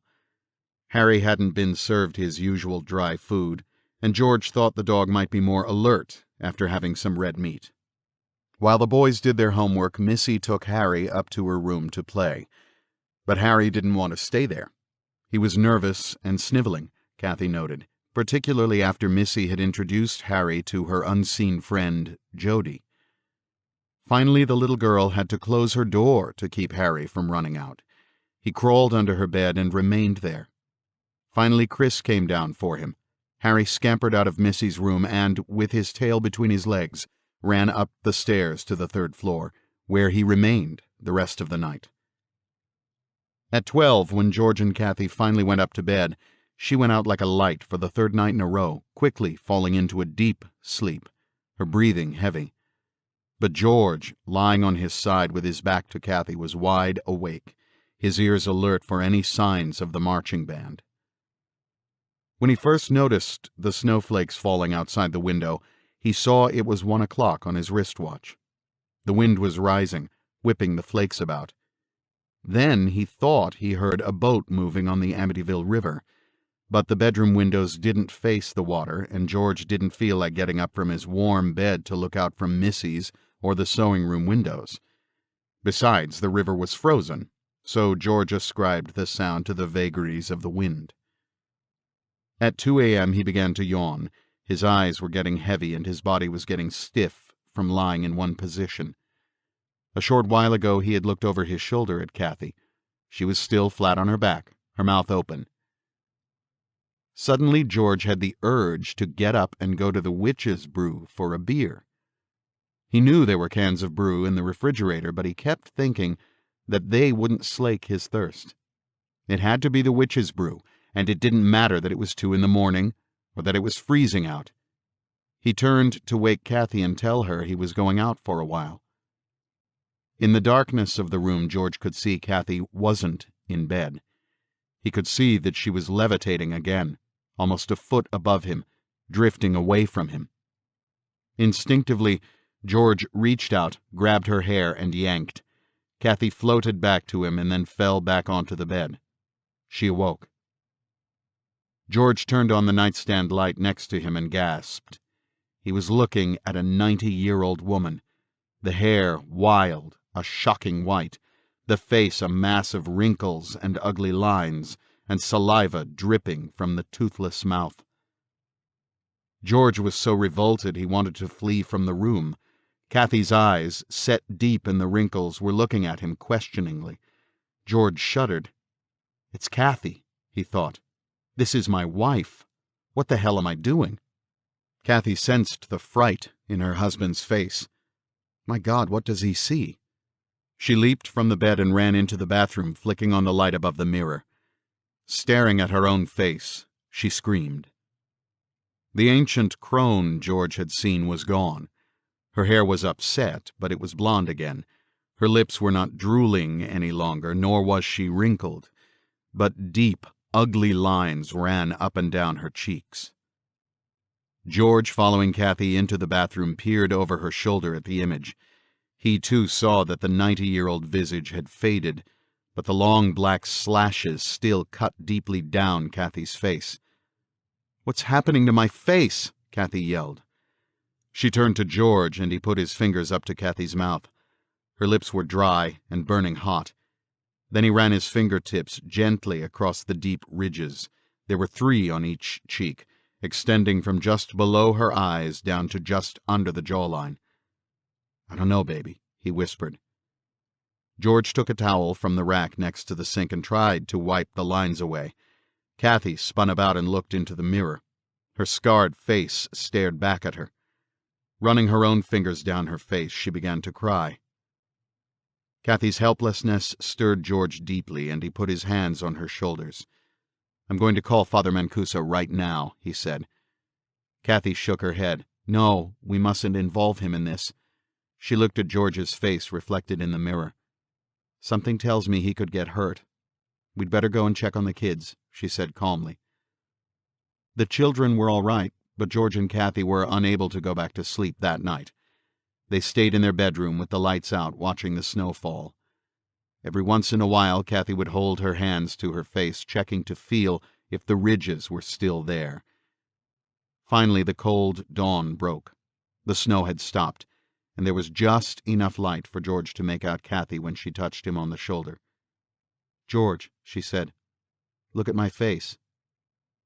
He turned from his position he had taken in a chair near the window and looked at his wife. In the dawn's weak light, George could see that the lines were gone. He put his fingers up to her face and touched her skin. It was soft again, with absolutely no trace of the disfiguring scars. "They're gone, baby," he smiled gently. "They're all gone." In spite of what Kathy had said during the night, George called Father Mancuso in the morning and caught the priest just before he went to early Mass. George told him that he had spoken to someone in North Carolina, where a Jerry Sulfvin had been promised to have an investigator come to the house immediately. Then he brought up the incident of the night before. Father Mancuso was aghast about the second levitation and the alterations of Kathy's face. "George," he said urgently, "I'm worried about what could happen next. Why don't you just get out of that house for a while?" George assured the priest he had been thinking of doing just that, but first he wanted to see what Francine the medium had to say. Maybe she could help, as she had claimed. "A medium?" Father Mancuso asked. "What are you talking about, George? That's not a scientific investigation." "But she said she can talk to spirits," George protested. "In fact, Father, do you know what she said yesterday? She told me there's a well hidden under my house. She's right. I found one under the stoop, and she's never even been here." Father Mancuso became angry. "Listen," he shouted over the phone. "You're involved in something dangerous. I don't know what is going on in your house, but you'd better get out." "You mean just leave everything?" "Yes. Just go for a while," the priest persisted. "I'll talk to the chancellors again and see if they can send someone, maybe a priest." George was silent. He had been trying to get Father Mancuso to his house and been refused time and again. The priest's superiors had done nothing but suggest he contact some organization. Finally, he had someone who sounded as if she could actually help him and Kathy. Why should he just leave everything and walk out? "I'll tell Kathy, Father," George finally said. "Thanks." He was about to hang up. "George, there's just one more thing," said Father Mancuso. "I seem to recall that you and Kathy were into transcendental meditation at one time." "Yes, that's right." "Do you still practice that?" the priest asked.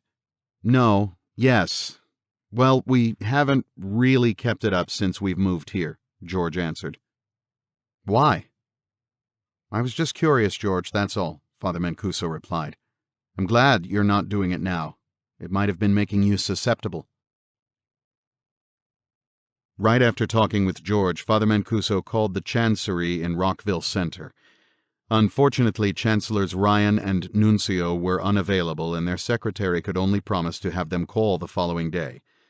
The priest was extremely agitated and prayed that things would not continue to deteriorate until the church could bring its forces to bear against the evil that gripped 112 Ocean Avenue. In his compassion for the Lutz's plight, Father Mancuso forgot about his own dilemma. But in a few minutes he was violently reminded that he too was subject to the unrelenting influence. He began to shiver and shake. His stomach heaved and his throat tightened. The priest sneezed and his eyes watered. He sneezed again and saw blood on the tissue. Chancellor Ryan's warning, "Don't involve yourself any more," flashed across his mind. But it was too late. Father Mancuso had all the signs of another attack of the flu. Later that evening, Eric, the young engineer who worked at George's company, arrived at the Lutz's home with his girlfriend Francine. George immediately hustled the young couple out of the bitter cold and into the living room to warm themselves in front of the big fire. They brought an infectious cheerfulness that had been missing at 112 Ocean Avenue. George and Kathy responded, and soon the four were chatting away like old friends. But under George's exterior warmth there was an urgency. He wanted Francine to look over the house. As he was trying to turn the conversation around to her experience with spirits, Francine beat him to it. Suddenly she got up from her seat on the couch and motioned to George. "Put your hand gently over here," she said. George bent over and waved his hand where she had pointed. "Do you feel the cold air?" Francine asked. "Slightly," George answered. "She's been sitting here. Now she's left. Now follow the couch. Feel it over here?" George put his hand near a pillow. "Oh, yeah, it feels warm." Francine beckoned George and Kathy to follow her. The three entered the dining room while Eric remained in the living room by the fireplace. Francine stood next to the big table. "There's an unusual odor here," she said. "I can't quite place it, but it's here." "Whew, do you smell that?" George sniffed. "Yeah, right here. It's a smell of perspiration." The girl headed for the kitchen, but hesitated before going into the breakfast nook. "There's an old man and an old lady. They are lost spirits. Do you smell the perfume?" Kathy's eyes widened. Quickly she looked at George, who shrugged. "Evidently these people must have had the house at one time," Francine continued. "But they died. Only I don't think they died in the house." She turned to George and said, "I want to go to the basement now, okay?" When George had first spoken to Francine on the telephone, he told her that mysterious things were happening in his house, but without ever really spelling out what the phenomena were, nor what had actually taken place with Kathy and himself. He hadn't discussed the touchings in the kitchen nor the smell of perfume Kathy had experienced. In any case, Francine had said she would rather draw her own conclusions after visiting the house and talking to the spirits who live there. Now Francine descended the stairs to the cellar. "The house is built on a burial ground or something like that," she said. She pointed to a large area of the basement where the storage closets were built. "Is that new?" she asked George. "I don't think so," he answered. "As far as I know, it was all built at the same time." Francine stopped in front of the closets. "There are people buried right here. Something is over them. There is an unusual odor. This should not be stuffy at all like this." She was pointing directly at the plywood paneling that hid the secret room. "Notice the chill?" Her hands were moving now, touching the wood. "Somebody was murdered. Or he could even be buried under here, but this seems like a new part has been added on and over this grave." Kathy wanted to run from the basement. Her husband noticed her discomfort and reached for her hand. Francine solved their dilemma. "I don't like this spot at all. It's better that we go upstairs now." Without waiting for a response, she turned and headed for the basement staircase. As they went up to the second floor, Francine's boyfriend Eric joined them. She stood in the hallway, holding on to the banister. "I have to say that when I came up here, there was a whirling sensation. I felt a tightness on the right half of my chest." "A pain?" Kathy asked. Francine nodded. "Very slight, very quick. Right as you turn the corner. It disappeared quickly." She stepped to the closed door of the sewing room. "You've been having problems in here." George and Kathy both nodded. He opened the door, half expecting to find the flies in the room, but there were none, and he and Francine walked inside. Kathy and Eric hung back in the doorway. Suddenly, Francine appeared to go into a trance. Out of her mouth came a different voice, heavier, more masculine. "I would like to make one suggestion to you. Most people find out who their spirits are, and they find they like them. They don't want them to get lost or to go away, but in this case, I feel this house should be cleared or exorcised." The voice coming from Francine began to sound familiar to George. He couldn't quite place it, but he was sure he had heard it before. "Somebody's little girl and boys. I see blood stains. Somebody hurt themselves badly here. Somebody tried to kill themselves or something." Francine came out of her trance. "I would like to go now," she announced to George and Kathy. "It's not a good time to try to talk to the spirits. I have a feeling I should go. I was born with a Venetian veil, you know." George didn't know what she meant, but she promised George to return in a day or so. "When the vibrations are better," she explained. The couple departed almost immediately. Back in the living room, George and Kathy were silent for a long time. Finally, Kathy asked, "What do you think?" "I don't know," George answered. "I just don't know." She was hitting things right on the head. He stood up to put out the fire. "I have to think about it for a while." Kathy went upstairs to check on the children. Again, Harry was staying with the boys since it was too cold out for even a rugged dog. George made his usual check of all the doors and locks, then turned out the lights on the first floor. He went up the steps to his bedroom, then stopped before he reached the second-floor landing. George saw that the banister above him was wrenched from its moorings, torn almost completely off the floor foundation. At that very instant he recalled whose voice had been speaking to him through Francine. It was Father Mancuso. 19. January 8. On Thursday, Jimmy and his new bride, Carrie, returned from their honeymoon in Bermuda. They called Kathy from Mrs. Connors's, and Jimmy told his sister he would drop over later in the day. One of his first questions was whether she and George had found his $1,500.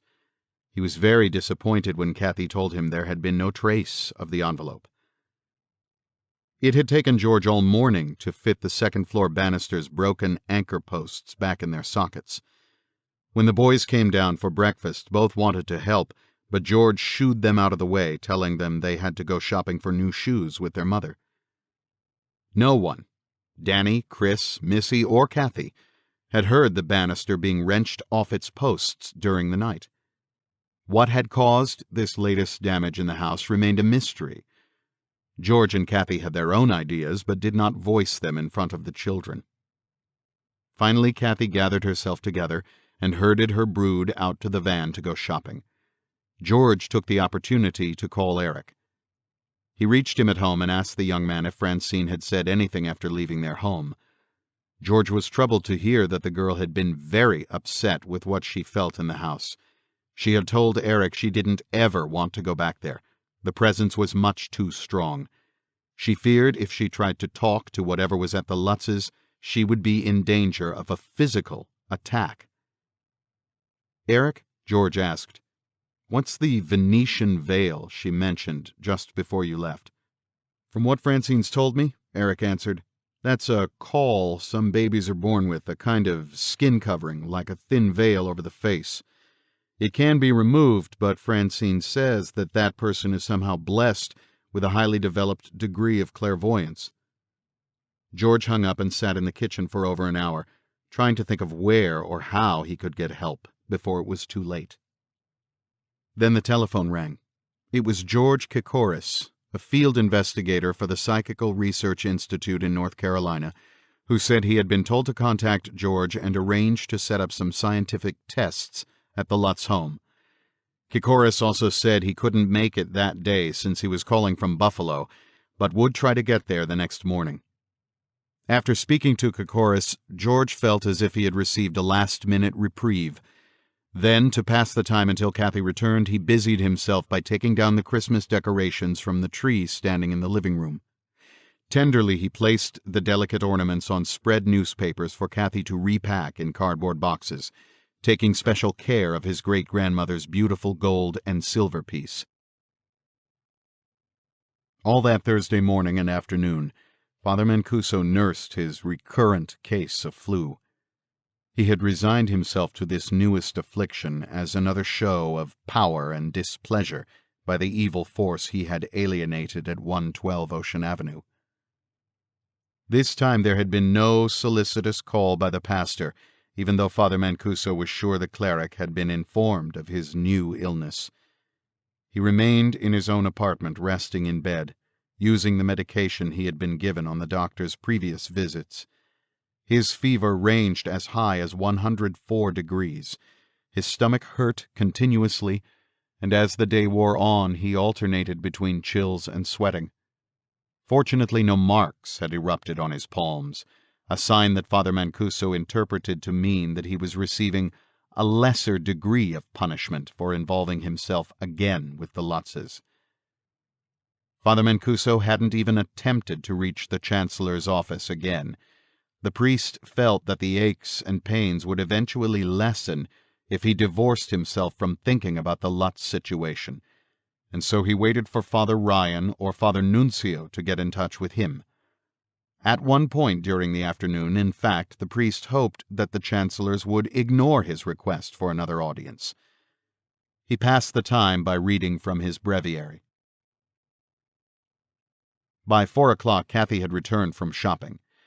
Since the Lutzes still had Jimmy's car, there was no way for the honeymooners to travel unless they were picked up.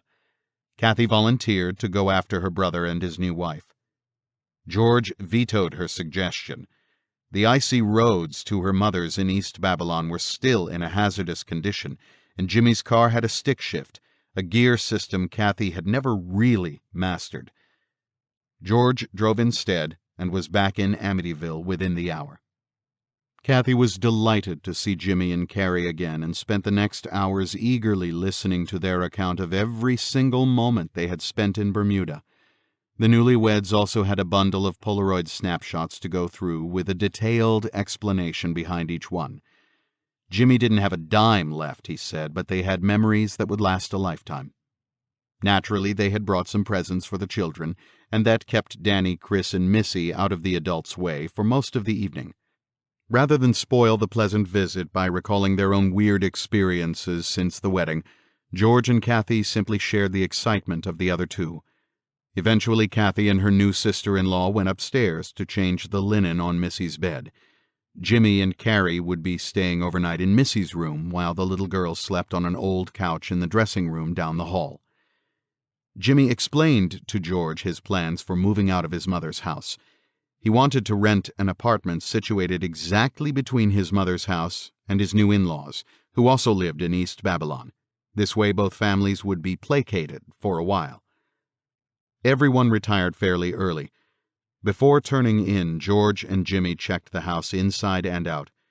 George showed Jimmy the damaged garage door, but didn't offer any explanation beyond the theory that it was caused by a freak windstorm. Jimmy, who had been victimized of his money by an unknown source, was suspicious of something else, but he too kept silent and followed George as he checked the boathouse.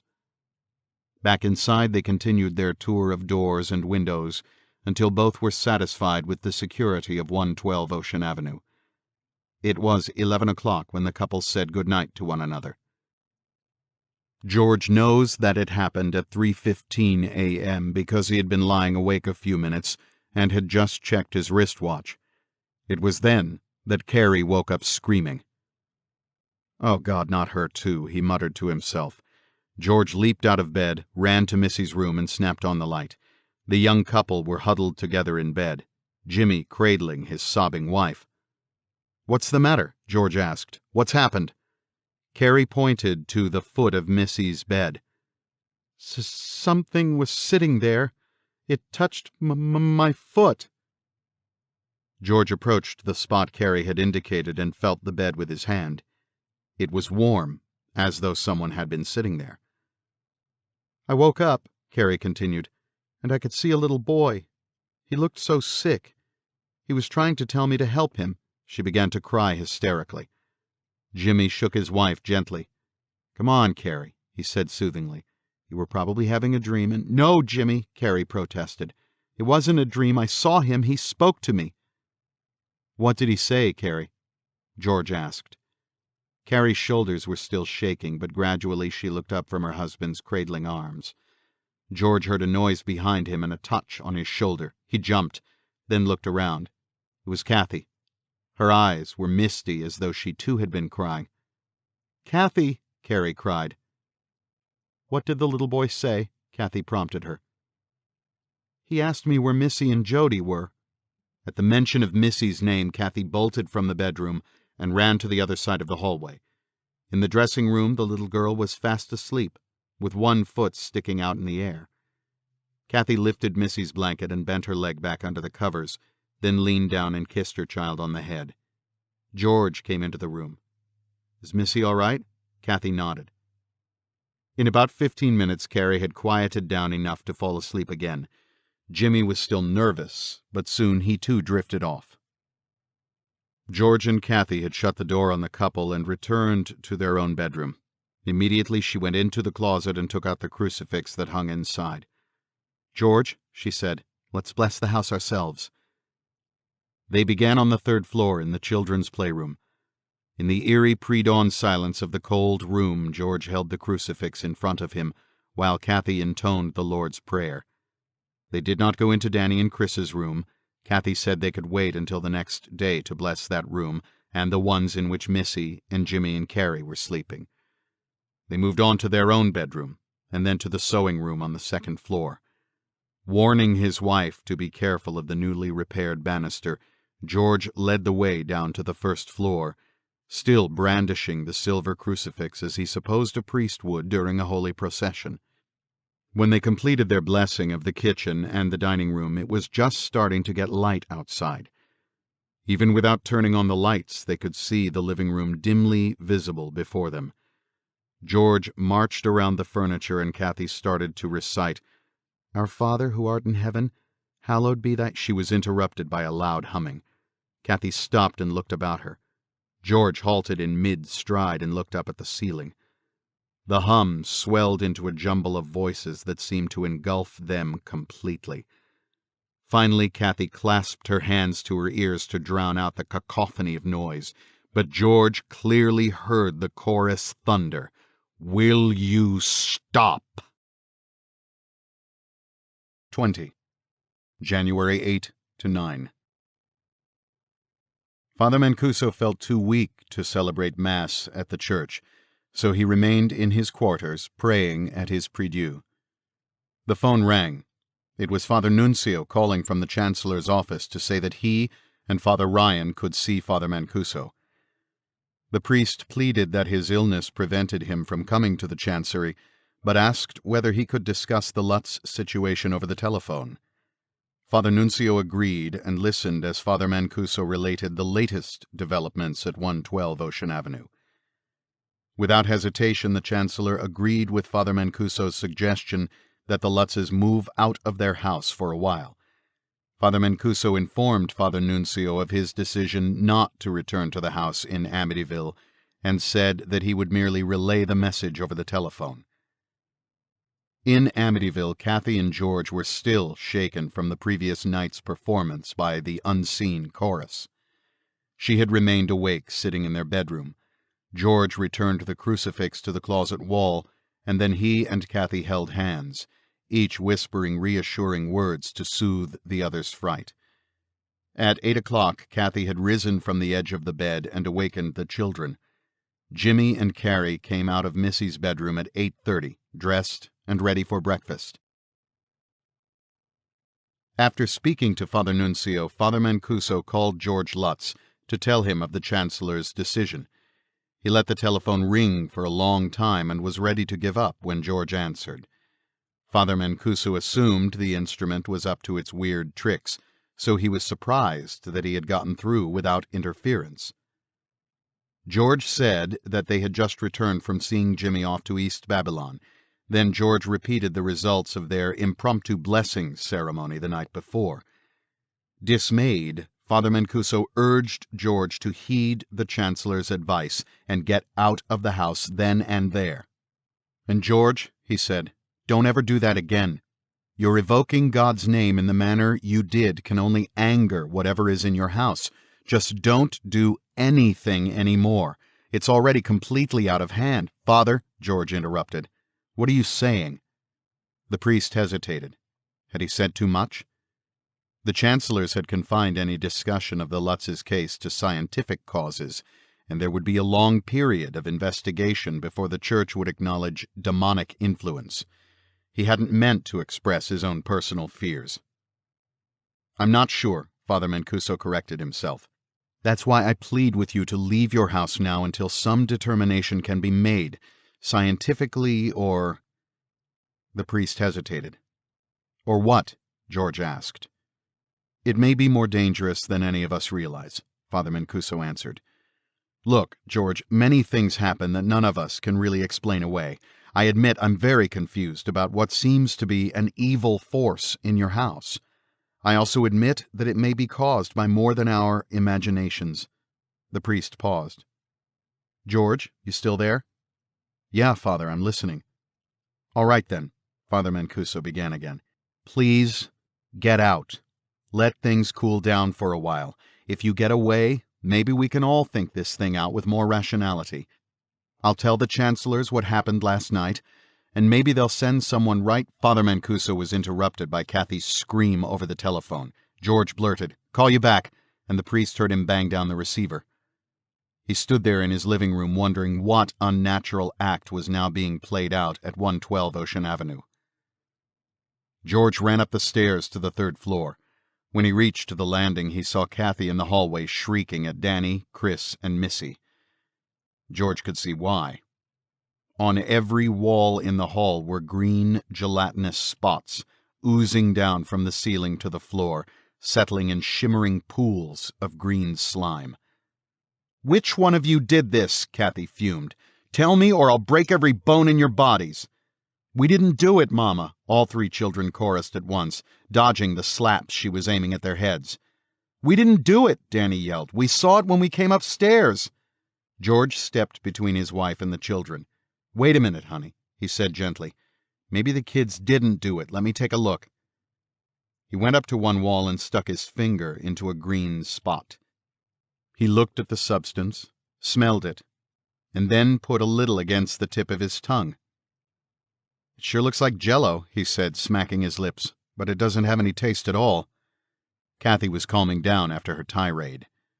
"Could it be paint?" she asked. George shook his head. "Nope." He tried to get the feel of the jelly by rolling it against his fingertips. "I don't know what it is, but it sure leaves a mess."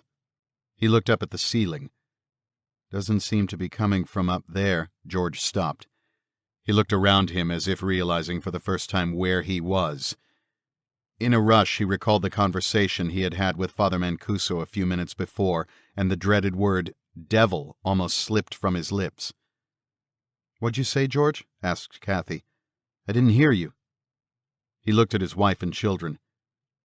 "Nothing. I was just trying to think." He began to edge the others toward the staircase. "Listen," he said, "I'm hungry. Let's go down to the kitchen and have a bite. Then the boys and me'll come back up and clean up this gook. Okay, gang?" Jimmy and Carrie had arrived back in East Babylon.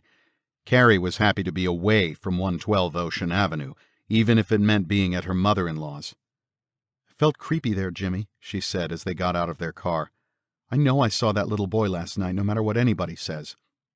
Jimmy reached out and patted his wife's behind. "I'll forget it, baby," he said. "It was just a dream.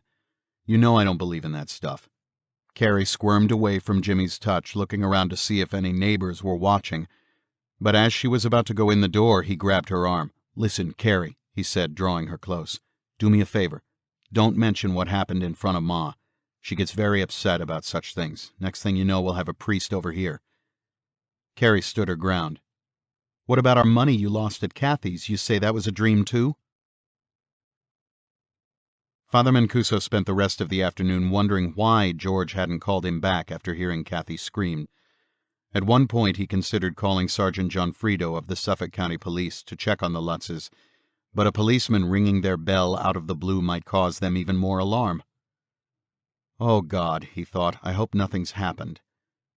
Finally, the priest picked up the phone and dialed George's number. There was no answer, because the whole family was out back in the boathouse, where the noise of the compressor drowned out the sounds of the rings. George, Danny, and Chris were dumping gobs of green jelly into the freezing water beside their boat. The compressor hose kept churning the substance, mixing it with the icy water so that it was swept below the ice. As the boys flung it over from the narrow wooden walkway, Kathy was brushing away what fell from their pails.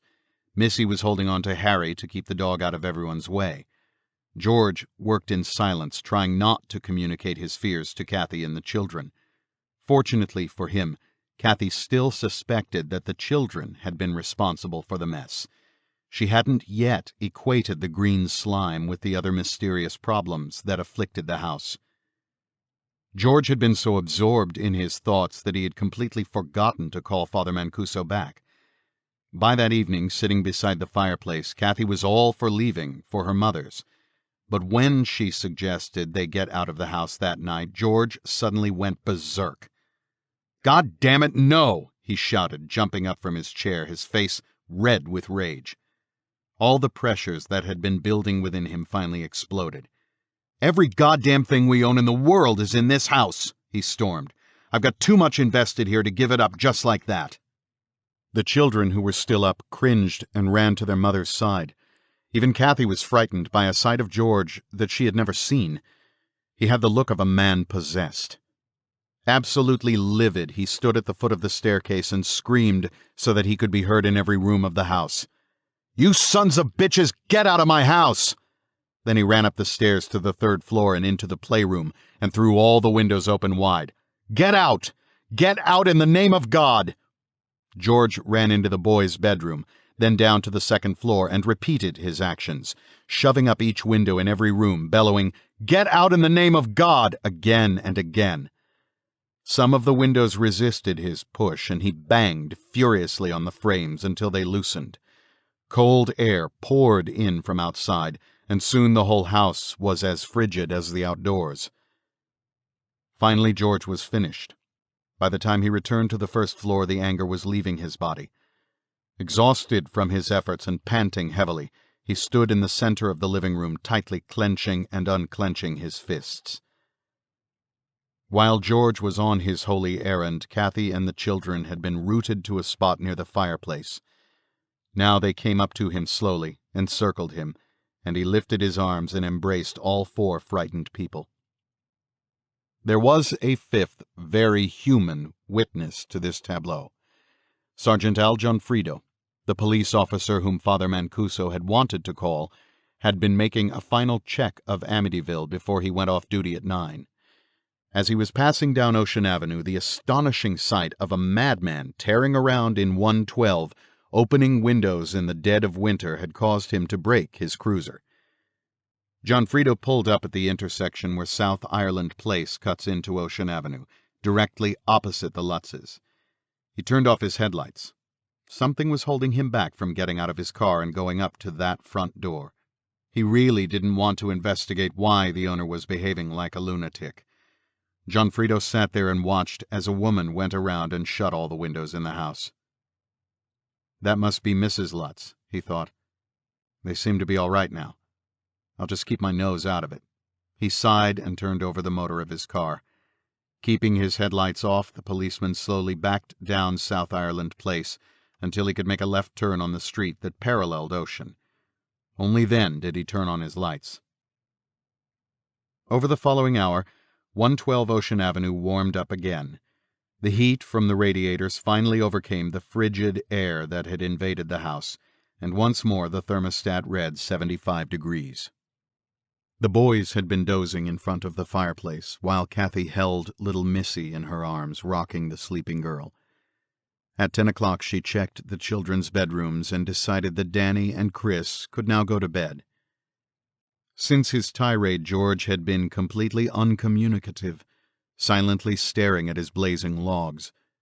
Kathy left him alone, realizing her husband was trying to resolve their dilemma in his own way. After the children were tucked away upstairs, she finally went to him and gently tried to urge him out of the room. George looked at Kathy, and she saw the confusion and anger in his face. His eyes were misty. George seemed to be crying over his frustration. The poor guy deserves a break, she thought. He shook his head at her suggestion to go up to bed.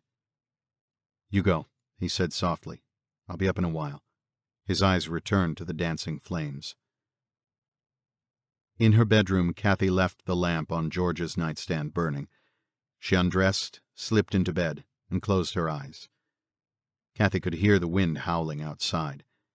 The sound slowly relaxed her so that in a few minutes she began to doze off. Suddenly Kathy sat bolt upright and looked at George's side of the bed. He still wasn't there. Then she slowly turned her head and looked behind her. She saw her image reflected in the mirrors that covered the wall from ceiling to floor, and she had the urge to get the crucifix out of the closet again.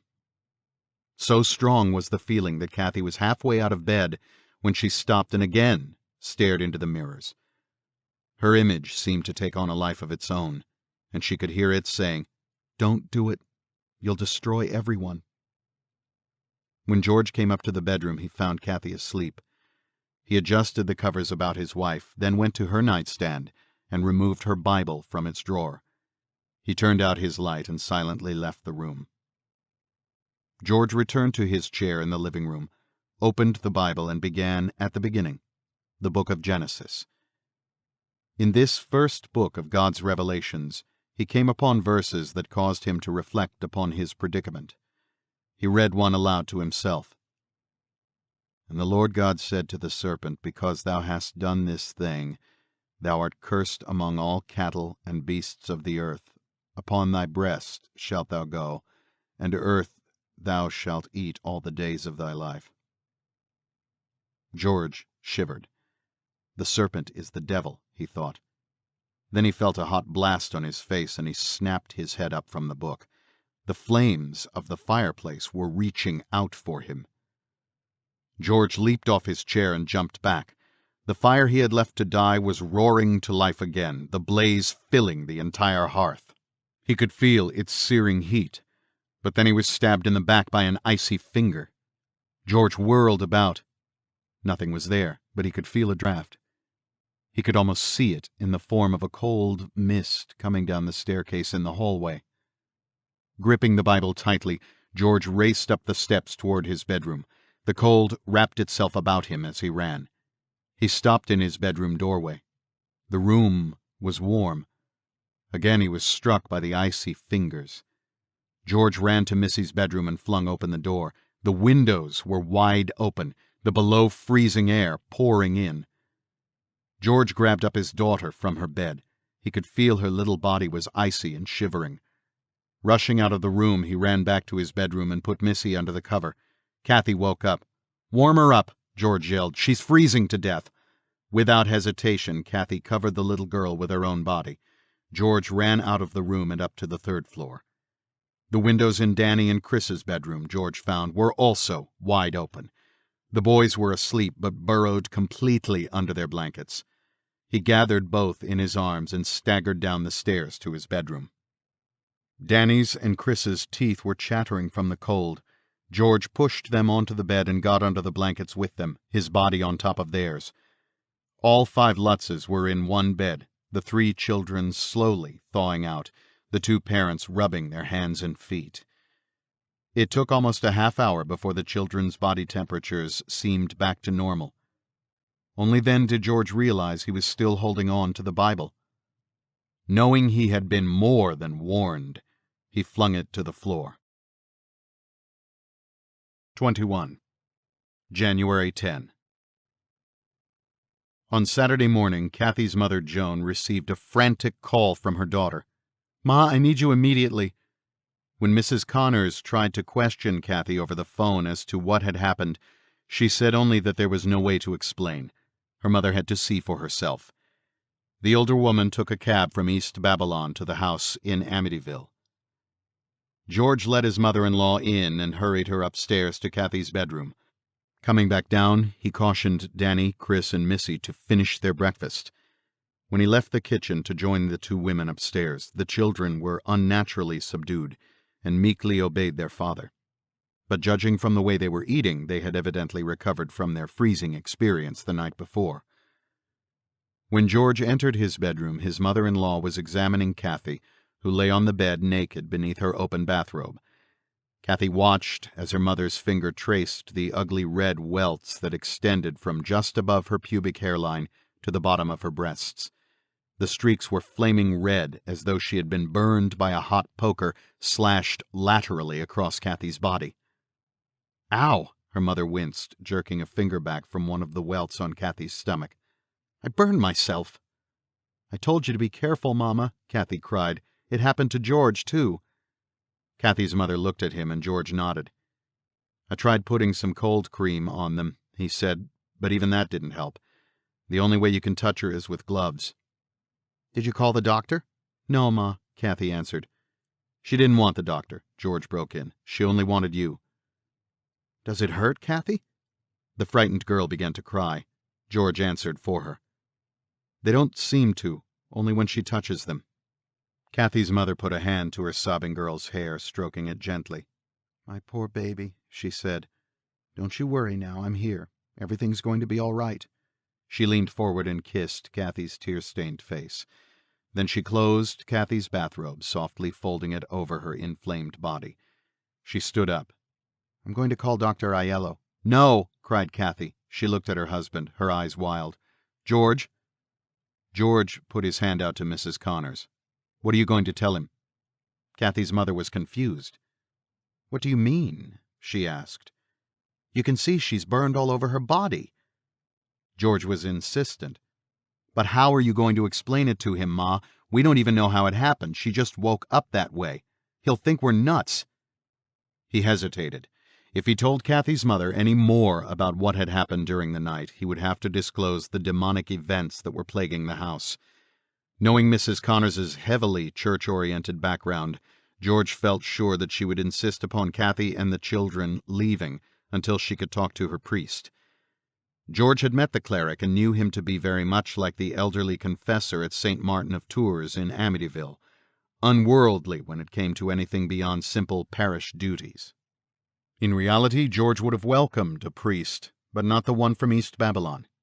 And he did expect to hear momentarily from George Kikoris, the psychical investigator.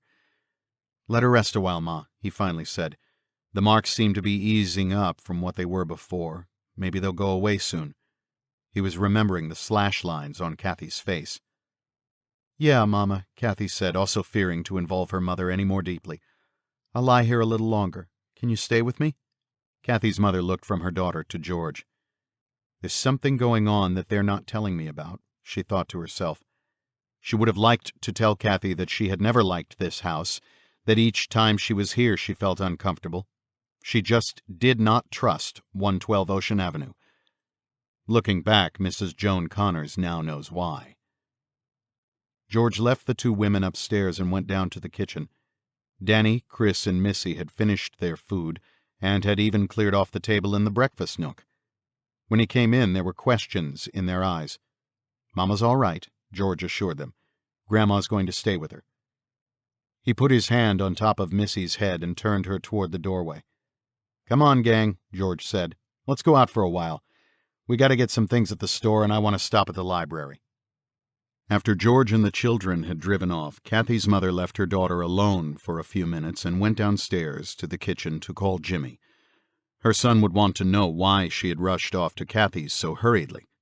Jimmy had wanted to drive Mrs. Connors to Kathy's, but she said he should stay at home in case she needed anything from her house. Over the phone, she told Jimmy that Kathy only had some stomach cramps. She'd call him later when she was about to leave. Jimmy didn't believe her and said he wanted to come over with Carrie.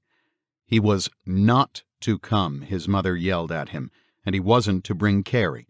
She didn't want the report that Jimmy's family was a little crazy to get back to her son's new in-laws. Kathy, lying in bed, could hear her mother downstairs shouting into the telephone at her brother. She sighed and opened her robe once more to look at the burning red marks on her body. The welts were still there, but they did seem fainter. Then she tried touching one of the slashes under her right breast. Her finger rested on the ugly spot. It seemed to Kathy that the sensation wasn't as severe as before. The reaction was more like putting her finger under very warm water. Again she sighed. Kathy was about to close her bathrobe when she sensed someone was staring at her nakedness. The feeling of a presence came from right behind her, but Kathy couldn't bring herself to turn and look. She knew the mirrored wall was there, and she was afraid that in it she would see something terrible. Paralyzed with fear, she was unable to even raise her arms to draw the robe about her. She remained that way, her body completely exposed, her eyes tightly shut, cringing inwardly, waiting for the unknown touch. "Kathy, what are you doing? You'll catch your death of cold." It was her mother back from the kitchen. Even after the red welts had completely disappeared, Mrs. Connors didn't want to leave Kathy. When George returned with the children, she argued that the whole family should leave 112 Ocean Avenue. He could stay if he wanted, but she insisted her Kathy and her grandchildren go. By then Kathy was asleep upstairs, and after the latest episode, George didn't want to awaken her. "Let her sleep a little longer, Ma," he said. "We'll see about coming over later." His mother-in-law had agreed, reluctantly, getting him to promise to call her the minute her daughter awoke. "If you don't, George, I'll be back," she warned him. He called her a cab, and she returned to East Babylon at 4 p.m. At the Amityville library, George had been able to secure a temporary borrower's card and take out one book on witches and demons. Now that his mother-in-law had gone home, he sat alone in the living room, deep in the subject of the devil and his works. It was after 8 p.m. before George finished his borrowed book. During the afternoon, Kathy's mother had prepared spaghetti and meatballs that George set out at supper time. Danny, Chris, and Missy ate while George continued reading. The last time he had looked in on Kathy, she stirred a little, and he thought she was about ready to awaken from her much-needed rest. Now he was in the kitchen, and the 3 children were in the living room watching television. George had made notes while going through the book, and now he looked at what he had jotted down. On the pad was a list of demons, with names he had never heard of. George tried to pronounce them aloud, and they rolled strangely off his tongue. Then he decided to call Father Mancuso. The priest was surprised that the Lutzes were still at 112 Ocean Avenue. "I thought you were going to leave the house," he said. "I told you what the chancellor said to do." "I know, Father, I know," answered George. "But now I think I know how to lick this thing." He picked up the book from the table. "I've been reading about how these witches and demons work." Good Lord, Father Mancuso thought. I'm dealing with a child, an innocent. Here the man's house is about to explode under him and his family, and he's talking to me about witches. And it says here, if you hold an incantation and repeat those demons' names 3 times, you can call them up. George went on. There's a ceremony in here that shows you exactly what to do. Iskaron, Modeste, George began to chant. Those are the names of the demons, Father. I know who they are, Father Mancuso blurted. Then there's Isabo, this one's hard to pronounce. Urzulade, she has something to do with voodoo, and Eslender. George, the priest cried, for God's sake, don't invoke those names again. Not now, not ever. Why, Father? George protested. It's right here in this book. What's wrong with... The telephone went dead in George's hand. There was an unearthly moan, a loud clicking, and then just the sound of a disconnected line. Did Father Mancuso hang up on me? George wondered. And what's happened to this guy Kokoris? Was that my mother? George turned and saw Kathy standing in the doorway. No longer in her bathrobe, she had combed her hair and was wearing slacks and a sweater. Her face was slightly flushed. George shook his head. How do you feel, honey? He asked. Have a good sleep? Kathy lifted up her sweater, baring her navel. It's gone, she stroked herself. They're not there anymore. She sat down at the table. Where are the kids? They're watching television, George answered. He took her hands in his. You want to call your mother now? Kathy nodded. She felt strangely relaxed, almost sensual. Ever since she had the sensation of being stared at in her bed, Kathy had been in a languorous mood, as if she had been completely satisfied sexually. It had even carried over into her recent nap, she mused, when she had unconnected visions of making love to someone. It wasn't George. Kathy dialed her mother's number while George went into the living room with the children. He heard a loud clap of thunder. Looking out the windows, he saw the first raindrops strike the panes. Then, somewhere in the distance, a flash of lightning hit the darkness, and again, a few moments later, came another boom of thunder. George could make out the silhouettes of trees, swaying in the rising gusts. Kathy came into the room. My mother says it's raining cats and dogs there, she announced. She wants us to use our van rather than have Jimmy come for us. The rain was coming down much harder now, beating heavily against the windows and outside walls. From the sound of that, George said, none of us is going anywhere at the moment. When she had left her bedroom, Kathy opened the windows about an inch to air out the room. Even if there wasn't much room for water to get in, with the coming storm, she wanted to play it safe. Danny, she called, run up to my room and close the windows tight, okay? George himself ran out to bring Harry inside. In spite of the sheets of icy rain that lashed at him, George could feel the cold spell was breaking up. The rains would wash away the dirty piles of accumulated snow. There was a problem living right on the river, though, for such a heavy rainfall could add to the frozen waters and overflow the bulkheads. George came back inside with Harry gratefully shaking himself, just in time to hear Danny, still upstairs, cry out in pain. Kathy raced ahead of George up the stairs to their bedroom. Danny stood at a window, the fingers of his right hand trapped under the window. With his left, he was trying to push up the heavy wooden frame. George pushed Kathy aside and ran to the boy, who was yelling and trying to pull his fingers free. George tried to slide the window back up, but it refused to budge. He hammered at the frame, but instead of releasing itself, the window vibrated, only hurting Danny more. In his frustration, George became furious and started to curse, shouting obscenities at his unseen, unknown enemies. Suddenly the window came free on its own and shot up a few inches, freeing Danny. He grabbed his fingers in his other hand, cradling them and crying hysterically for his mother. Danny took the injured hand in her own. Danny didn't want to open his fist, and she had to shout at him, "Let me see, Danny, open your fist!" Averting his eyes, the boy extended his arms. Kathy screamed when she saw what his fingers looked like. All except the thumb were strangely flat. Even more frightened by his mother's anguished cry, Danny jerked his hand away. George exploded. Running like a madman again from room to room, he screamed invectives, challenging whatever was doing this to his family to come out and fight. There was as much of a storm raging inside 112 Ocean Avenue as outside, as Kathy chased after her husband, asking him to call a doctor for Danny. The rage within George soon spent itself. He suddenly became aware that his little boy was hurt and needed medical attention. He ran to the kitchen telephone and tried to call Kathy's family doctor, John Aiello, but the line was dead. As he later learned, the storm had torn down a telephone pole, locking the Lutzes in their house even more effectively. "I'll have to drive Danny to the hospital," George shouted. "Put his jacket on."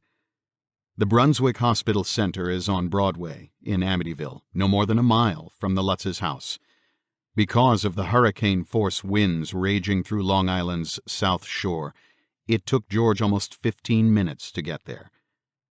The intern on duty was amazed at the condition of Danny's fingers, which were flattened from the cuticle to the second knuckle. But though they certainly looked crushed beyond repair, they were not broken, with no smashed bones or cartilage. He bandaged them securely, gave George some children's aspirin for Danny, and suggested they return home. There was nothing more he could do. By then, the young boy was more frightened from the way his fingers looked than from any pain. While George drove home, he held his hands stiffly against his chest, sobbing and moaning. Again, it took George close to 20 minutes to drive back to 112 Ocean Avenue. The winds whipped the front door of the house back against the building, and he had trouble trying to close it behind him. Kathy had put Chris and Missy in her own bed and was waiting in the living room. She picked up her eldest and rocked him in her arms. Danny finally cried himself to sleep, exhausted by the grueling pain and fear. George carried Danny up to their bedroom. Taking off only the boy's shoes, he slid him under the covers next to the other two children. Then he and Kathy sat down in chairs by the windows and watched the rain smash against the panes. They dozed fitfully all the rest of the night. They had to stay home. It was impossible to try and get to Kathy's mother or to any other place to sleep, but they were alert to any other dangers that might threaten their children or themselves. Toward dawn, both fell asleep. At 6:30, George was awakened by the rain spattering against his face. For an instant he thought he was outdoors, but no, he was still inside, in his chair by the window. Jumping up, he saw that every window in the room was wide open, some frames torn away from their jambs. Then he heard the wind and rain coming through in other parts of the house. He rushed out of the bedroom. Every room he went into was in the same condition. Window panes broken, the doors on the second and third floors smashed open, even though every one had been locked and bolted. All the Lutzes had slept through what must have been a terrible racket. 22. January 11. The Lutzes had lived at 112 Ocean Avenue for 25 days. That Sunday was one of the worst. In the morning they discovered that the battering rain and wind of the night before had left the house a complete mess. Rainwater had stained the walls, curtains, furniture, and rugs, from the first floor to the third floor. 10 of the windows had broken panes, and several had their locks bent completely out of shape, making it impossible to shut them tightly. The locks to the doors of the sewing room and playroom were twisted and forced out of their metal frames. These couldn't be closed at all. If the family had any intention of leaving for safer quarters, that idea had to be shelved in order to get the house back in shape and secured. In the kitchen, some of the cabinets were soaked and warped. Paint was chipped on the corners of almost every cabinet. Kathy hadn't really thought about those problems yet. She had her hands full mopping up almost an inch of muddy water that had accumulated on her tile flooring. She hoped she could dry the floor before the tiles peeled loose from their cement backing. Danny and Chris had 2 large rolls of paper towels and were going from room to room wiping down the walls. When they had to reach beyond their arm's length, they used a little kitchen stepladder. Missy trailed along with the boys, picking up the wet towels they discarded and throwing them into a large plastic garbage bag. George took down every set of curtains and drapes in the house. Some could be machine-washed, and those he carried downstairs to the basement laundry. The others that would have to be dry-cleaned were put in a pile in the dining room, the driest room in the house. The Lutzes were strangely silent while they worked that morning and afternoon. This newest disaster had only made them more determined to survive in 112 Ocean Avenue. Nobody said it, but George, Kathy, Danny, Chris, and Missy Lutz were now ready to battle any force, natural or unnatural. Even Harry was putting on a show of toughness. The half-breed Malamute was on his lead in his compound, stalking back and forth through the mud, his tail high, teeth bared. The growls and snarls that came from deep within his heavy chest were signs that the dog would tear to shreds the first person or thing he didn't recognize. Every once in a while, Harry would stop his pacing, stare at the boathouse, and let out a wolf-like howl that sent shivers down the spine of everyone who lived on Ocean Avenue. When George finished with the sodden curtains, he began to work on the windows. First he cut heavy plastic sheets to cover the broken panes and sealed them to the window frames with white adhesive tape. It wasn't a pretty sight from the inside or out, but at least it kept out the steadily falling drizzle. George had guessed right. The temperature had risen with the storm, and it was above freezing. A lot of damage had been done to the trees and bushes along Ocean Avenue, and looking up South Ireland Place, George could see that it too had its share of broken branches lying in the street. He did note, however, that the neighbors on either side of his house had no broken windows or any other exterior damages. Only me, George thought. Terrific. The locks on the windows and doors were a more difficult matter. George didn't have the hardware to replace the catches on the windows, so he used a pair of pliers to twist off the smashed pieces of metal. Then he hammered heavy nails into the edges of the wooden frames and challenged his unseen foes. "Let me see you pull those out, you sons of bitches." The locks to the sewing room and playroom doors he removed completely. In the cellar he found some 1-inch pine boards that were perfect for his needs. The doors opened outward into the hallway. So George nailed the boards diagonally across both. For whatever might have remained in the two mysterious rooms, there was no longer a way out. George Kokoris finally telephoned, saying he'd like to come out and spend a night. There was only one problem. Since Kokoris had no equipment with him, the Psychical Research Institute would have to consider the visit an informal one. He would have to draw conclusions without the rigorous controls required for scientific evaluation. George said that didn't matter. He just wanted confirmation that all the weird events in their house weren't the product of his or Kathy's imagination. Kokoris asked George whether any sensitives had been there, but George didn't understand what he meant by that term. The field investigator said they would go into that when he came to visit. Before George hung up, Kokoris asked whether there was a dog in the house. George said he had Harry, a trained watchdog. Kokoris said that was good because animals were very sensitive to psychic phenomena. Again, George was puzzled, but at least he had the first tangible evidence that help was on the way.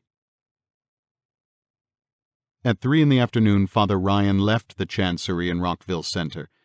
The Chancellor was concerned about Father Mancuso's mental welfare in the Lutz case, and since one of his duties in the diocese was to minister to the rectories, Father Ryan decided that now would be a good time to visit the Long Island Rectory.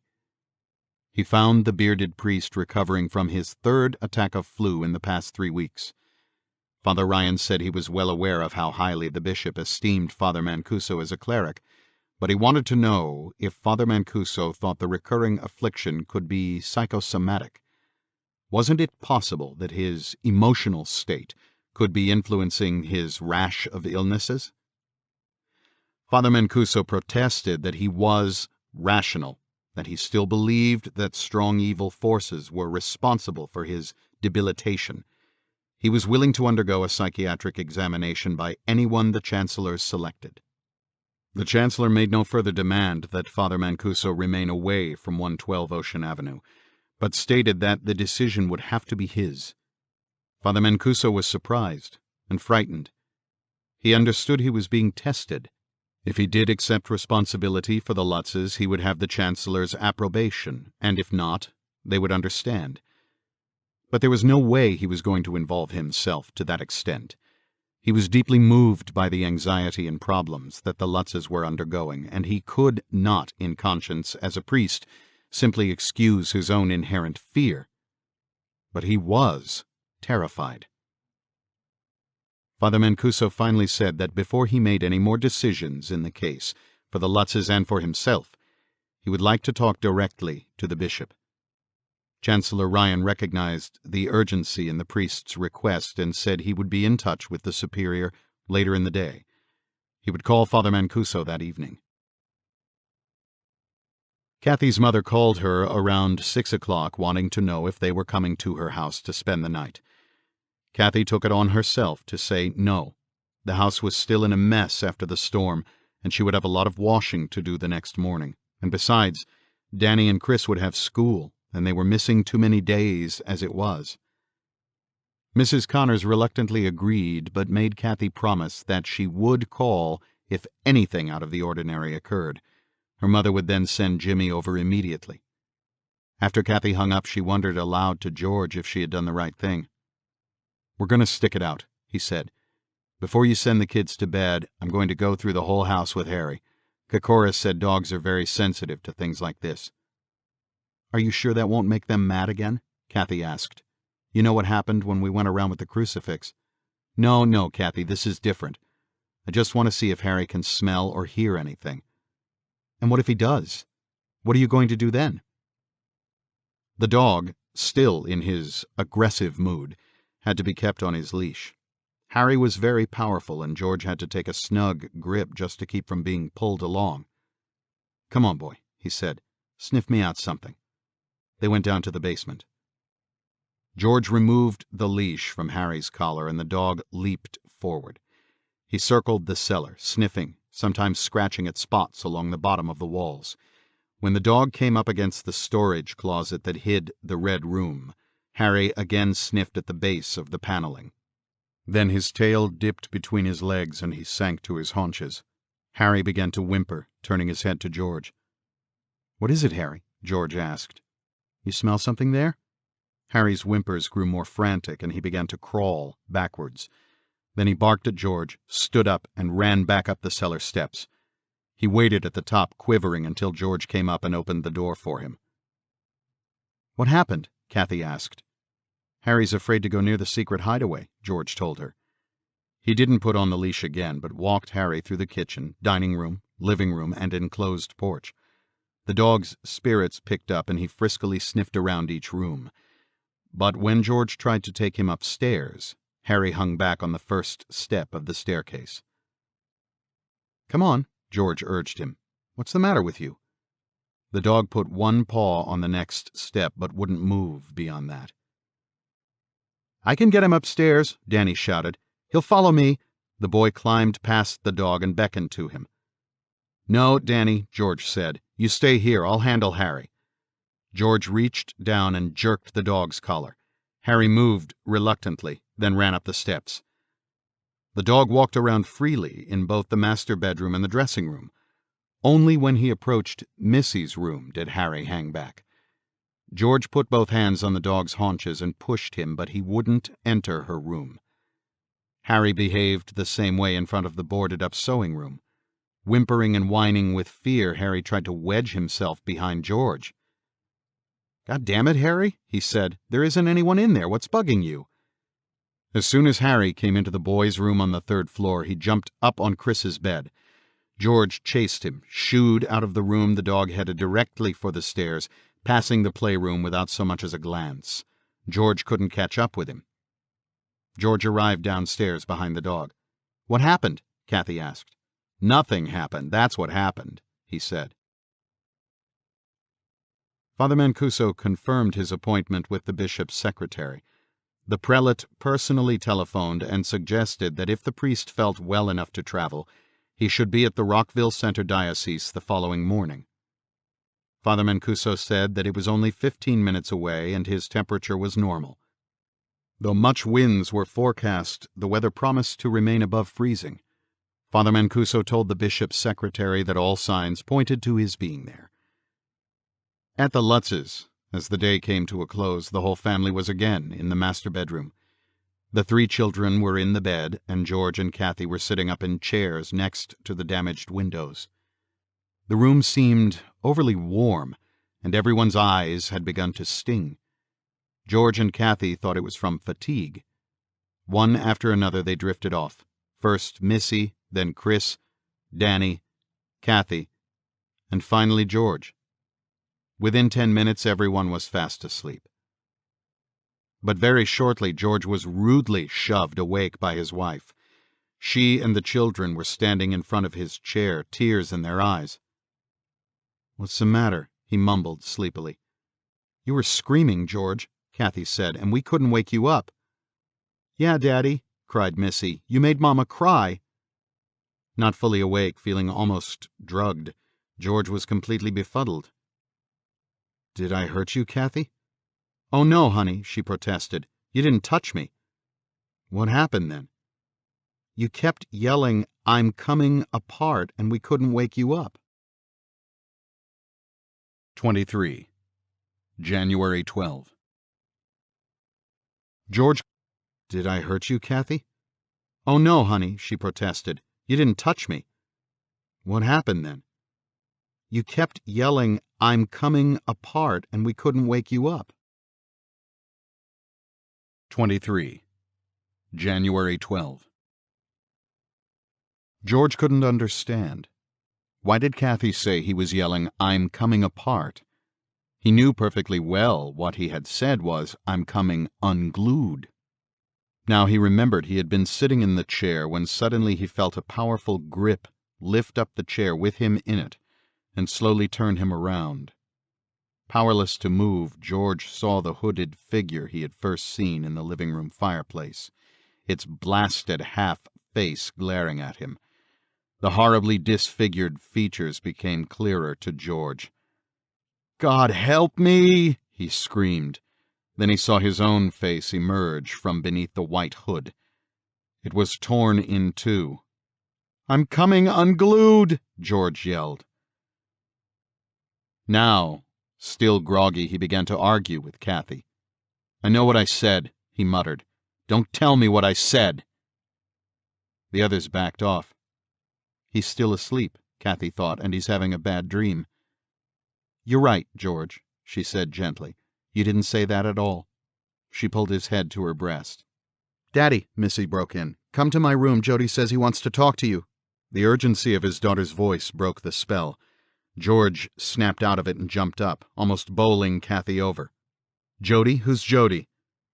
"That's her friend," answered Kathy. "You know, I told you she makes up imaginary people. You can't see Jody." "Oh, yes, Mama," Missy protested.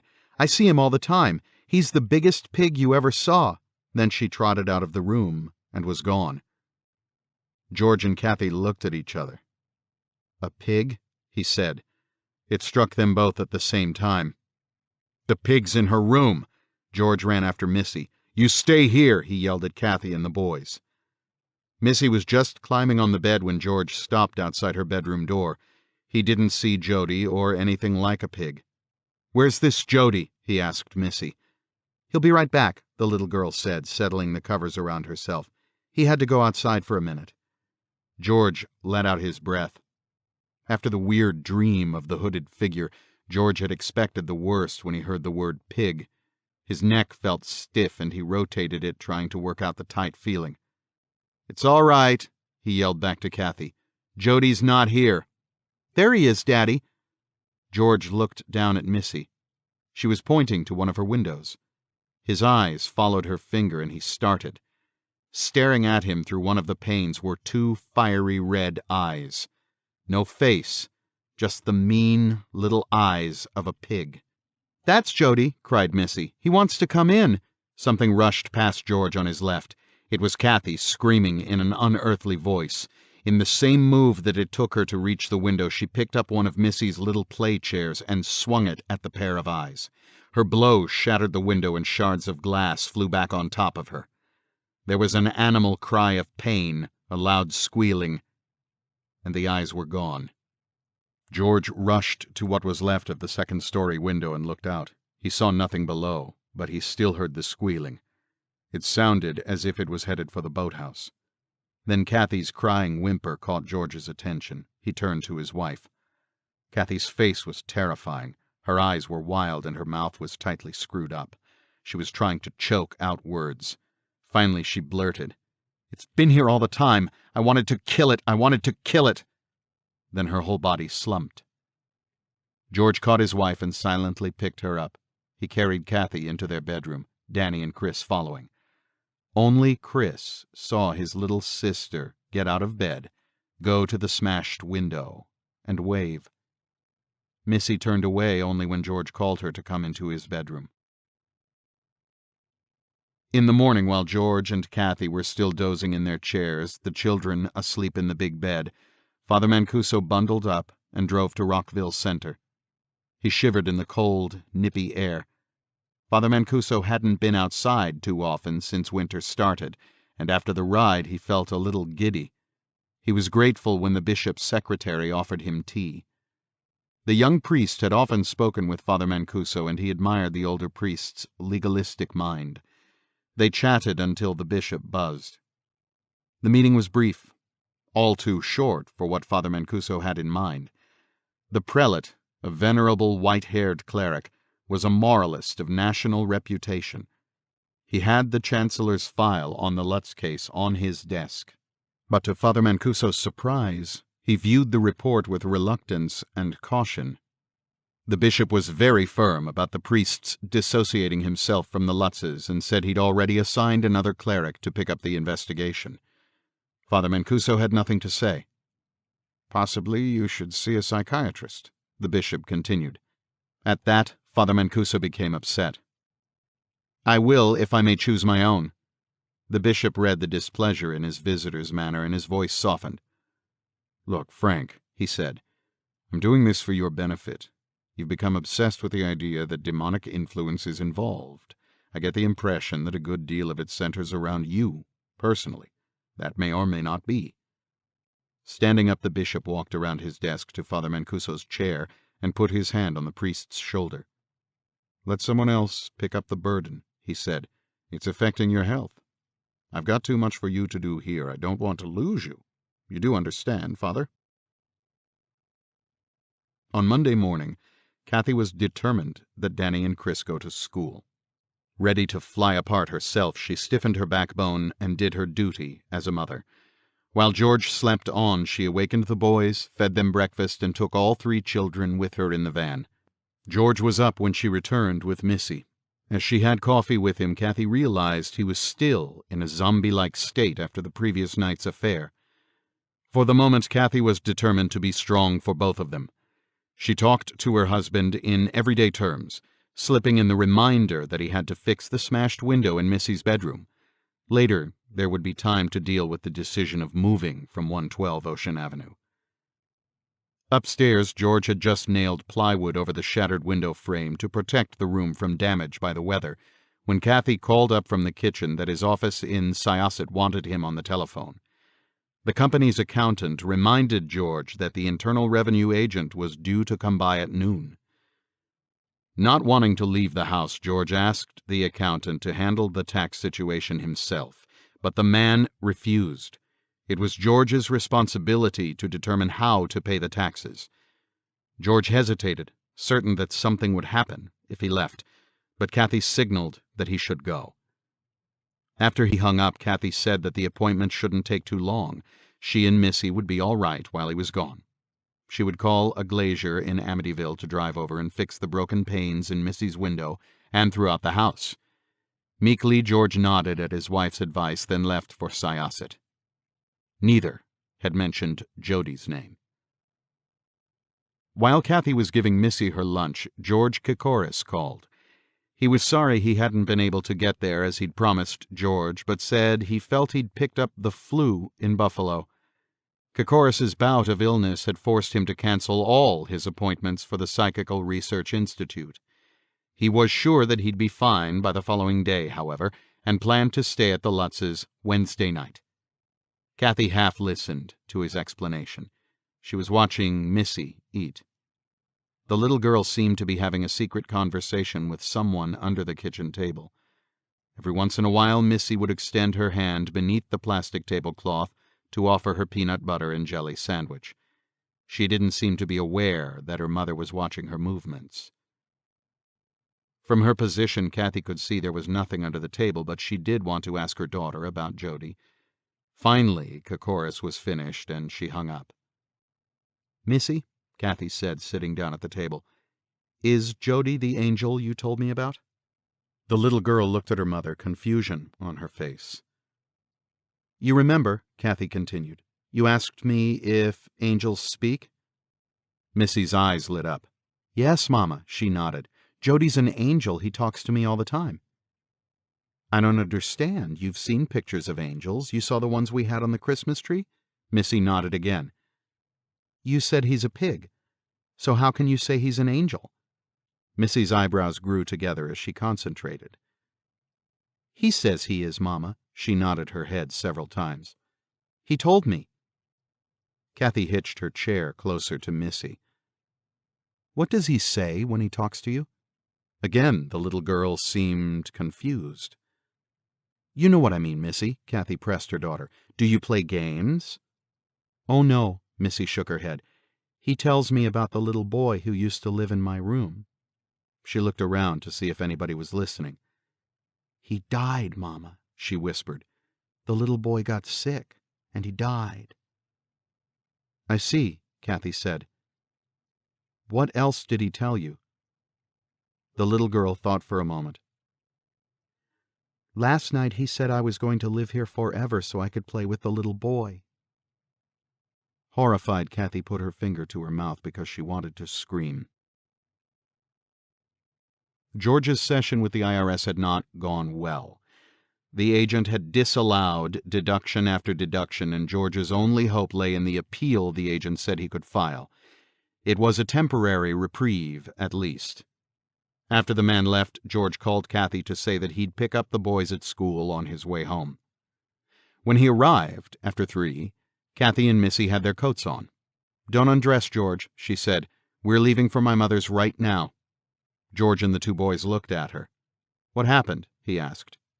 "Jody told Missy he's an angel. That's what happened." She began to push the boys out the front door. "We're getting out of here." George held up his hands. "Wait a minute, will you? What do you mean he's an angel?" Kathy looked down at her daughter. "Missy, tell your father what the pig said." The little girl nodded. "He said he's an angel, Daddy. He told me." George was about to ask his daughter another question when he was interrupted by loud barking from behind the house. "Harry!" he cried. "We forgot about Harry!" When George and the others reached him, Harry was barking furiously at the boathouse, frantically running around his compound and jerking up short every time he reached the end of his steel leash. "What's the matter, boy?" George said, patting the dog's neck. "Someone in the boathouse?" Harry twisted out of his grasp. "Don't go in there," Kathy yelled. "Please, let's get out of here now."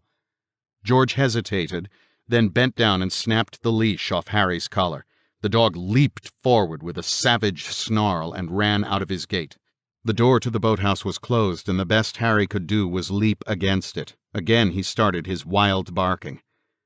George was all set to unlock the door and fling it open. Instead, Danny and Chris ran past him and leaped on Harry, wrestling the big dog away. "Don't let him go in there," Danny screamed. "He'll get killed." George grabbed Harry's collar and helped pull him down to a sitting position. "It's all right," Chris kept assuring the powerful, agitated animal. "It's all right, boy." But Harry would not be calmed. "Let's get him inside the house," George panted. "If he can't see the boathouse, he'll stop." As he and the boys were drawing Harry into the house, a van pulled into the driveway. George saw that it was a window repairman. He and Kathy looked at one another. "Oh, my God," Kathy said. "I forgot all about having called him." They hadn't reckoned on this kind of delay. His pudgy face and broad accent gave away his Slavic descent. "I figured you folks needed the fixing right away," he said. "What with the bad weather we've been having, yeah," he continued as he opened his rear doors. "Better to fix now. If everything inside get wet because of outside, it costs you more money." Okay, that's fine, George said. Come on in and I'll show you the windows that got busted. The wind the other night, yeah? The man asked. Yeah, the wind, George answered. It was almost 6 p.m. before the man was done. When the new window panes were scraped free of putty, he stepped back to admire his work.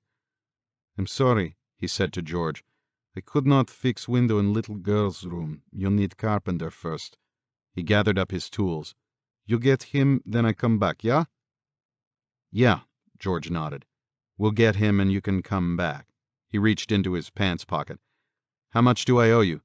No, the man protested. No money now, your neighbor. We send bill, okay? Okay, George said, relieved. His cash was very low at the moment. Somehow the Glazier's kindness and friendliness left its mark on their spirits that night. After he left, Kathy, who had been sitting in the kitchen with her coat on all the time he worked, suddenly got up and took it off. Without saying a word to George, she began to prepare supper. I'm not too hungry, George said. A grilled cheese sandwich would do just fine. Kathy took out hamburger meat for herself and the children. As she worked preparing the meal, she kept Danny and Chris with her in the kitchen, insisting they do their homework in the nook. Missy sat in the living room with George, watching television while he built up a fire. The Glazier had been just the reassurance they needed. After all, nothing had happened to him while he was in the playroom or the sewing room. The Lutzes realized that maybe their imaginations were too fired up and they were panicking unnecessarily. All thought of abandoning their home had momentarily disappeared. Father Mancuso was an individual who despised bullies, be they man, animal, or the unknown. The priest felt that the force that had 112 Ocean Avenue in its grip was taking undue advantage of the fears of the Lutzes and of himself. Before he retired Tuesday night, Father Mancuso prayed that this evil force could somehow be reasoned with, that it should know what it was doing was totally insane. How could it derive pleasure from pain, he asked himself. The priest knew there was only one answer. It had to be demonic. Just to be on the safe side, George and Kathy decided the children should sleep in the master bedroom again. With Harry inside down in the cellar, Danny, Chris, and Missy were put to bed. George and Kathy made themselves as comfortable as they could. Kathy stretched out on 2 chairs. George insisted he was all right with one. He told Kathy he planned to stay awake all night and sleep in the morning. At 3:15 a.m., George heard the marching band strike up downstairs. This time he did not go to investigate. He told himself it was all in his head, and when he went down there would be nothing to see.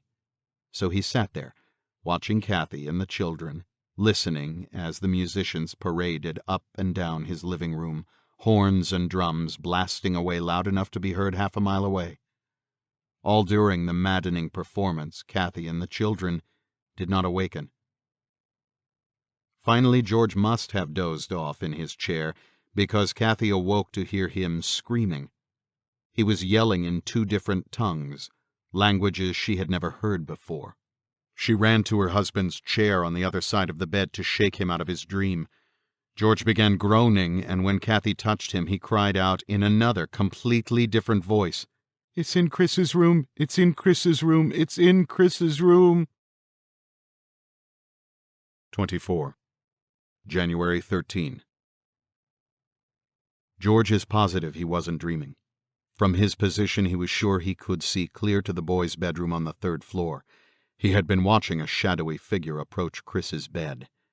He tried to rush to his sleeping son's side and grab him away from the menacing shape, but George couldn't get up from his chair. He was pinned to the seat by a firm hand on his shoulders. It was a struggle George knew he couldn't win. The shadow hovered over Chris. George, helpless, shouted, "It's in Chris's room!" No one heard him.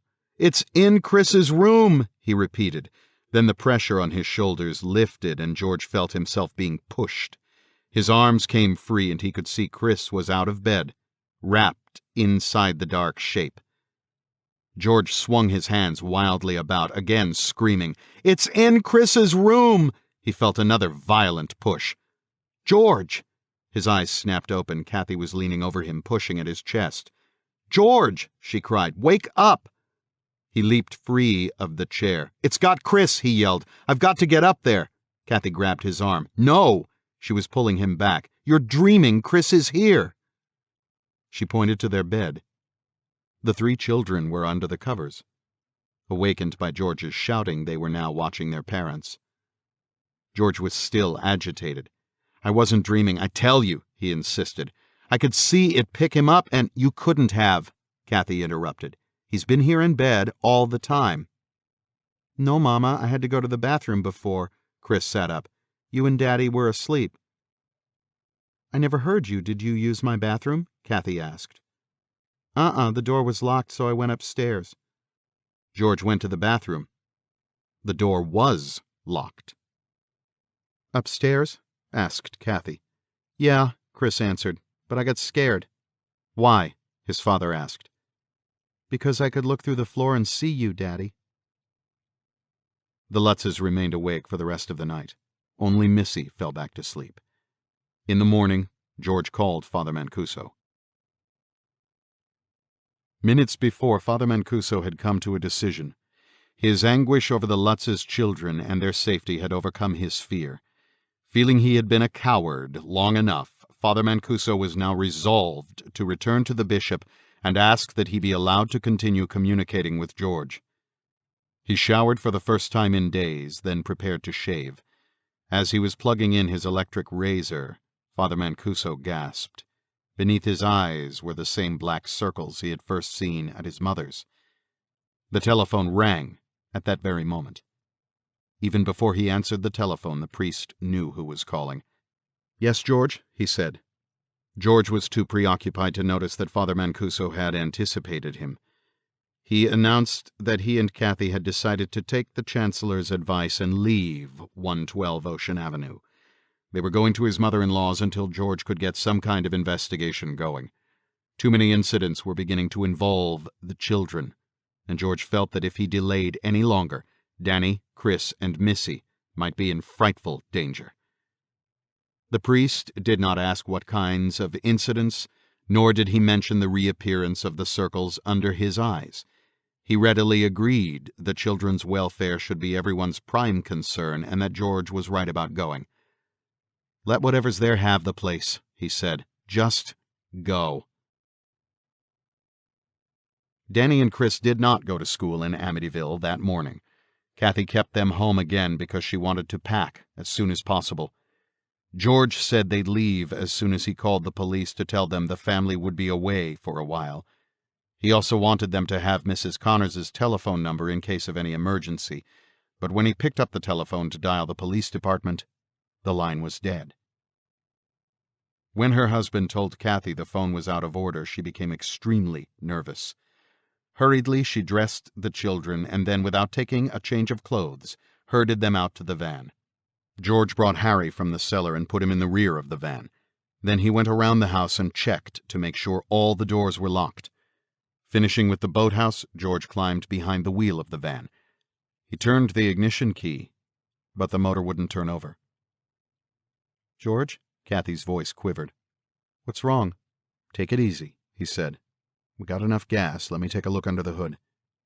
As he got out of the van, he looked up at the sky. The clouds had grown dark and menacing. George felt a cold wind picking up. By the time he lifted the hood, the first raindrops were hitting the windshield. George never got a good look at what could have caused the van to stall. A huge gust of wind blew in from the Amityville River in the back of the house, and the hood was slammed down. George had just leaped aside to avoid the falling metal when a lightning bolt struck behind the garage. The clap of thunder was almost instantaneous, and the clouds broke in a solid sheet of water that drenched George immediately. He ran for the front door and unlocked it. "Get in," he shouted to his family in the van. Kathy and the children bolted for the open door, but by the time he managed to close it behind them, all were soaking wet. "We're trapped," he thought to himself, not daring to voice the thought to Kathy. "It's not going to let us go." The rains and wind picked up in intensity, and by 1 o'clock in the afternoon, Amityville was hit by another storm of hurricane strength. At 3, the electricity went out, but fortunately the heat remained in the house. George switched on the portable radio in the kitchen. The weather report said it was 20 degrees and that sleet was pelting all of Long Island. Since the radar showed an enormous low-pressure system covering the entire metropolitan area, the weatherman could not predict when the storm would subside. George dealt with Missy's broken window as best he could, shoving towels into the spaces where it hung away from the frame, then nailing an old blanket over the entire window. Before he had finished, his fresh, dry clothes were soaked again. In the kitchen, George looked at the thermometer that hung beside the back door. It read 80 degrees, and the house was getting uncomfortably warm. He knew that with the electricity off, the oil burner's thermostat wouldn't operate, but when George looked again at the thermometer, it was up to 85 degrees. To cool off the house, George had to have some fresh air. He inched open the windows on the enclosed porch, the only room that faced away from the storm's main onslaught. From the time the storm broke, it had remained dark outside, and even though it was daytime, Kathy had lit candles. At 4:30, it was as if night had already settled over 112 Ocean Avenue. Every once in a while, she would pick up the telephone to see if it was working again, but she really had little hope that it would be. The storm would prevent any repair crews from going out on call. The children weren't fazed at all by the darkness. They treated the whole affair as a holiday, noisily running up and down the staircase playing hide and seek. Since the boys were much better at hiding themselves, Missy was usually it.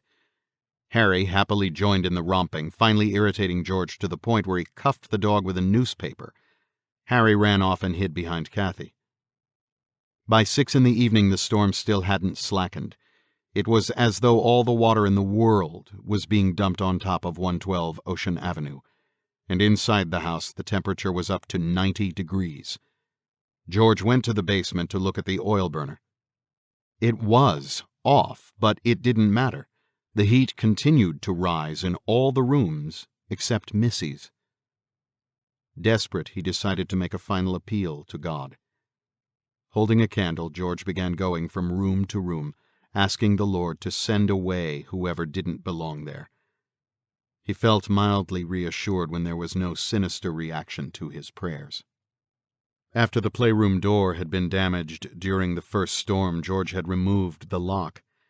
Now, as he approached the room to recite his appeal to God, he saw the green slime was back, leaking from the open hole in the door and oozing onto the floor of the hallway.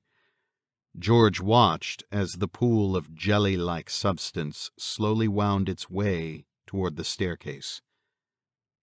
He pulled off the pine boards nailed across the door and threw it open, half expecting to find the room filled with the slimy material. But its only source seemed to be the empty lock hole in the door. George gathered some towels from the third-floor bathroom and stuffed them into the opening. The towels soon became saturated, but the jelly stopped flowing. He wiped up the slime that had accumulated in the hallway and had managed to flow down the steps. George had no intention of telling his wife about this latest discovery. All the time her husband was going through the house, Kathy sat by the telephone. She had tried opening the kitchen door a little to let in some air, but even when it was only slightly ajar, rainwater showered into the room. She began to doze from the oppressive heat. When George finally returned to the kitchen, she was almost fast asleep, resting her head on her arms on the breakfast table in the nook. Kathy was perspiring, the back of her neck damp to his touch. When he tried to awaken her, she lifted her head slightly, mumbled something he couldn't understand, then let her forehead fall back on her arms. George had no need to check whether the rain and windstorm had let up. Torrents of water were still smashing against the house, and he somehow knew they wouldn't be allowed to leave 112 Ocean Avenue that night. He picked Kathy up in his arms and took her to their bedroom, noting the time on the kitchen clock. It was exactly 8 p.m. Finally, the 90-degree heat got to Danny, Chris, and Missy. Their running about the house most of the day had worn them out, so shortly after George had taken Kathy upstairs, they were ready for bed. George was surprised to find it was somewhat cooler in the boys' room on the third floor. He knew that hot air rises, and on the top floor it should have been well above 90. Missy sleepily climbed into bed beside Kathy, but refused to be covered with a sheet or blanket. Before George went back downstairs, she and the boys were asleep. George and Harry were now all alone in the living room. For a change, the dog didn't seem to be about to fall asleep early, but watched his owner's every move. He, too, was suffering from the excessive heat. Whenever George rose from his chair to go into another room, Harry would not follow, but remained stretched out in the cool draft beneath the living room windows. George thought of running outside to the van to see if it would start. It was still standing in the driveway, and George knew its engine would probably be wet by now. But the real deterrent was George's suspicion that once he left, he might not be able to get back into the house. Something within him warned him that he'd never get the front or kitchen door open again. Suddenly, at 10 o'clock, the 90-degree heat began to break. Harry noticed it first. The dog stood, sniffed the air, then walked over to the unlit fireplace where George was sitting, and whimpered. His pathetic sounds broke his master's concentration on the van. George looked up and shivered. There was a definite drop in the house's temperature. A half-hour later, the thermometer read 60 degrees. George started for the basement to get some logs. Harry trotted along behind him to the cellar door, but would not descend the steps with George. He remained in the open doorway, constantly turning his head as if to see if someone was coming up behind him. George used his flashlight to search out every corner of the basement, but there were no signs of anything unusual. With several logs in his arms, George climbed back upstairs and tried the telephone in the kitchen. It was still dead. He was all set to relight the kindling wood in the fireplace when he thought he heard Missy cry out. When he reached his bedroom, the little girl was shivering. He had forgotten to cover her when the house got chilly. Kathy, on her stomach, was sleeping like a drugged person, not moving or turning in bed. George also tucked blankets about his wife's cool body. When he finally went back down to the living room, George decided not to make a fire. He wanted to be free to stay near Kathy and the children. Tonight, he thought, I'd better be ready for anything. George put on Harry's long metal leash and took the dog up to the master bedroom. He left the door open, but knotted the leash so that Harry blocked the doorway completely. Then George kicked off his shoes and, without undressing, slid into bed beside Missy and Kathy. Rather than lie down, he sat up with his back resting against the headboard. At 1 o'clock, George felt he was freezing. Because of the noise of the raging storm outside, he knew there was no hope of heat in the house that night from the oil burner. He began to weep to himself about the sorry plight he and his family were in. He now realized he should have fled when Father Mancuso originally warned him. "Oh, God, help us," he moaned. Suddenly Kathy lifted up her head. While he watched, she got off the bed and turned to look into the mirror on the wall. George saw in the candlelight that her eyes were open, but he knew she was still asleep. Kathy stared at her reflection for a moment, then turned away from the mirrored wall and started for the bedroom door. But she stopped when she came to an obstacle. Harry was fast asleep, stretched across the threshold, blocking her path. George leaped from the bed and seized his wife. Kathy looked at him with unseeing eyes. To George, she seemed to be in a trance. "Kathy," he cried, "wake up!" When George shook her, there was no response or reaction. Then her eyes closed. Kathy went limp in his arms, and gently he half pulled, half lifted her back to the bed.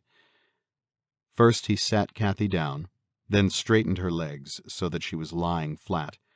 Her trance-like state seemed to affect her whole body. She was like a rag doll.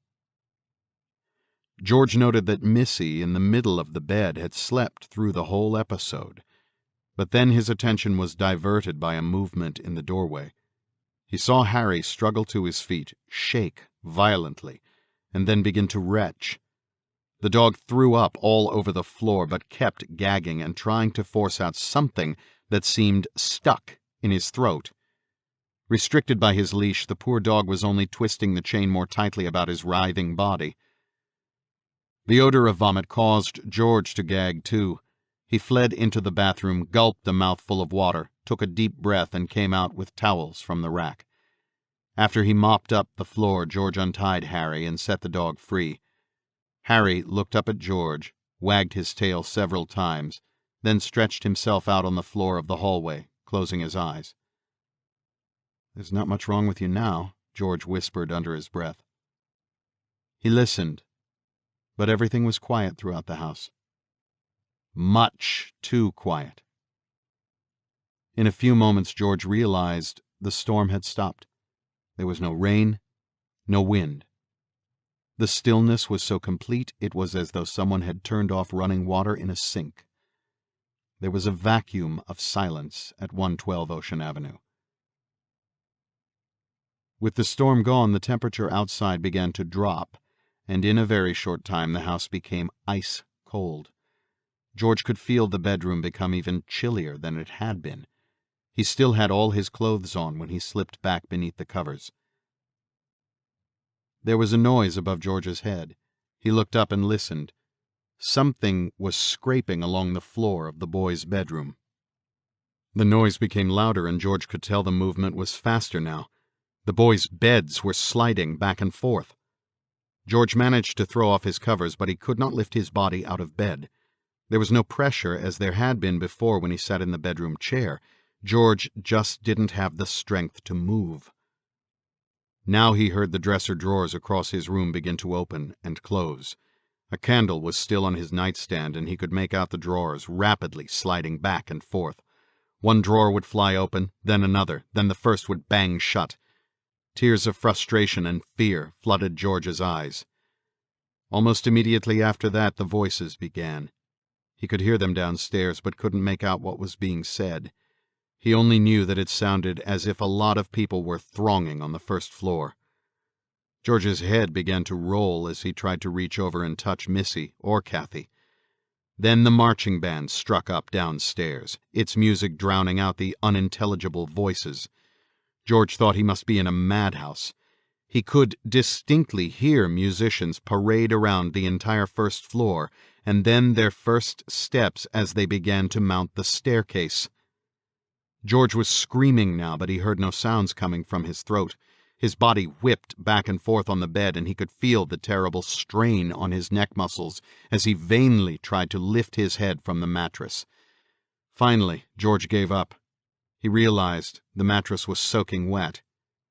The beds were banging around above George's head, and the dresser drawers in his room were flying back and forth as the band headed up the steps to the second floor. But that was not all. Despite all the noise, George now heard doors throughout the house beginning to slam back and forth. He saw the door to the bedroom swing wildly as though someone were yanking it open and then immediately slamming it shut. George could also see Harry lying outside in the hallway, completely undisturbed by the racket. Either that dog is drugged, George thought, or I'm the one who's going mad. A terrible, blinding flash of lightning lit up the bedroom.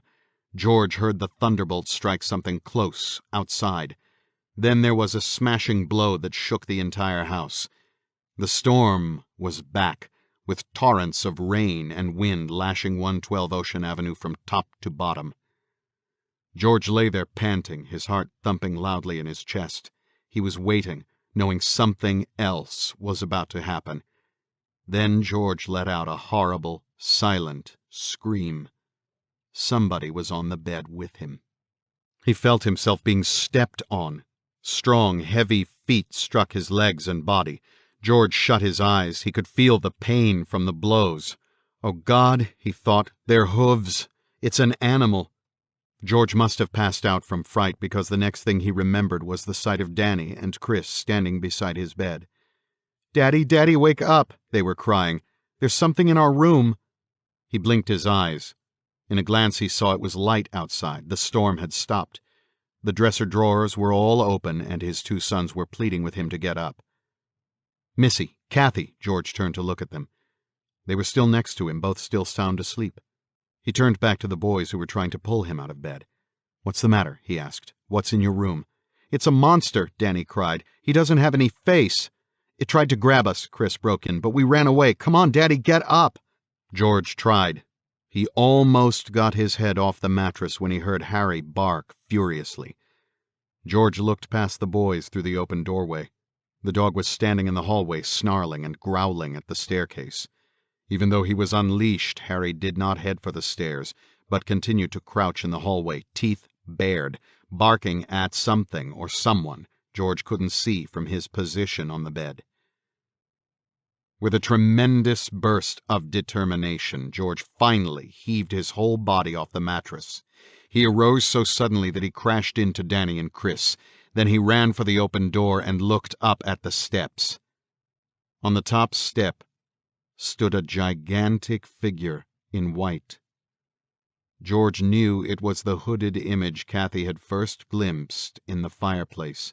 The being was pointing at him. George whirled and raced back into the bedroom, grabbed up Missy and shoved her into Danny's arms. "Take her outside," he shouted. "You go with them, Chris." Then he bent over Kathy and lifted her off the bed. "Hurry!" George yelled after the boys. Then he too ran from the room, Harry following him down the steps. On the first floor, George saw the front door was open, hanging from its hinges again, torn away by some powerful force. Danny, Chris, and Missy were outside. The little girl, just awakening, was squirming in her brother's arms. Not knowing where she was, she started to cry with fright. George ran for the van. He put Kathy on the front seat and then helped the children into the rear. Harry jumped in behind them, and he slammed the door on Kathy's side. George ran around to the other side of the vehicle, jumped in the driver's seat, and prayed. He jammed in the ignition key. The motor turned over immediately.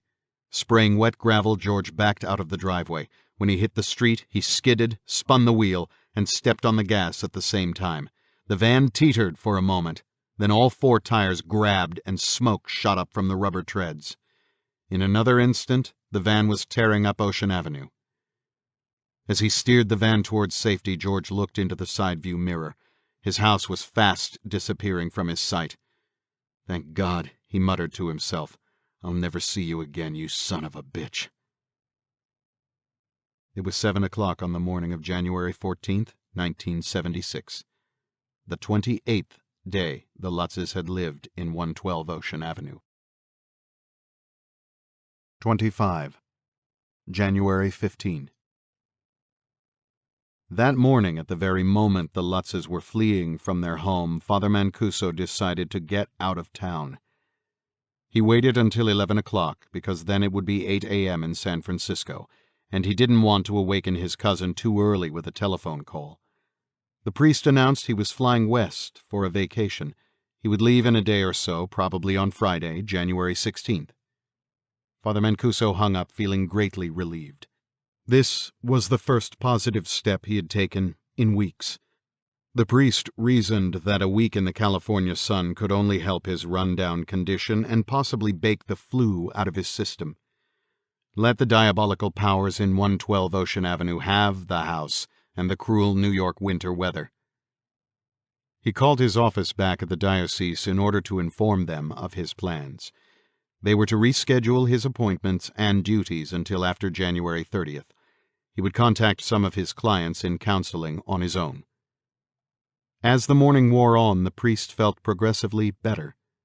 He had much to do before leaving, and all his thoughts of the Lutzes were shunted into the background. But at 4 in the afternoon, George Lutz called from his mother-in-law's in East Babylon. He said he wanted to let Father Mancuso know that he, Kathy, and the children were going to stay there until the scientific investigations were made at his house in Amityville. "That's fine, George," Father Mancuso said. "But be careful of who goes into the house. Don't make a circus out of this thing." "Oh, I won't, Father," George replied. "We don't want people trampling all over the place. All our stuff is still there. Nobody gets in unless I say so." "Good," the priest said. "Just follow up on the parapsychologists. The Chancery says they're the best equipped to investigate a situation like this." "There's just one thing," George broke in. "Supposing they can't come up with answers, and after last night, Father, I frankly don't think they can. Then what? What happens next?" Father Mancuso let out a gasp. What do you mean, after last night? Don't tell me you stayed there again." There was silence on the telephone. Finally, George answered. "It wouldn't let us go. We couldn't get out until this morning." Father Mancuso felt his palms itch. He looked into his left hand. It was becoming blotchy. "Oh no," he thought, "please, God, not again, no more." Without another word to George, the priest hung up. He shoved his hands crossways beneath his armpits, trying to shield them. He began to rock back and forth on his heels. "Please, please," he whimpered, "let me alone. I promise I won't talk to him again." George couldn't understand why Father Mancuso had hung up on him. The priest should have been happy that they were out of the house. He held the receiver in his hand, staring at the instrument. "What did I say?" he murmured. A sharp tug on his sleeve interrupted George's thoughts. It was Missy. "Here, Daddy," she said. "I made Jody just like you said." "What?" George asked. His daughter was holding up a paper drawing. "Oh, yeah," he said. "Jody's picture. Let me see it." George took the paper from Missy. It was a child's rendering of a pig, distorted but clearly a 5-year-old's idea of a running animal. He raised his eyebrows. "What are all these things around Jody?" he asked. "They look like little clouds." "That's snow, Daddy," Missy answered. "That's when Jody ran away in the snow." Father Mancuso decided to catch the 9:00 p.m. TWA flight to San Francisco.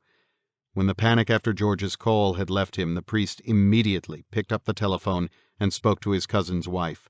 He told her he had changed his mind and would be coming out that night.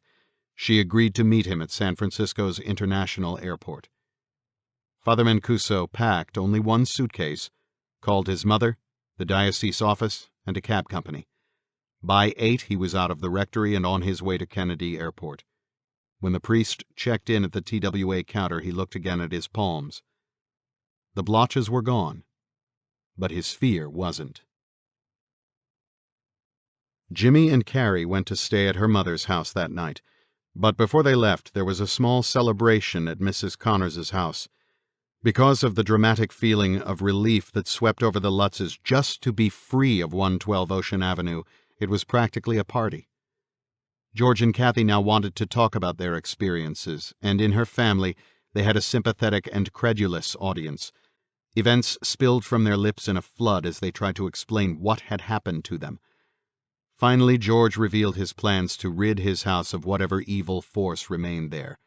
He told his mother-in-law and Jimmy that research groups would be invited to participate, but they would have to conduct their investigations by themselves. Under no circumstances would he or Kathy ever enter 112 Ocean Drive again. Danny, Chris, and Missy were to sleep in Jimmy's room. The boys were exhausted from the harrowing experience of the monster the night before, and from the excitement of fleeing to their grandmother's. But they didn't want to talk about the white-hooded demon figure. When George pressed them to tell their version, both boys fell silent, and looks of fear came over their faces. Missy appeared to be entirely unaffected by the whole affair.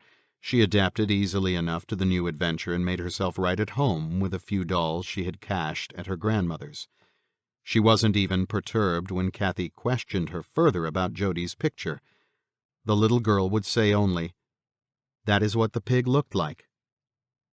George and Kathy took their baths early. Both luxuriated in the hot water and soaked for a long time. It was a dual cleansing, their bodies and their fright. By 10 p.m. they were in bed in the guest room. For the first time in almost a month, the Lutzes fell asleep in each other's arms. George awoke first. He felt as if he was having a dream, because he had the sensation of floating in air. He was aware of his body being flown around the bedroom and then landing softly back on the bed. Then, still in his dreamlike state, George saw Kathy levitate off the bed. She rose about a foot and slowly began to drift away from him. George reached out a hand to his wife.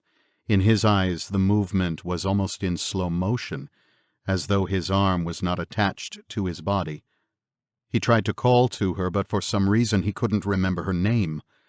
George could only watch Kathy fly higher toward the ceiling. Then he felt himself being lifted, and again he had the sensation of floating. He could hear someone calling to him from a great distance. George knew the voice. It sounded very familiar. He heard his name again. George? Now he remembered. It was Kathy. George looked down and saw she was back on the bed, looking up at him. He began to drift toward Kathy, then felt himself slowly settling back down on the bed beside her. "George!" she cried. "You were floating in the air!" Kathy grabbed his arm and pulled him off the bed. "Come on," she shouted. "We've got to get out of this room." As though he was sleepwalking, George followed his wife. At the head of the staircase they both stopped and recoiled in horror.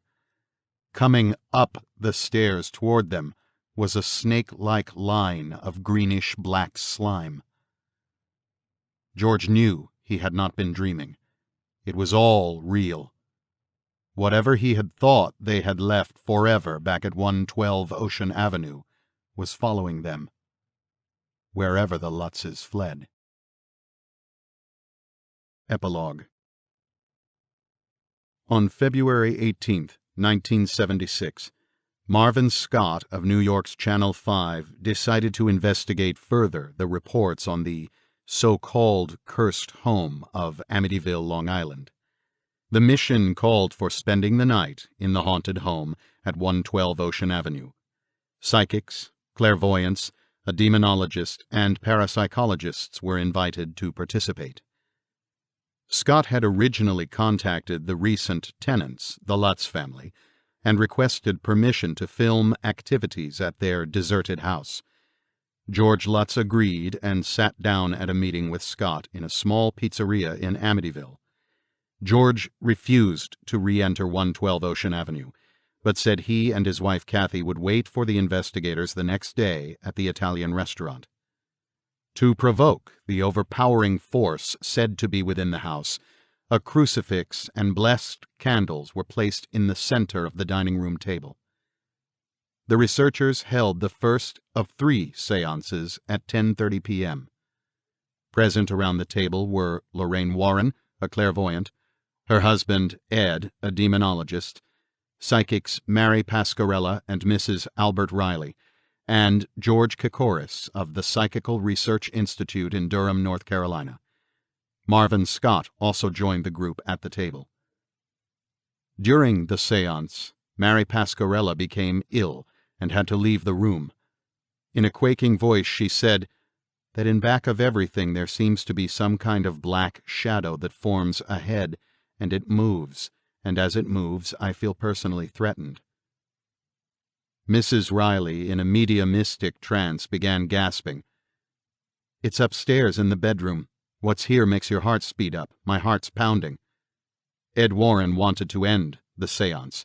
Mrs. Riley continued to gasp, then quickly came out of her trance and back to normal consciousness. Then George Kokoris, the psychic researcher, also became violently ill and had to leave the table. Observer Mike Linder of WNEW-FM stated that he had felt a sudden numbness, a kind of cold sensation. Clairvoyant Lorraine Warren finally voiced her own opinion. "Whatever is here is, in my estimation, most definitely of a negative nature. It has nothing to do with anyone who had once walked the earth in human form. It is right from the bowels of the earth." Television cameraman Steve Petropoulos, who had been assigned some scary assignments in combat zones, experienced heart palpitations and shortness of breath when he investigated the sewing room upstairs, where the negative force was said to be concentrated. When Lorraine Warren and Marvin Scott went into that room, they both came out saying that they had felt a momentary chill. Lorraine and Ed Warren also found a source of discomfort in the living room. Mrs. Warren thought some negative forces were centered in statues and non-living things. That whatever is here is able to move around at will. It doesn't have to stay here, but I think it's a resting place. She also thought there was something demonic in the inanimate objects. Mrs. Warren indicated the fireplace and banister on the second floor, without being forewarned of their connection with the Lutz's problems. As some people slept in some of the second-floor bedrooms, a photographer shot infrared pictures in the vain hope of capturing some ghostly image on film. Jerry Solfvin of the Psychical Research Institute wandered about the house with a battery lantern, searching for physical evidence. At 3:30 a.m., the Warrens attempted another séance. There was nothing unusual reported, no sounds or strange phenomena. All the psychics felt the room had been neutralized. The atmosphere, they said, simply wasn't right at the moment, but they definitely felt that the house on Ocean Avenue was harboring a demonic spirit, one that could be removed only by an exorcist. When Marvin Scott returned to the little pizzeria, the Lutzes were gone. By March, they had moved clear across the country to California. They left behind all their belongings, all their worldly goods, and all the money they had invested in their dream home. Just to be rid of the place, they signed their interest over to the bank that held the mortgage. Pending its resale, its windows were boarded up to discourage vandalism and to prevent the curious, the morbid, and the warned from entering.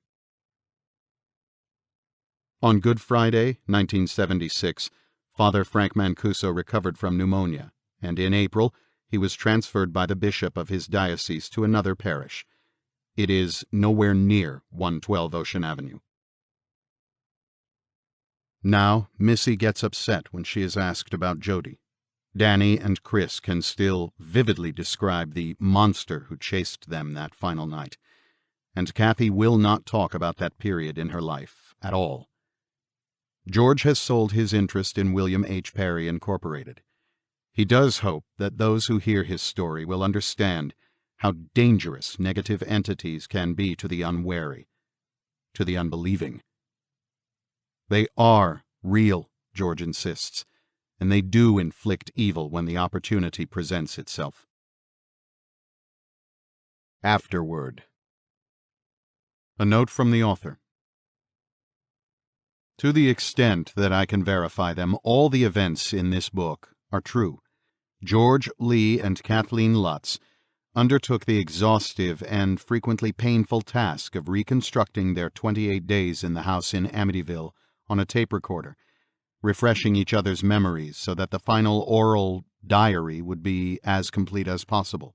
Not only did George and Kathy agree on virtually every detail they had both experienced, many of their impressions and reports were later substantiated by the testimony of independent witnesses, such as Father Mancuso and local police officials. But perhaps the most telling evidence in support of their story is circumstantial. It takes more than imagination or a case of nerves to drive a normal, healthy family of 5 to the drastic step of suddenly abandoning a desirable 3-story house, complete with finished basement, swimming pool, and boathouse, without even pausing to take along their personal household belongings. I should point out, too, that when the Lutzes fled their home in early 1976, they had no thought of putting their experiences into book form. Only after the press and broadcast media began issuing reports on the house that the Lutzes considered distorted and sensationalized did they consent to have their story published. Nor were they aware that so many of their claims would be corroborated by others. In addition to checking their tape recordings for internal consistency, I conducted my own personal interviews with others involved in the case, and indeed, George and Kathy did not learn of Father Mancuso's tribulations until this book's final draft was written. Before they had moved into their new home, the Lutzes were far from being experts on the subject of psychic phenomena. As far as they can recall, the only books they'd read that might even be remotely considered occult were a few popular works on transcendental meditation. But as I've since discovered by talking with those familiar with parapsychology, almost every one of their claims bears a strong parallel to other reports of hauntings, psychic invasions, and the like, that have been published over the years in a wide variety of sources. For example, the chilling cold that George and others noted is a syndrome repeatedly reported by visitors to haunted houses who sense a cold spot or pervasive chill. Occultists speculate that a disembodied entity may draw on thermal energy and body heat to gain the power it needs to become visible and move objects. Animals are often said to display discomfort and even terror in haunted surroundings. This was certainly true of Harry, the family dog, to say nothing of human visitors who had never entered the house before, Kathy's aunt, a neighbor's boy, and others. The window that slammed on Danny's hand has its echo in an English case, in which a car door closed by itself, crushing the hand of a woman who was arriving to investigate paranormal reports. Minutes later, during the drive to the nearest hospital, her hand reportedly returned to its uninjured state. George's visionary glimpse of what he would later identify as Ronald Defeo's face, his repeated awakenings at the time of the Defeo murders, and Kathy's dreams of illicit lovemaking have their counterparts in a phenomenon called retrocognition, in which an emotionally charged sight apparently manages to transmit images of its past to later visitors.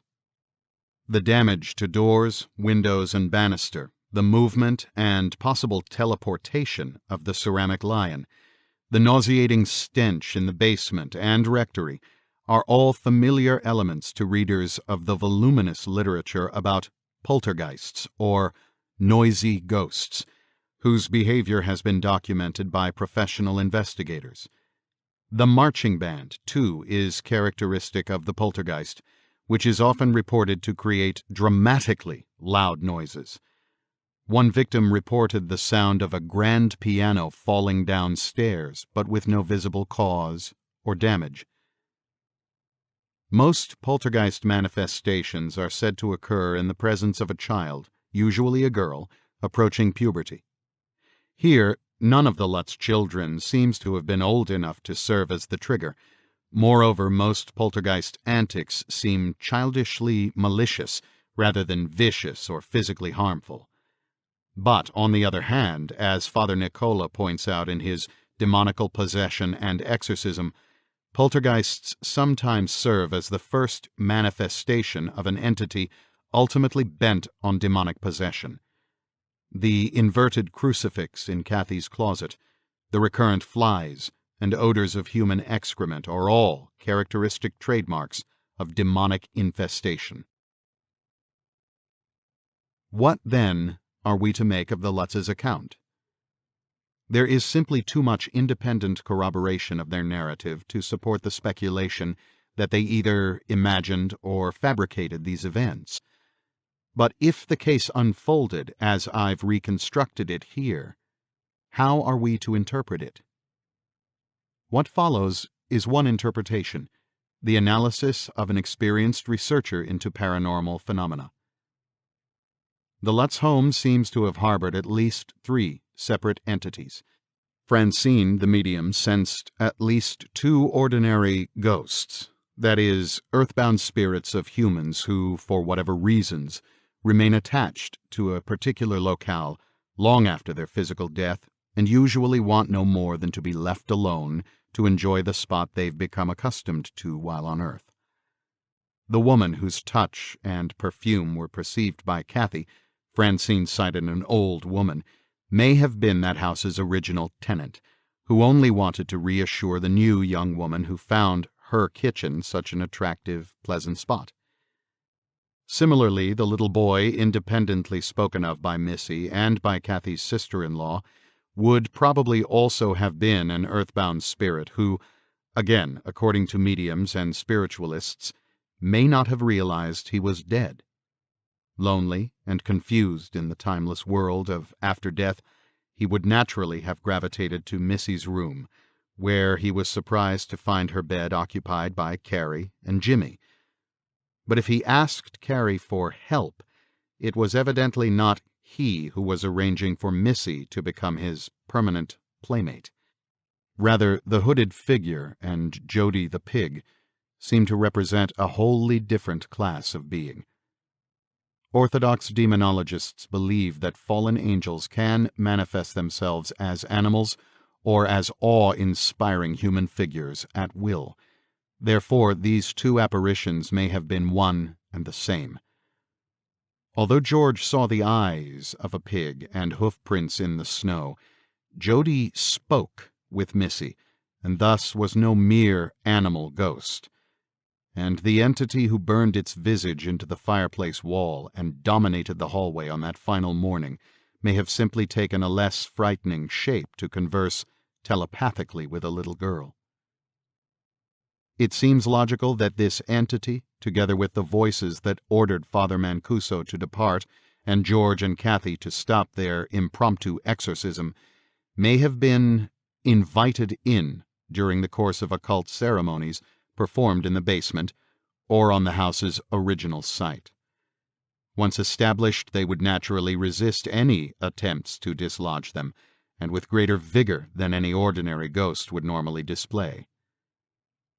George and Kathy's inexplicable trances, mood changes, repeated levitations, odd dreams, physical transformations can all be read as symptoms of incipient possession.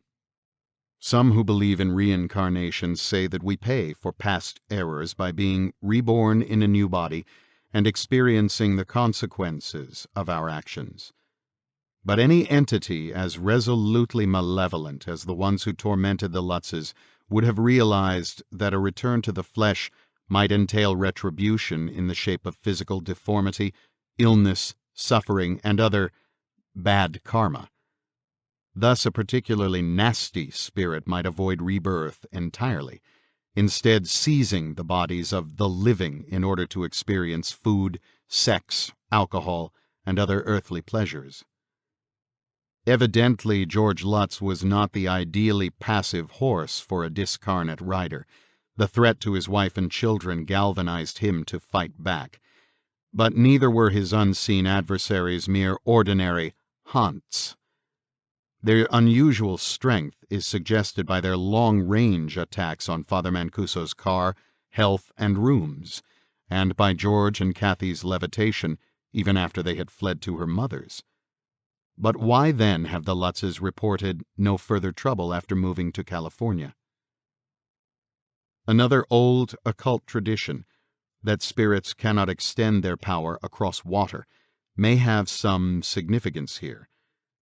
During the preparation of this book, one of those primarily responsible for it reported feeling weak and nauseous upon sitting down to work on the manuscript, whenever he did so in his office on Long Island. But while doing the same task in Manhattan, across the East River, he experienced no ill effects at all. We're not obliged, of course, to accept this or any other psychic interpretation of the events that took place in the house in Amityville. Yet any other hypothesis immediately involves us in trying to construct an even more incredible series of bizarre coincidences, shared hallucinations, and grotesque misinterpretations of fact. It would be helpful if we could duplicate, as in a controlled laboratory experiment, some of the events the Lutzes experienced, but, of course, we cannot. Disembodied spirits, if they exist, presumably feel no obligation to perform instant replays before the cameras and recording equipment of earnest researchers.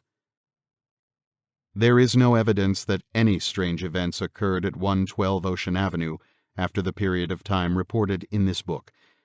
But this, too, makes sense. More than one parapsychologist has noted that occult manifestations, especially those with poltergeist overtones, very often end as suddenly as they began, never to reoccur. And even traditional ghost hunters assure their clients that structural changes in a house, even a simple rearrangement of furniture, such as would be effected by a new tenant, will bring a speedy end to reports of the abnormal. As for George and Kathleen Lutz, of course, their curiosity has been more than satisfied. But the rest of us are left with a dilemma. The more rational the explanation, the less tenable it becomes. and what I have called the Amityville horror remains one of those dark mysteries that challenges our conventional accounting of what this world contains. Thank you for the listening. If you want to support us, please subscribe to our channel of relaxing music. Link in the description below this video.